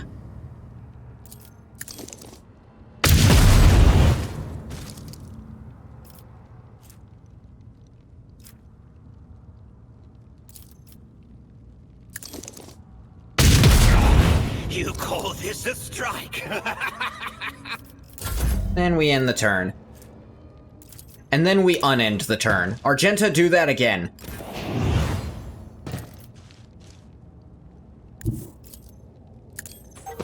Or like this time.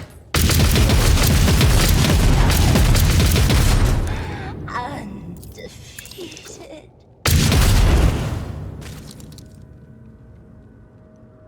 All those other ones... Oh, she can still see that far. High momentum.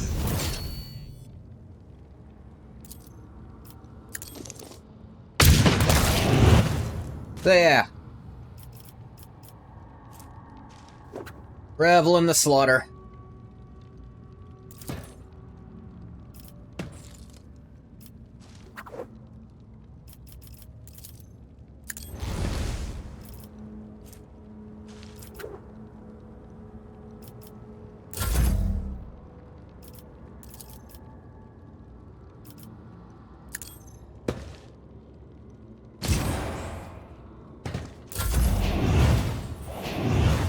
Combat stim. Yeah, you stim all you gotta.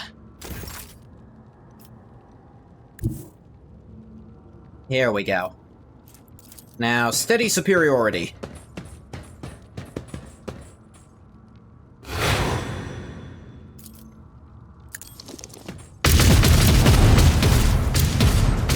Lots of murder, Argenta.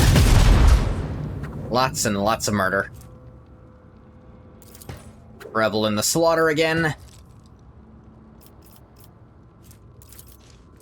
Dash even closer.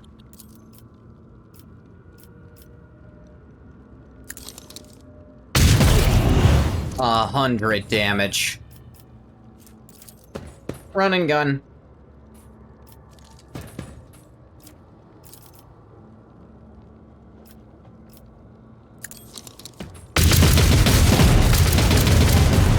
Be delectable.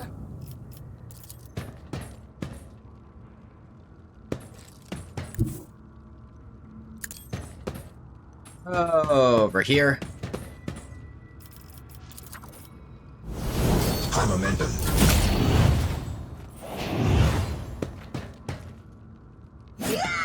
Dodge.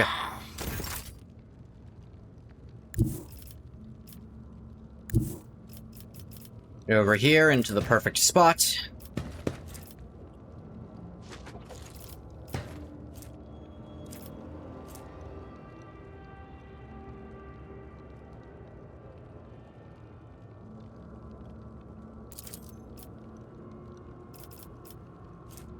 Let's see.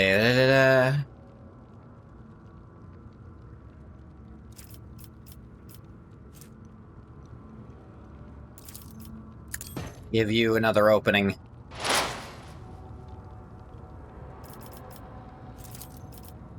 Really, just lay into you like this. Easy.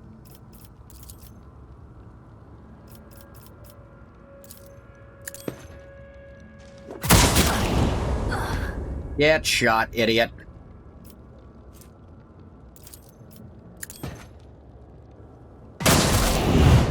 Get shot.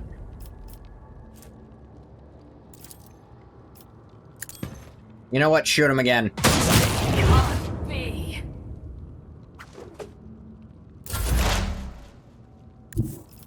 Let me get into my perfect spot.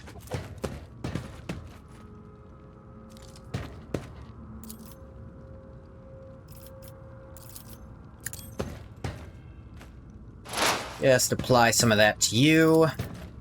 Then cull the bolt here. And 200 damage. Good. I did not get to do shit. Neither did Cabela. Actually, no, Cabela is gonna get to do something, because she's so fucking fast. Cut this guy up.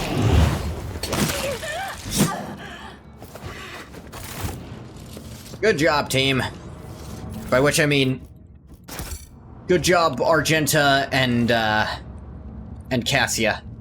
Everyone else, including me, before any of you say anything, including me, did almost nothing that entire fight. Irliet and I shot a few people, but that was almost all Argenta and Cassia. Faintly visible field lines of smooth surface. Probably some sort of power system.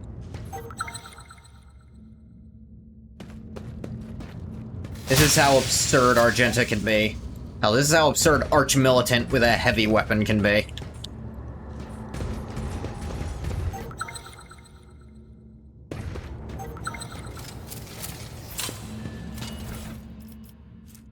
Venom Chainmail.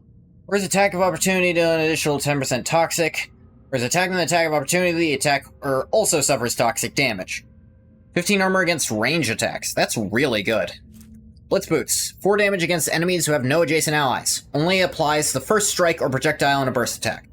Also, the range of the wearer's dash and charge abilities is increased by +1. That's kinda cool. Xenohide Gloves. Drakari only. Blood Drinker Staff. Biomancy Staff. Tell me something, Benai Cassia. Do you truly see the Undying One's light in the darkness between the stars? What is it like? Amid the boundless terror of the Sea of Souls, his distant light is akin to a great burning heart. I see it beating in the darkness, and I know that I can find my path. Look at armor. It's just better. Oh, her gun disappeared from her hands. How'd that happen?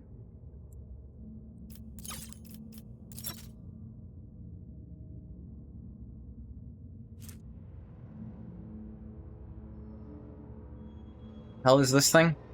That's a las weapon. Yes, she needs the strength gloves after all. Pains me to admit it.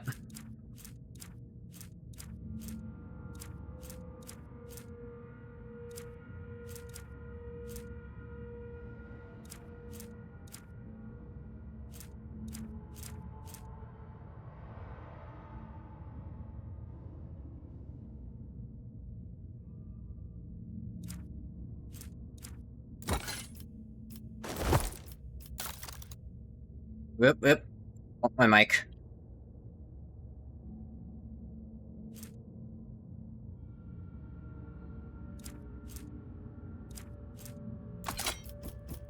The Heavy Bolter.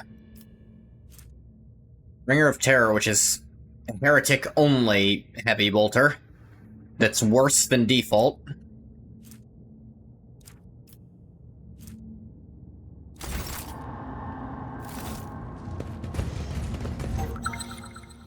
Geez, so many traps. It's almost like they don't want people to be here.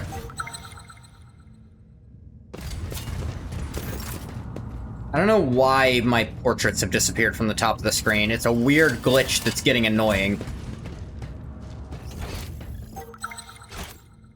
My fucking god.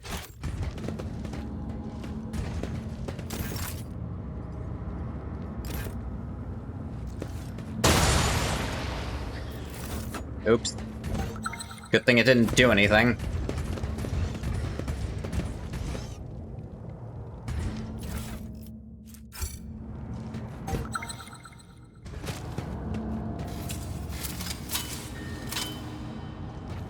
We're not doing that then. At least not from that side.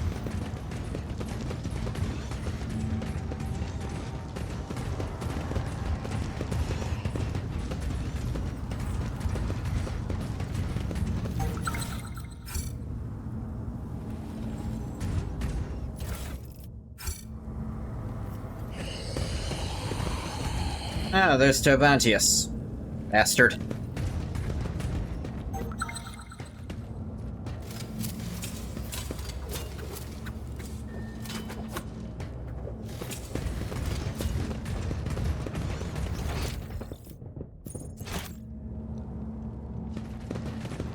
Can I do anything about him?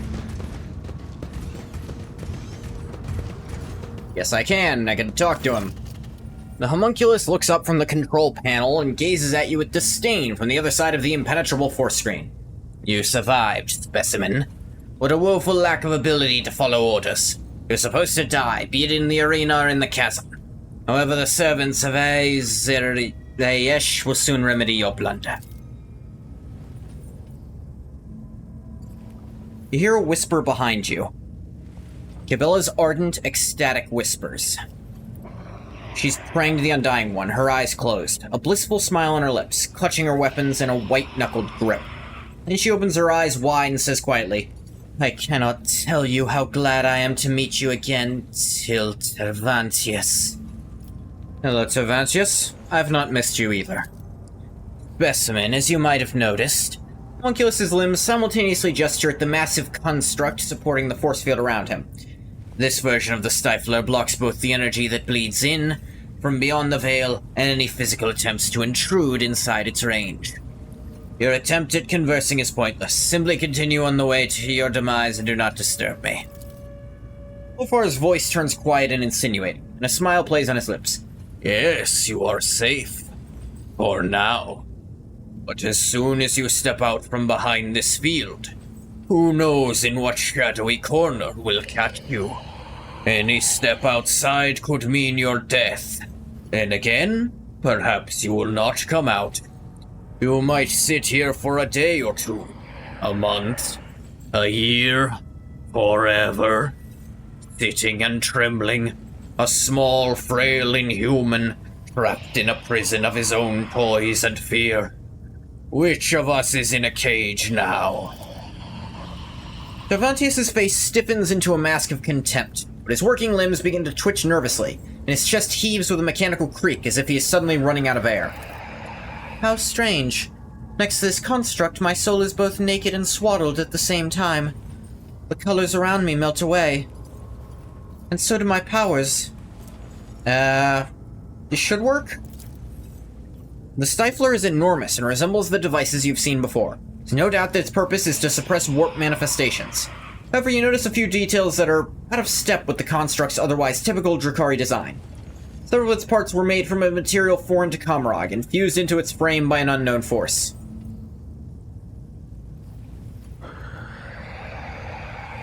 What happens if I destroy this construct, I wonder? You'll give thousands of souls to Silanthresh, Alantak. It will wound one enemy to empower another. Once she who thirsts is done feasting in Comorroagh, she'll surely sink her claws into your worlds as well, because nothing can sate her hunger. Yet, there's a lot of things I'll do to fuck up the Drukhari, but powering up a Chaos God, that ain't on the list. Xenos narrows his eyes at you and hisses. You must be thinking that the moment you do it, Comorroagh will descend into demonic mayhem, and the valorous rogue trader will have rid the universe of the abominable Drukhari and finally flee these dark holes. Before all that happens, specimen, the demons will arrive, will rip your flesh to shreds and devour everyone in sight. And while you are busy writhing in agony, I'll have enough time to put everything back in order. Not seem to share your kind's fear of the warp in the slightest. Does that make you mad or simply arrogant? Xenos responds with a self-satisfied chuckle. Fear is the reaction of a weak mind presented with the inconceivable. Even our masters are liable to it. Oh, the pains it took me to convince the Archon to bring the Spirit Warriors into the Dark City. And to then conceal the evidence of the dimensional collapse that had destabilized the Spire. I alone acted without fear. I delved deeper, as a scalpel delves into flesh. I have designed devices that stifle the breath of the unreal. I'm creating a weapon that will make the warp itself tremble, and I'm using the raging power of suns as sustenance for my weapon. I know no fear, for in my mind there is no inconceivable, only the unconceived. Said you were using the power of suns. Does that mean you're the one behind the disappearing stars? Of course. My masterpiece needed an unthinkable amount of energy. But how could I let something as trifling as the unthinkable stand in my way? Star you called Rykad was stolen at my behest, as were many before it. Tavantius' gloating tone becomes insufferable. Have you been to the world you monkey know as Santiel's pride? Only recently took its son while you were busy spilling witch guts on the arena floor. It was most amusing to watch your pathetic planet freeze to its very core. How fascinating it is that such a paltry sacrifice as the lives of several million monkey can serve something as great as my masterpiece. I see.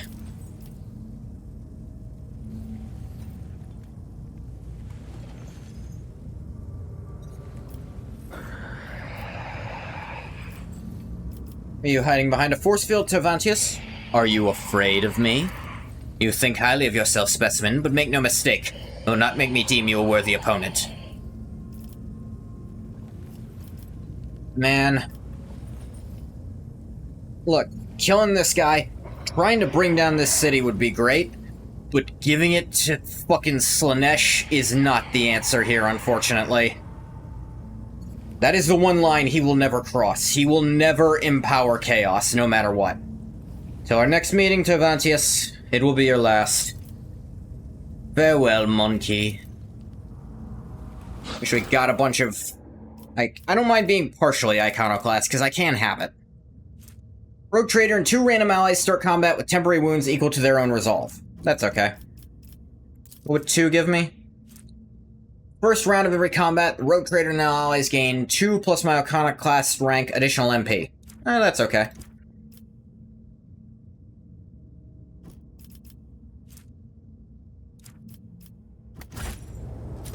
Sorry, folks. I ain't feeding a goddamn Chaos God, no matter what.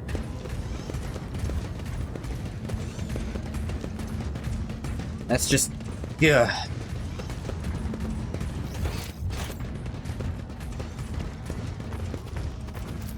Get out of here.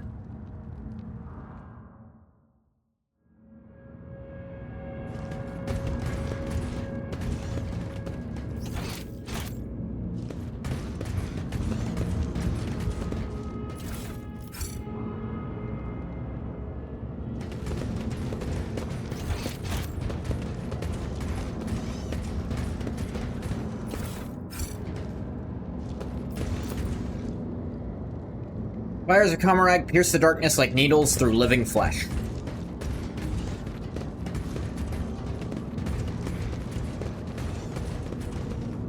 Then nope.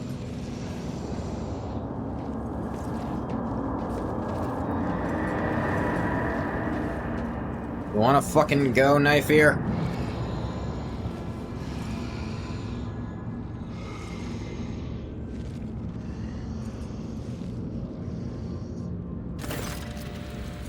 Emerus gazes at you. 2 of you lock eyes for the first time, and I see darkness churning in her stare. Worm, insect, you have the nerve to stand before me again. You should have gasped your last breath long ago. Very well, I'll rid this arrogant monkey of his final breath myself. What about you, child of Comorroagh? How does it feel to know that you could not save yourself, your family, or your precious craft world? Iliad's spirit stone flashes on her chest, and the ranger's hands tremble in the grip of her rifle. Your death will give me no joy, Archon Eremerus. May give peace to the spirits of my kin.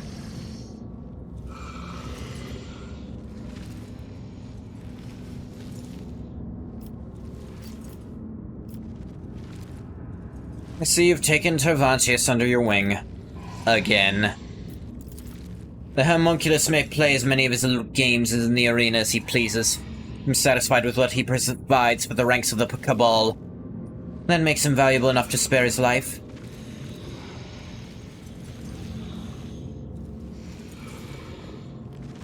I've grown tired of the games and machinations you've ushered into my realm. Prepare to die, Archon. Die? Ah! Eremerus draws her weapon. You are the only one who dies today. And after I am done with you, I will pay a visit to real space, to observe the terror and ruin wrought by my Cabal. Do you know, Monkey, so many of your kind have had their lives cut short at the hands of their own kin? I'm fully aware, yes.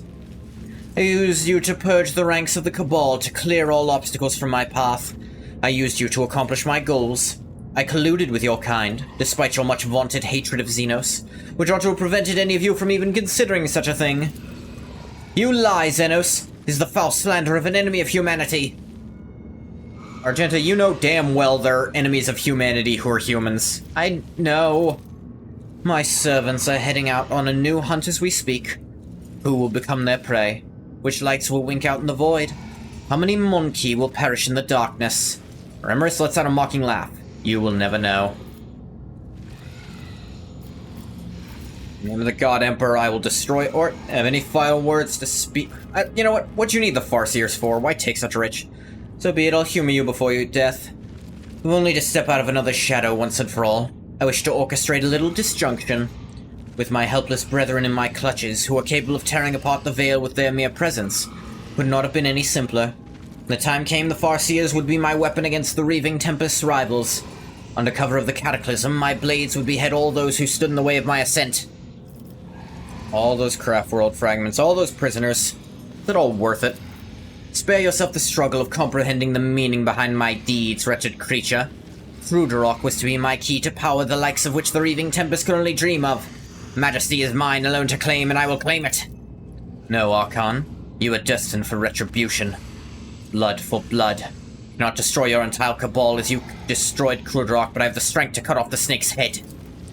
Poor little outcast. Suffering of your brothers and sisters nourished us for a long time. Now you too will give me your pain. Any final words? I intend to live, Monkey. I will live. I'll continue my work and lead my cabal to greatness. Oh, great. More behind us, because that's fucking fair.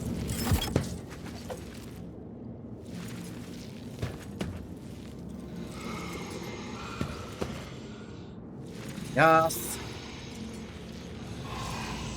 Here, Liet. Here. Cassia here. Should it be a fine?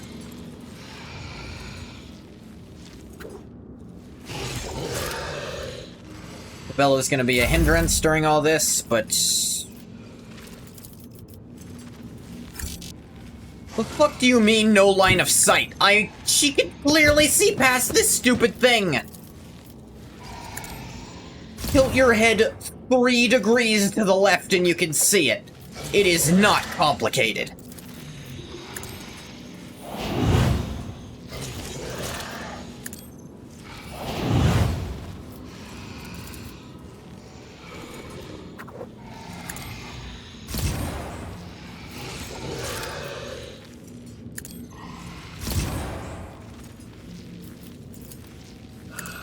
Is a kill zone.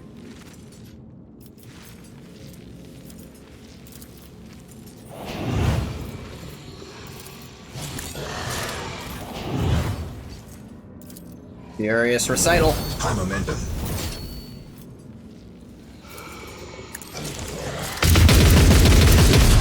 That's... I don't believe you, game.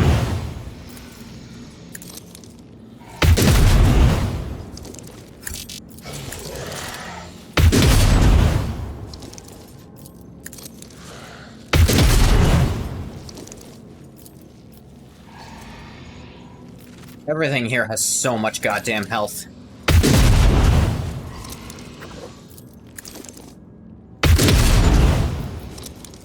Know what?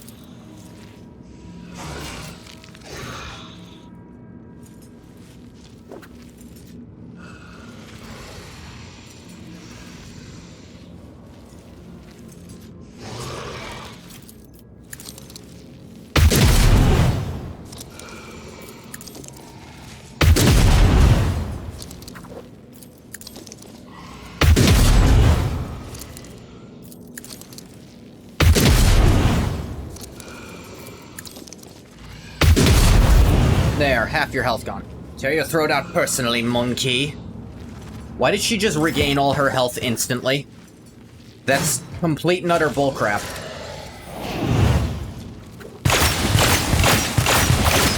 Jesus Christ!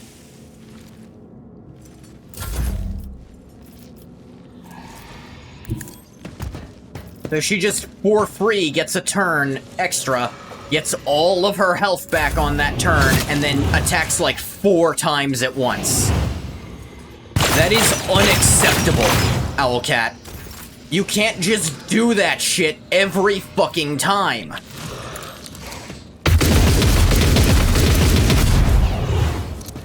Ugh.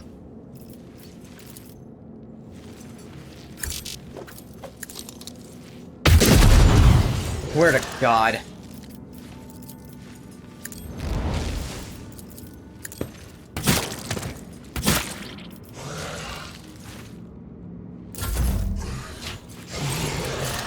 To turn down the difficulty because you gave one enemy every ability. I'm gonna be pissed about it.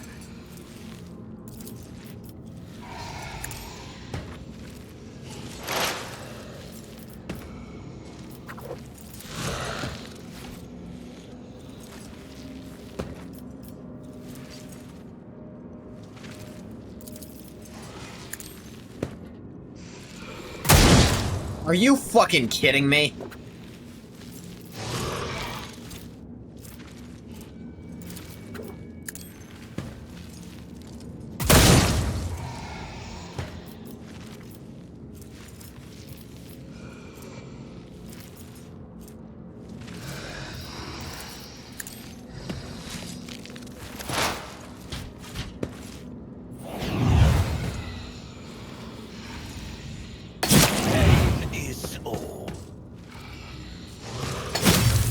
Yeah.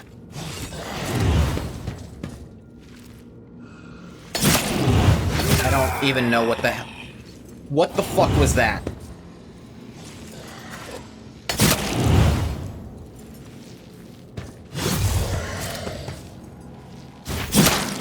Yeah, I fucking thought so.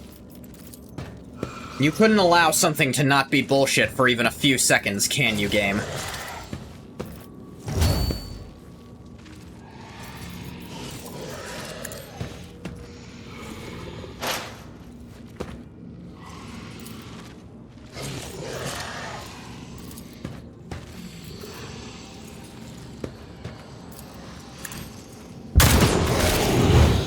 That did something, at least.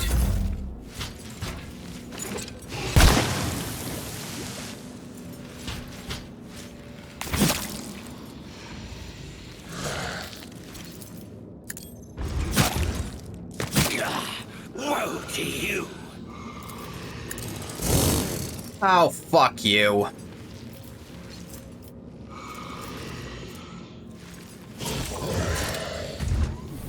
High momentum.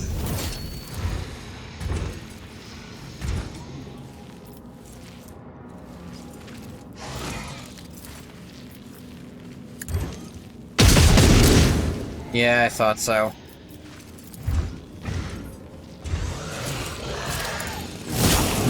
There we go. Stroke of luck. Yeah! They have fucking turrets! Is that more goddamned enemies?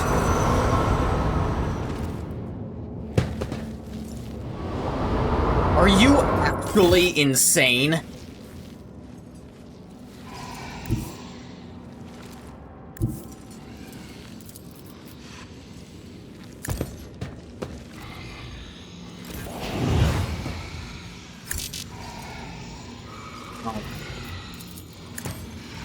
Back off, You fucker. call this a strike?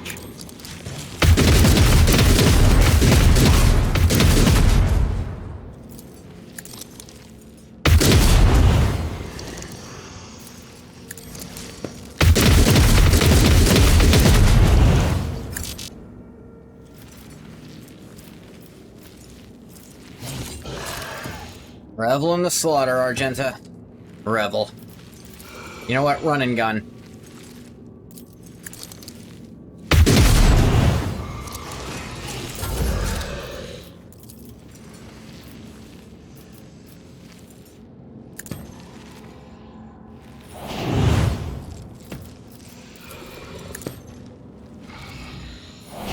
High momentum.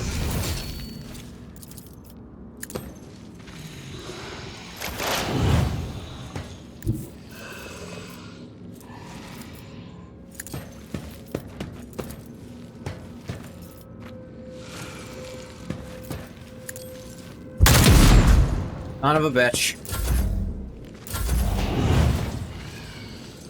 You just regenerate 87 in one turn.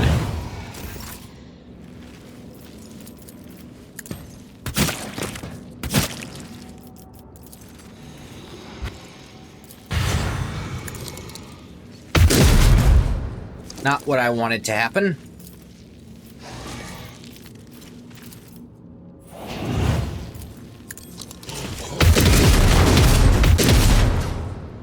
Okay, all the turrets explode when she dies, at least.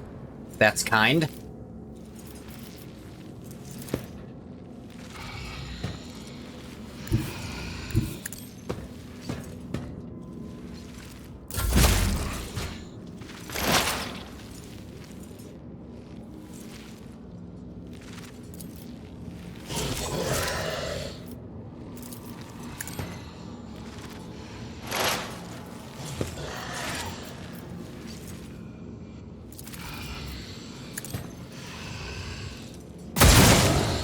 Nice.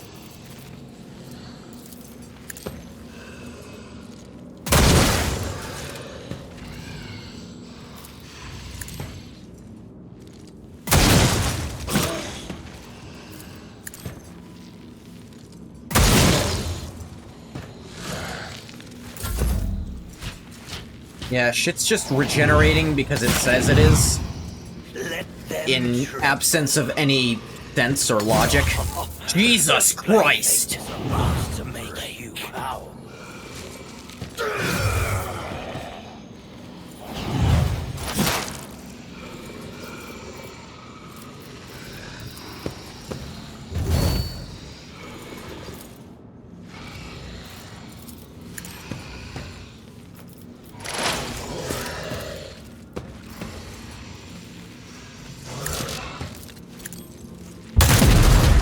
Boom. Haha, also shot you for free, cause fuck you. Last stroke of luck. Okay. What an anguish. Jesus.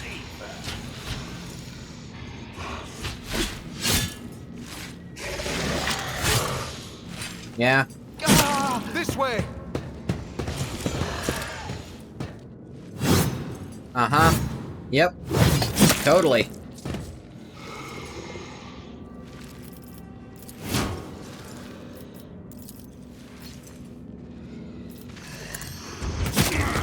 You call this a strike? There you go. Low momentum.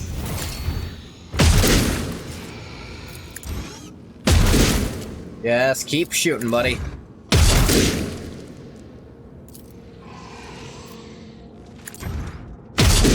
Damn it.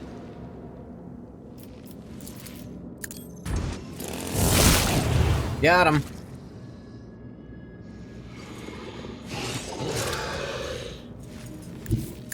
Go over there and stop those two. Oh, I can't stand it! Alright. Let me just show you what...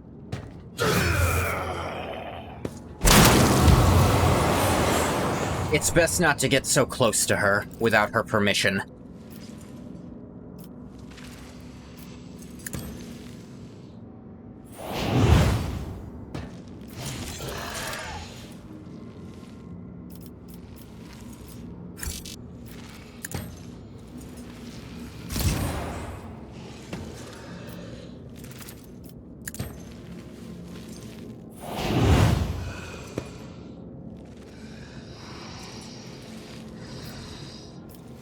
I see.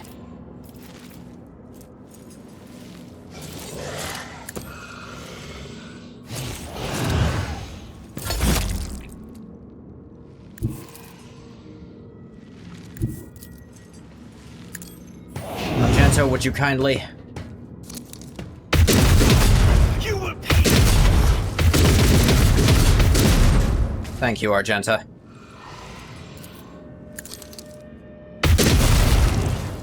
Ha ha. They got shot.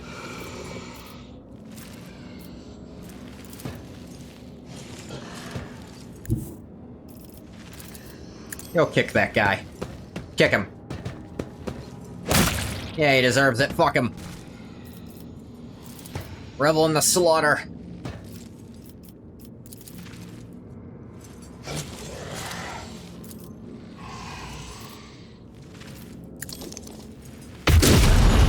Ah. To you.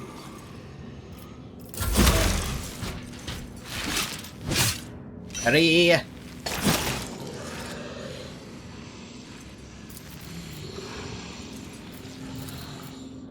Alright, let's, work on making this thing dead.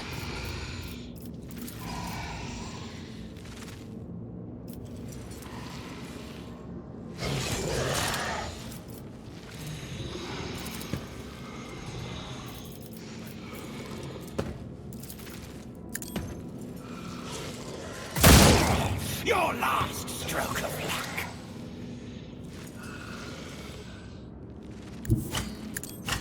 Not 100% sure why I did that. Or that. Unworthy. Oh yeah, there's some more of you fucks.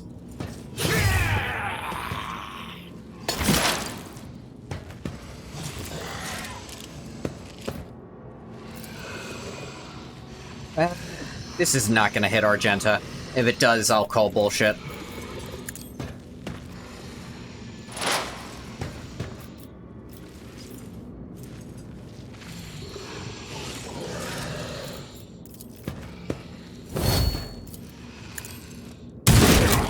You call this a strike?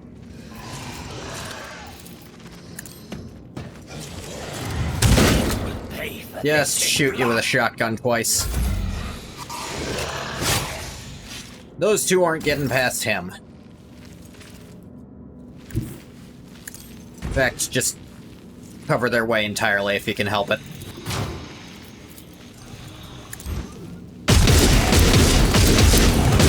There you go, buddy. Kick the grotesque.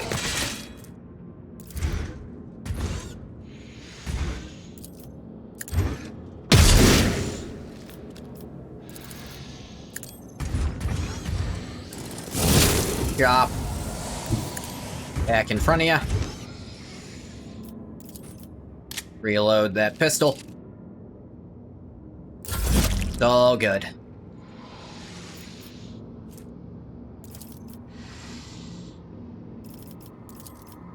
Yes, you can give Argenta extra turn again.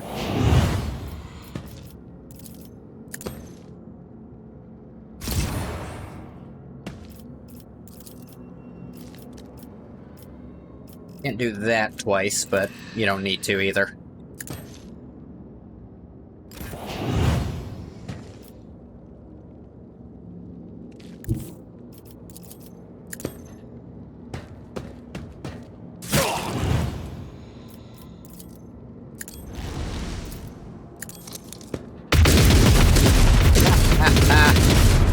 Oh, Argento, what would we do without you, girl? Shoot that thing while you're at it. High momentum. Good job.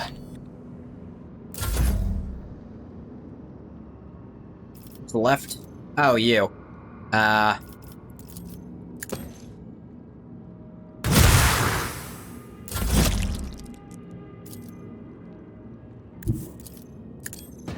Argenta, please? Yay! Jesus Christ.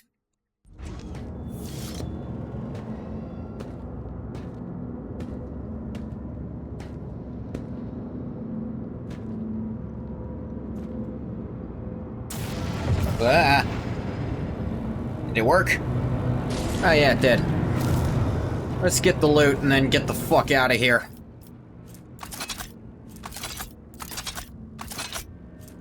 Agonizing Splinter Pistol. Kinblade Vremeris.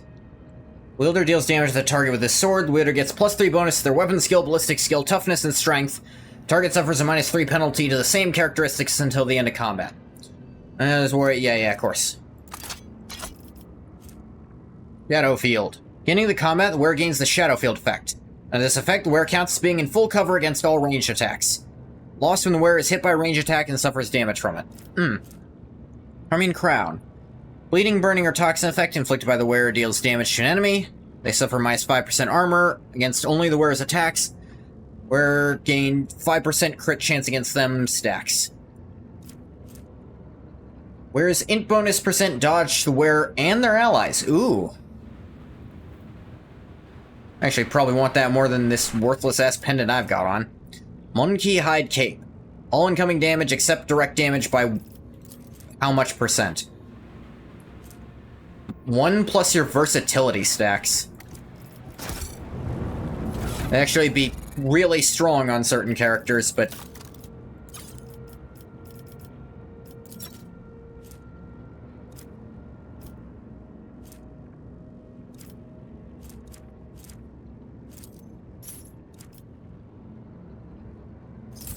Yep, that's a 5% dodge to the whole team.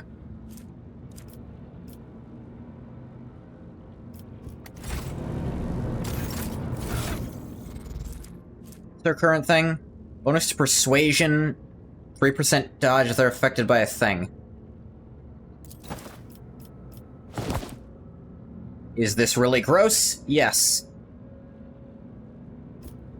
Do I have any explanation for why Argenta would ever agree to wear this? No. Is it really strong on her? Probably, yeah.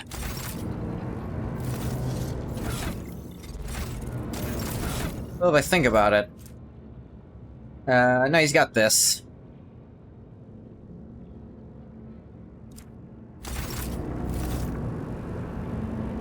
Wait. It's like, grab OBS there. I was trying to...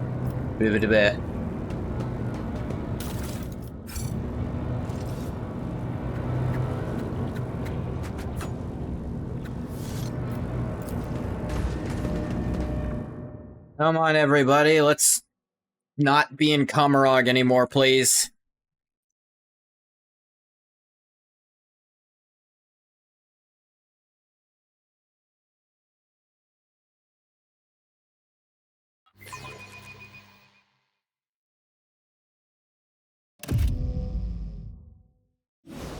Completed Chapter 3. With the physical horrors of Comorroagh behind them, a long and arduous journey, possible only with the help of a Xenos guide, lay ahead for the rogue trader and his party. From one strange destination to the next, through unknowable environments, the mere sight of which could drive one to madness.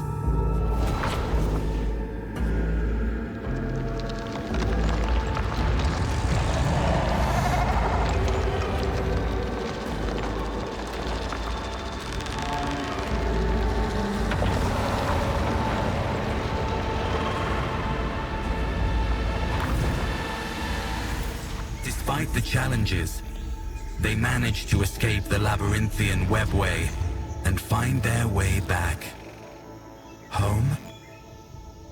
Where the fuck are we?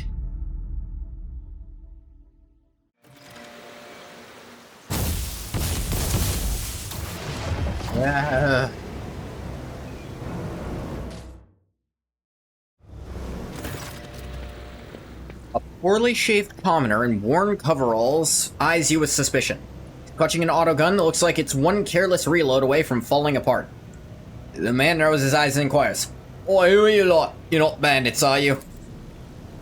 Upon noticing a non-human in your retinue, the old man grimaces with contempt and clutches the Aquila hanging around his neck.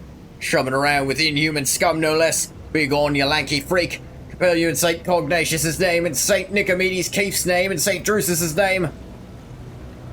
Clindle casts a weary eye over the commoner and inquires quietly, "This monkey possessed or simply mad?"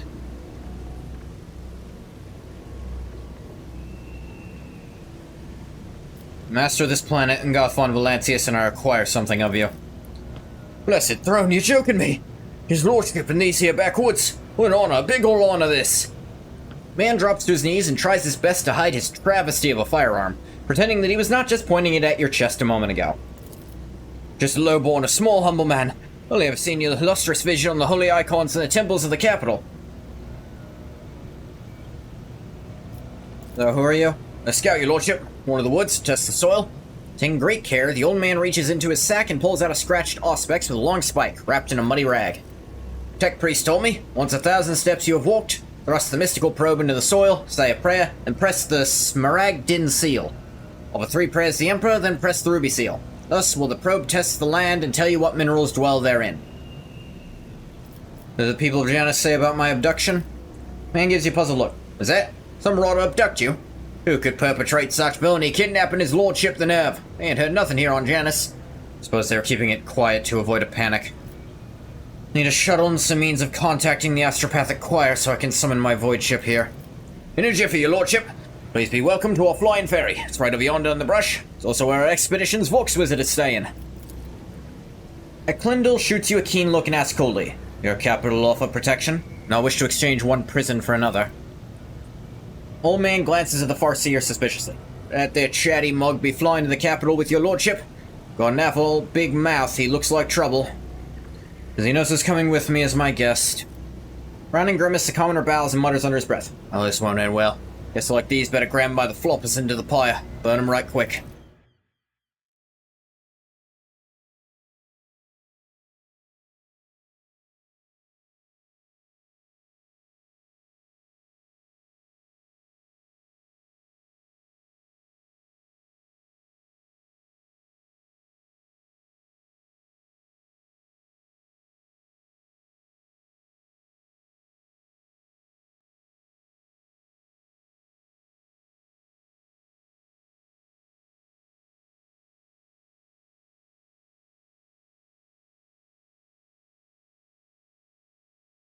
That was chapter 3.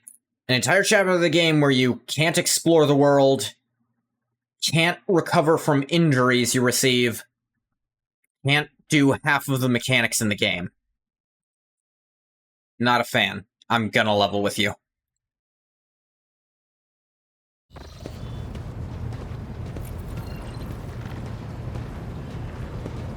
The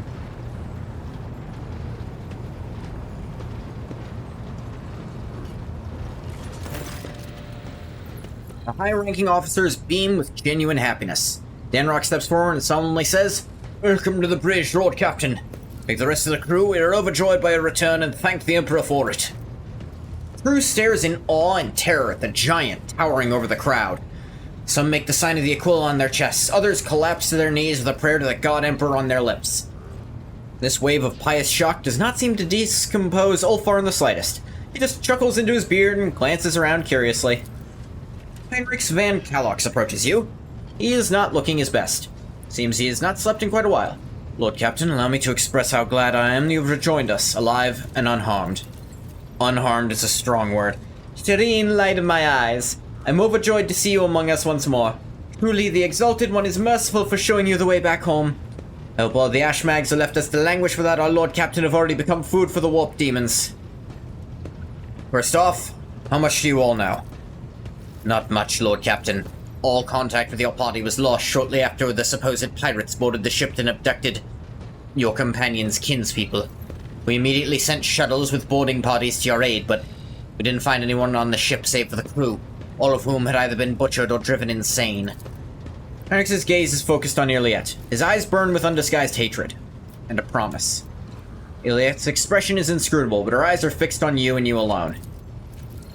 Since your lordship's body was never recovered, we hoped against hope you were still alive. Alas, even our most alert auger operators never spotted anything suspicious. Thus our ignominious failure put you in dire peril. Heinrichs' gaze, tense and almost desperate, is focused on you. He says nothing. For now, at least. Dare we inquire what happened to your lordship?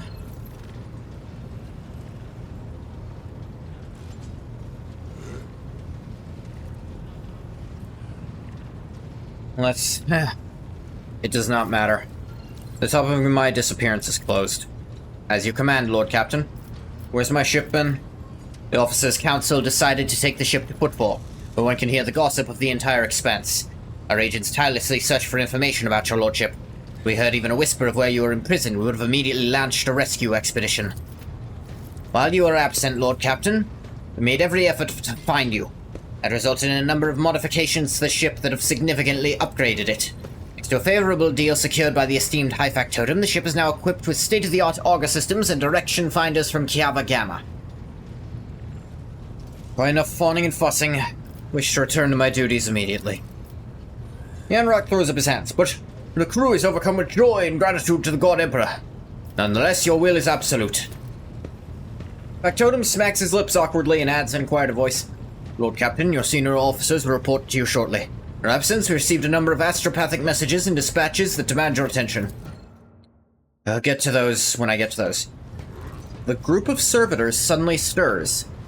Their movements frighteningly identical, even for automatons. They stare at you and say in perfect unison, Hello. Nomos have come to welcome you back. We sense that a great deed has been done, a vivid imprint on existence. You did something very important. What was it? Escape from the dark city of the Xenos showed them mercy. Why? Mercy is foolish. That is not what we have learned from you. Unexpected decisions are unavoidable. All life is inconsistent. We understand that. Chorus of servitors pauses, as if the controlling entity is busy thinking. We must go now. We will come to speak with you later. Another pause follows, so long that the silence becomes more piercing than a scream. Then the servitors finally break it. We're glad to see order restored and the head of the dynasty resume his reign. We were concerned about you and your well-being. One can detect with the naked eye the moment when Nomos leaves the bridge. Servitors stop moving in sync and slowly shuffle off to their posts.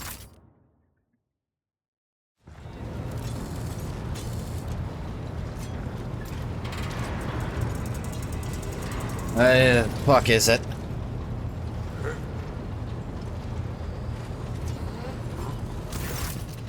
Your Lordship, I must report highly compromising information about a member of your retinue. Namely Mistress J. Hedari, who turns out is nothing of the sort but a commoner, fugitive from the law and a deserter from the Imperial Guard. Solid evidence to prove it. How did you come to know this? In your Lordship's absence, the burden of watching over the dynasty's treasury fell upon my shoulders. I deemed J. Hedari the likeliest threat to the dynasty's material security. Not unreasonable. Had my people conduct an investigation, they uncovered a past connection between Hedari and an individual by the name of Mercy, highly influential figure in the Casbolico mission with a dangerous reputation. Fearing that the predatory interests of the Casbolico would pose a threat to your coffers, I began my own investigation. It was entirely reasonable to suspect collusion of some kind between Hedari and Mercy, and so my suspicions were confirmed. The two were connected. It's from Mercy's associates that I acquired the compromising intelligence on Hedari. The evidence had better be incontrovertible. High Factotum bows and holds out a data slate to you. It is all here, your lordship. Official records from the Administratum, attestations from the Departamento Munitorum, and much more besides. Wish to see J. Hedari. We have something to discuss. I'm gonna level with you. I didn't believe for even a second you were a noble. I assumed this is exactly what the case was, and I don't care. Shot me, did you little wannabe quester? Jay's voice and bearing undergo a stark transformation. Fighting soldier slang cuts through her typically gentle speech. Miss a thing you servants and goth? They're sneaky as too. They'll climb up Crox's ass to find out what they want to know. I think we need to talk about your past. And if this scum slings his hook, Jay nods at the now much paler Danrock. Well, your lordship, ask away. I'll tell it like it is. I'm not going to try to wriggle out of it. Oh, tell me your real story. So what do you want to hear, Shireen? A children's tale about a beautiful princess? A ballad about a queen of thieves? How about a new story, Shireen? Once upon a time, there was a little girl who lived on a sand-covered lump of rock, and the core of that rock contained untold riches for servants of the Imperium. The girl scraped out those riches with her little hands, breaking her back and coughing up her lungs, on behalf of people who had never clapped eyes upon her, and who would never know her name. She did this every day until she turned 16, and then his servants came and drafted the girl into the 19th Ifrit Regiment. Can you imagine? Of course, the regiment was wiped out on its first sortie, but the girl survived. The Exalted One protects. So what was next? Years serving in the Astra Militarum, just a shitload of hard labor, and fighting, and deals, and shady connections, and new opportunities. But everything in this world ends sooner or later, Shireen. The now not-so-little girl went and fell in with the Kasbalika. She saved up a little gold, and she even indulged in excess from time to time. Until living the good life almost cost the little girl her head after her patrons got caught in an internal investigation between the Officio Prefectus and Departamento Munitorum. So the girl ran as fast as her little legs could carry her, until her eyes and the whims of fortune brought her to the expanse. A shitty story, all things considered, Shireen. I knew you weren't a princess. It was obvious. Oh, really, Shireen? And there I thought you were quite ready to believe my time-honed Look, testing I honestly just performance. assumed you were a criminal lying to me. I just didn't give a shit, frankly. You have a family? The folks on Footfall are my only family, Shireen. The trickster twins and the rest of the rabble, plain-talking and loyal as dogs. And sometimes as dull as the pommel of a worn-out blade. So you used to be in the Imperial Guard? Corporal Haydari reporting for duty, sir. I've had enough of the Astra Militarum shit to last a lifetime, Shireen. And my body's collected enough souvenirs from run-ins with Xenos and heretics to last 2 lifetimes.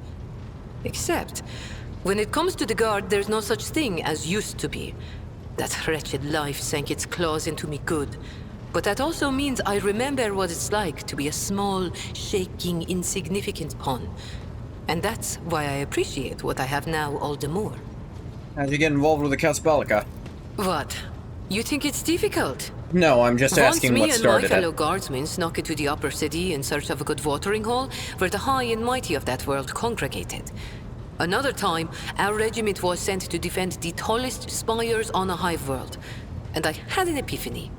I saw how the other half lives. And by half, I mean the ones born with a diamond spoon in their mouth, instead of an entrenching shovel rammed up their arse. My eyes were open to the truth, Shireen. The Imperium is full of opportunities, even for people like myself. The trick is knowing whose palms to grease, whose boots to lick, whose throat to squeeze, and whose arses to kick. I was very popular with everyone in the Guard Command, you see. I'd procure things for them, whatever they wanted. And so the Kasbalika took notice. They're a deserter as well?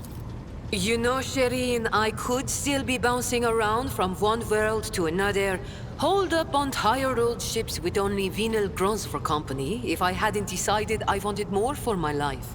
I accepted a shipment from the Kasbalika of certain chemicals. You know, for carnal pleasures and the like. Some bigwig was throwing a party to celebrate his 5th decade in the service. Okay. And that's when I caught the attention of the newly arrived commissar. I was rummaging through the pockets of Astra Militarum with one hand and shuffling the Kasbalican cargo with the other. You can imagine what would have happened to my head had the commissar not started with my higher-ranked patrons. That explains the lung implant. What about the hand? It was orcs. Not everything I say is a lie, Shireen. Fair enough. Whoop the fu- Never mind. Oh, come on. Who's Mercy that Danrock accused you of associating with? We knew each other once. He helped me make the move to the Expanse and establish my first connections. But that's an old story I prefer not to poke at if I can help it. Things are good in my life now, and I don't need mercy. About your new persona. Are you worried I'm going to start spitting on the deck and shriveling your officers' ears with my foul tongue?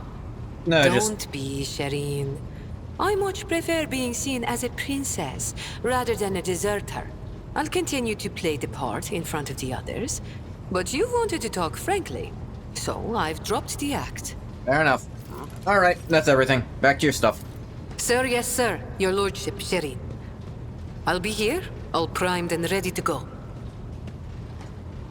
Jay's lips curve into a faint smile now that the seal of silence that has shackled them for years has finally been broken. Yeah, I don't give a fuck. Now then, Lord Captain, shall we get to business? We have a number of items to go over. Oh, goddammit. First and foremost, I have news about your subjects.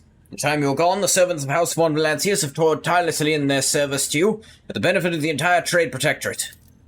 Without a doubt, the return of the Guardian of the Corunus Expanse will give new strength and faith to those who have stood under the blows of the enemies of humanity in your absence.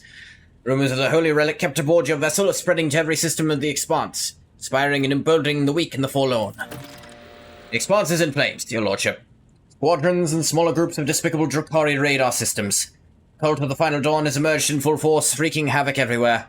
But rumors of the fall of Santiel's pride, House Quarter's world, an outrageous sacrilege given how abundant and inexpensive promethium is there. Strife has broken out between House Winterscale and House Chorda. Chaos reigns everywhere. Only the esteemed Lord Inquisitor is trying to fight it, concentrating all available forces at Footfall to draw them into a fist that will smash the rampaging heretics and Xenos vermin. Kind of Xenos. Drukhari, your lordship. The squadrons, both large and small, are invading the Expanse, unleashing carnage on planets, taking captives by the thousands, and attacking ships. As if something has poked their nest, if you will, and now they're lashing out. How fare the worlds of my dynasty? Heretics' malicious acts make it difficult to maintain astropathic contact with the colonies. The cult of the Final Dawn strikes everywhere, and their sleeper agents are active on every planet. On Veabus 6, a mutiny is crushed after a group of newly arrived prisoners succumb to blasphemous propaganda. But other worlds stand firm against the onslaught of the enemies of humanity and do not succumb to their pernicious influence. Xavier Calcazar is leading the defense? Exactly. The esteemed Lord Inquisitor Calcazar has declared himself Warden of the Corunus Expanse and issued orders to requisition troops. He's made Footfall his base of operations, as it was the most logistically convenient point. From there, his fleet strikes throughout the Expanse, destroying the forces of the Cult of the Final Dawn and the abominable Drukhari. Maybe all that currently stands in the way of the Expanse being reduced to ashes. When the heretics laid siege to Euphrates II, the hallowed forge of the Cognizance fleet, Lord Inquisitor sent an enormous force. Now they and the Explorer squadrons, recalled from the front lines, stand together against the heretics in the battle for the Sacred Planet, the source of the strife between Incendia and Caligos. The esteemed Lord Inquisitor called upon the rogue traders to join his forces. Her ladyship Incendia Chorda heeded the summons, but his lordship Caligos Winterscale ignored it. Rumor has it his refusal was defiant in manner, served as a pretext for Lady Chorda to declare war on House Winterscale. Winterscale's ships are being hunted, and his worlds occupied under the pretense of compelling them to submit to the Imperial Creed. Surprisingly, for all his love of fighting, Winterscale is in no hurry to defend his domain. According to the intercepted astropathic messages, he and his retinue are currently on Quetz Temer hunting down a Xenos fleet. Eldari, by all appearances. Eldari? Anything else I should know? There have been other minor developments. If you so wish, I'll gladly bring you up to speed and bridge. I don't want them to take any time away from this occasion. Thank you for the report. Lord Captain. Abelard bows his head. Allow me to make a request, personal one. While you're away, Choir Master received an astropathic message from Darkonis. It concerns my family. Lucerians have been accused of treason against House von Valancius. How is that possible? I cannot comprehend it. Seneschal shakes his head helplessly. The Lucerians have served the Rogue Trader dynasty loyally for generations. It's hard to admit, but the news has come as a crushing blow. The accusations were leveled by, or on behalf of, the Drive Stems, the governing house. Under normal circumstances, the investigation would not have required your involvement, and my entire family would have been... But being of noble stock, the Wessarians are entitled under an ancient custom to petition for a rogue trader's personal protection once in a generation. Your personal protection, Lord Captain. Do not deny us that honor, I implore you. Tell the choir master to send... Oh, Abelard, what if your family is guilty? Then the traitors will accept their due punishment. You've never relied on my position as an immunity guarantee, and will not even try to sway your decision, as long as it is fair and balanced. Tell the choir master to send a message to Dargonis saying I will personally take part in the investigation. Abelard breathes a sigh of relief and seems to grow an inch or two taller. It will be done, Lord Captain. Abelard, you're good. Ow. What's up? The Exalted One bless the House of Von Valancius for your largesse of spirit, Sherin, and thank you for deigning to speak with me. Jay turns unusually hesitant, now tentatively choosing the words that only a moment ago rolled off her tongue in an uninterrupted cascade. Here's the thing, Sherin. My network of trade representatives have been stretched a little too thin recently. Like a chiffon dress on a whore. Supplies are all over the place, orders aren't being filled, clients are kicking off, not without reason, and revenue's plummeting. And if that wasn't bad enough, my guys running things from Footfall have been incommunicado recently. An astropathic message has finally come in to tell me why. Some Ashmag, or Ashmags, don't smite them, has captured my gang. They're threatening to kill every last one of those hard-grafting whelps if I don't do what they want. They only want one thing, my Macadam Tabula Official in exchange for my gang's lives. She tosses her thick mane of hair and grits her teeth, looking more vicious than you've ever seen her. Not giving up my certificate for anything, nor am I going to leave my guys high and dry. That's why I'm begging for your help and protection, Shireen. If I have to step into a cage of hyenas, I'd rather do it with a lion at my side. Tolman did not say who sent the message. Shireen, you know yourself that all this astropathic chit-chat is nothing but a stream of images, thoughts, intentions, nothing concrete. I don't need the name of the sender, I already know it. I can smell Falco's stench all over this, or else it's what James doing. It's just that damn Ashmag style Aji take him. Could be a bluff. It could, Shireen, but I've been missing a familiar stench of the docks. And darling Octi in her bar, even the stony gaze of the Exalted One that watches over you whenever you are in footfall. I'm homesick, you see. Tender smile vanishes from Jay's face, leaving a nakedly bleak expression behind. Exalted One helps those who help themselves, Shireen. I don't want to risk the lives of my people. When you reach footfall, I'll help your associates. Look forward to that day, Shireen. Praise be to the Exalted One for bestowing such a miserly portion of haughty indifference upon your heart.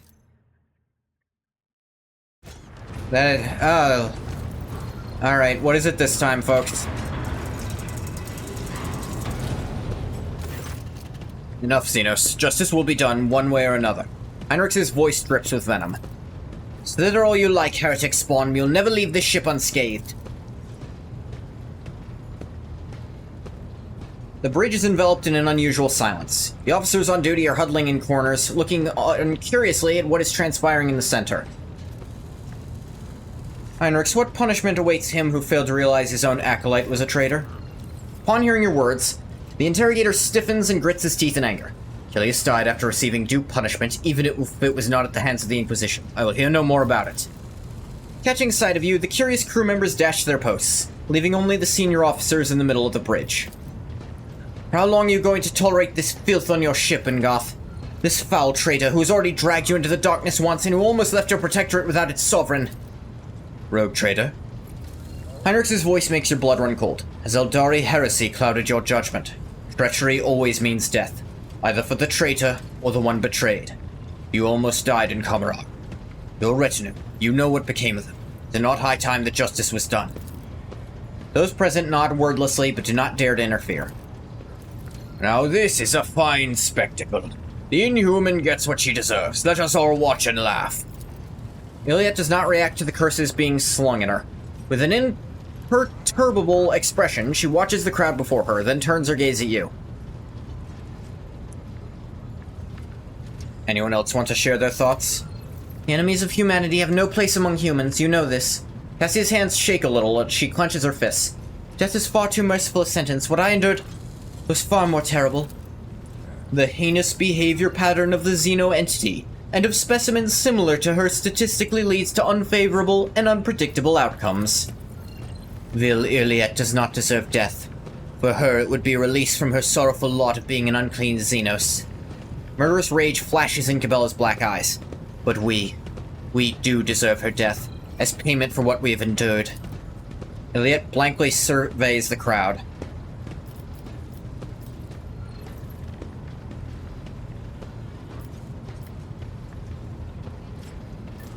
Ah, jeez. Ah, damn.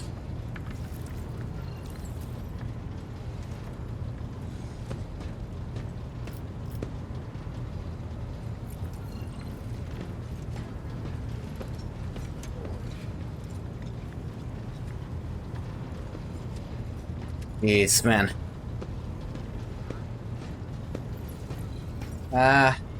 Iliet will receive corporal punishment. Many lashes her body can endure without expiring. Iliet shudders, then quickly frowns slightly and shrugs her shoulders nonchalantly. Nothing monkey whips are more fearsome than the torture of the Dark City. Henrik gives a vague shrug. It's not enough, but at least the Xenos will be taught a lesson. Iliet, you do still need to be punished for this, and I believe in redemption as an opportunity. Pain can heal a human soul, but what about a Xenos? I have no answer for that. Come now, Argenta. we have to find out, don't we? They're whispering about the terrifying punishment awaiting the Eldari. The officers present slowly return to their duties. There.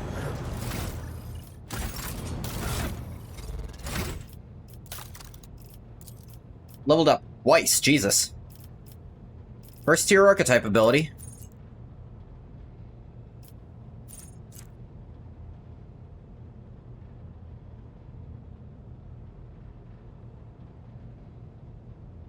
Ah, that's interesting.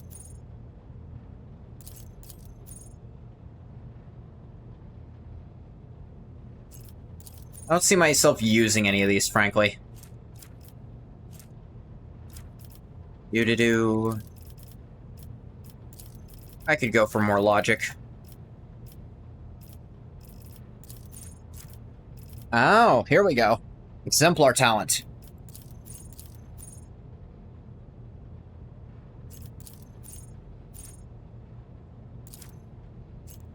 Let me see.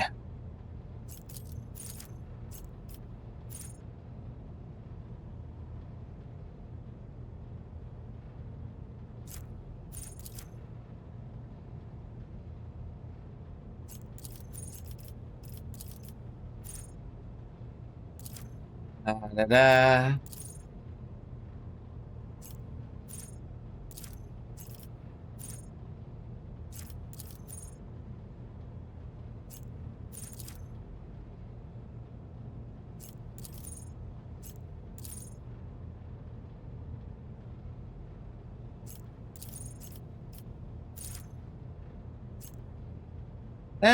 I have a lot of intelligence.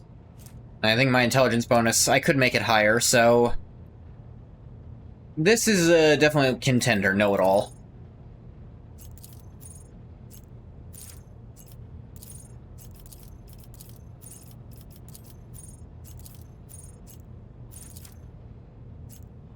The condition I might put on Argenta, maybe?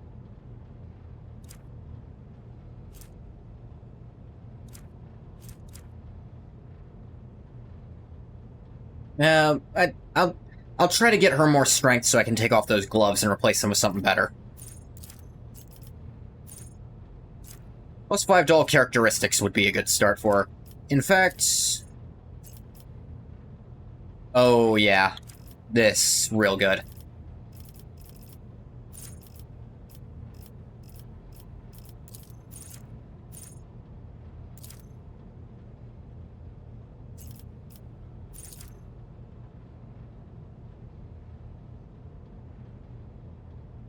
Nah.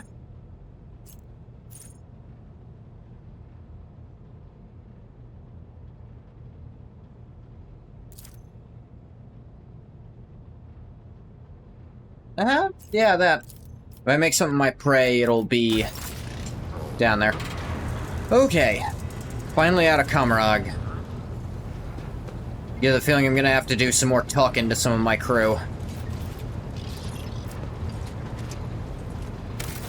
But for now, that's gonna do it. Ooh. We're approaching the end. I believe. I think. Are there 4 or 5 chapters in this game? There might be 4, which mean we're in the home stretch, kinda. But, that's gonna do it for this one. I'm gonna stop the recording for YouTube here. As always, thank you so much for coming if you came. If you didn't come, you don't get a thank you. Bye-bye, YouTube.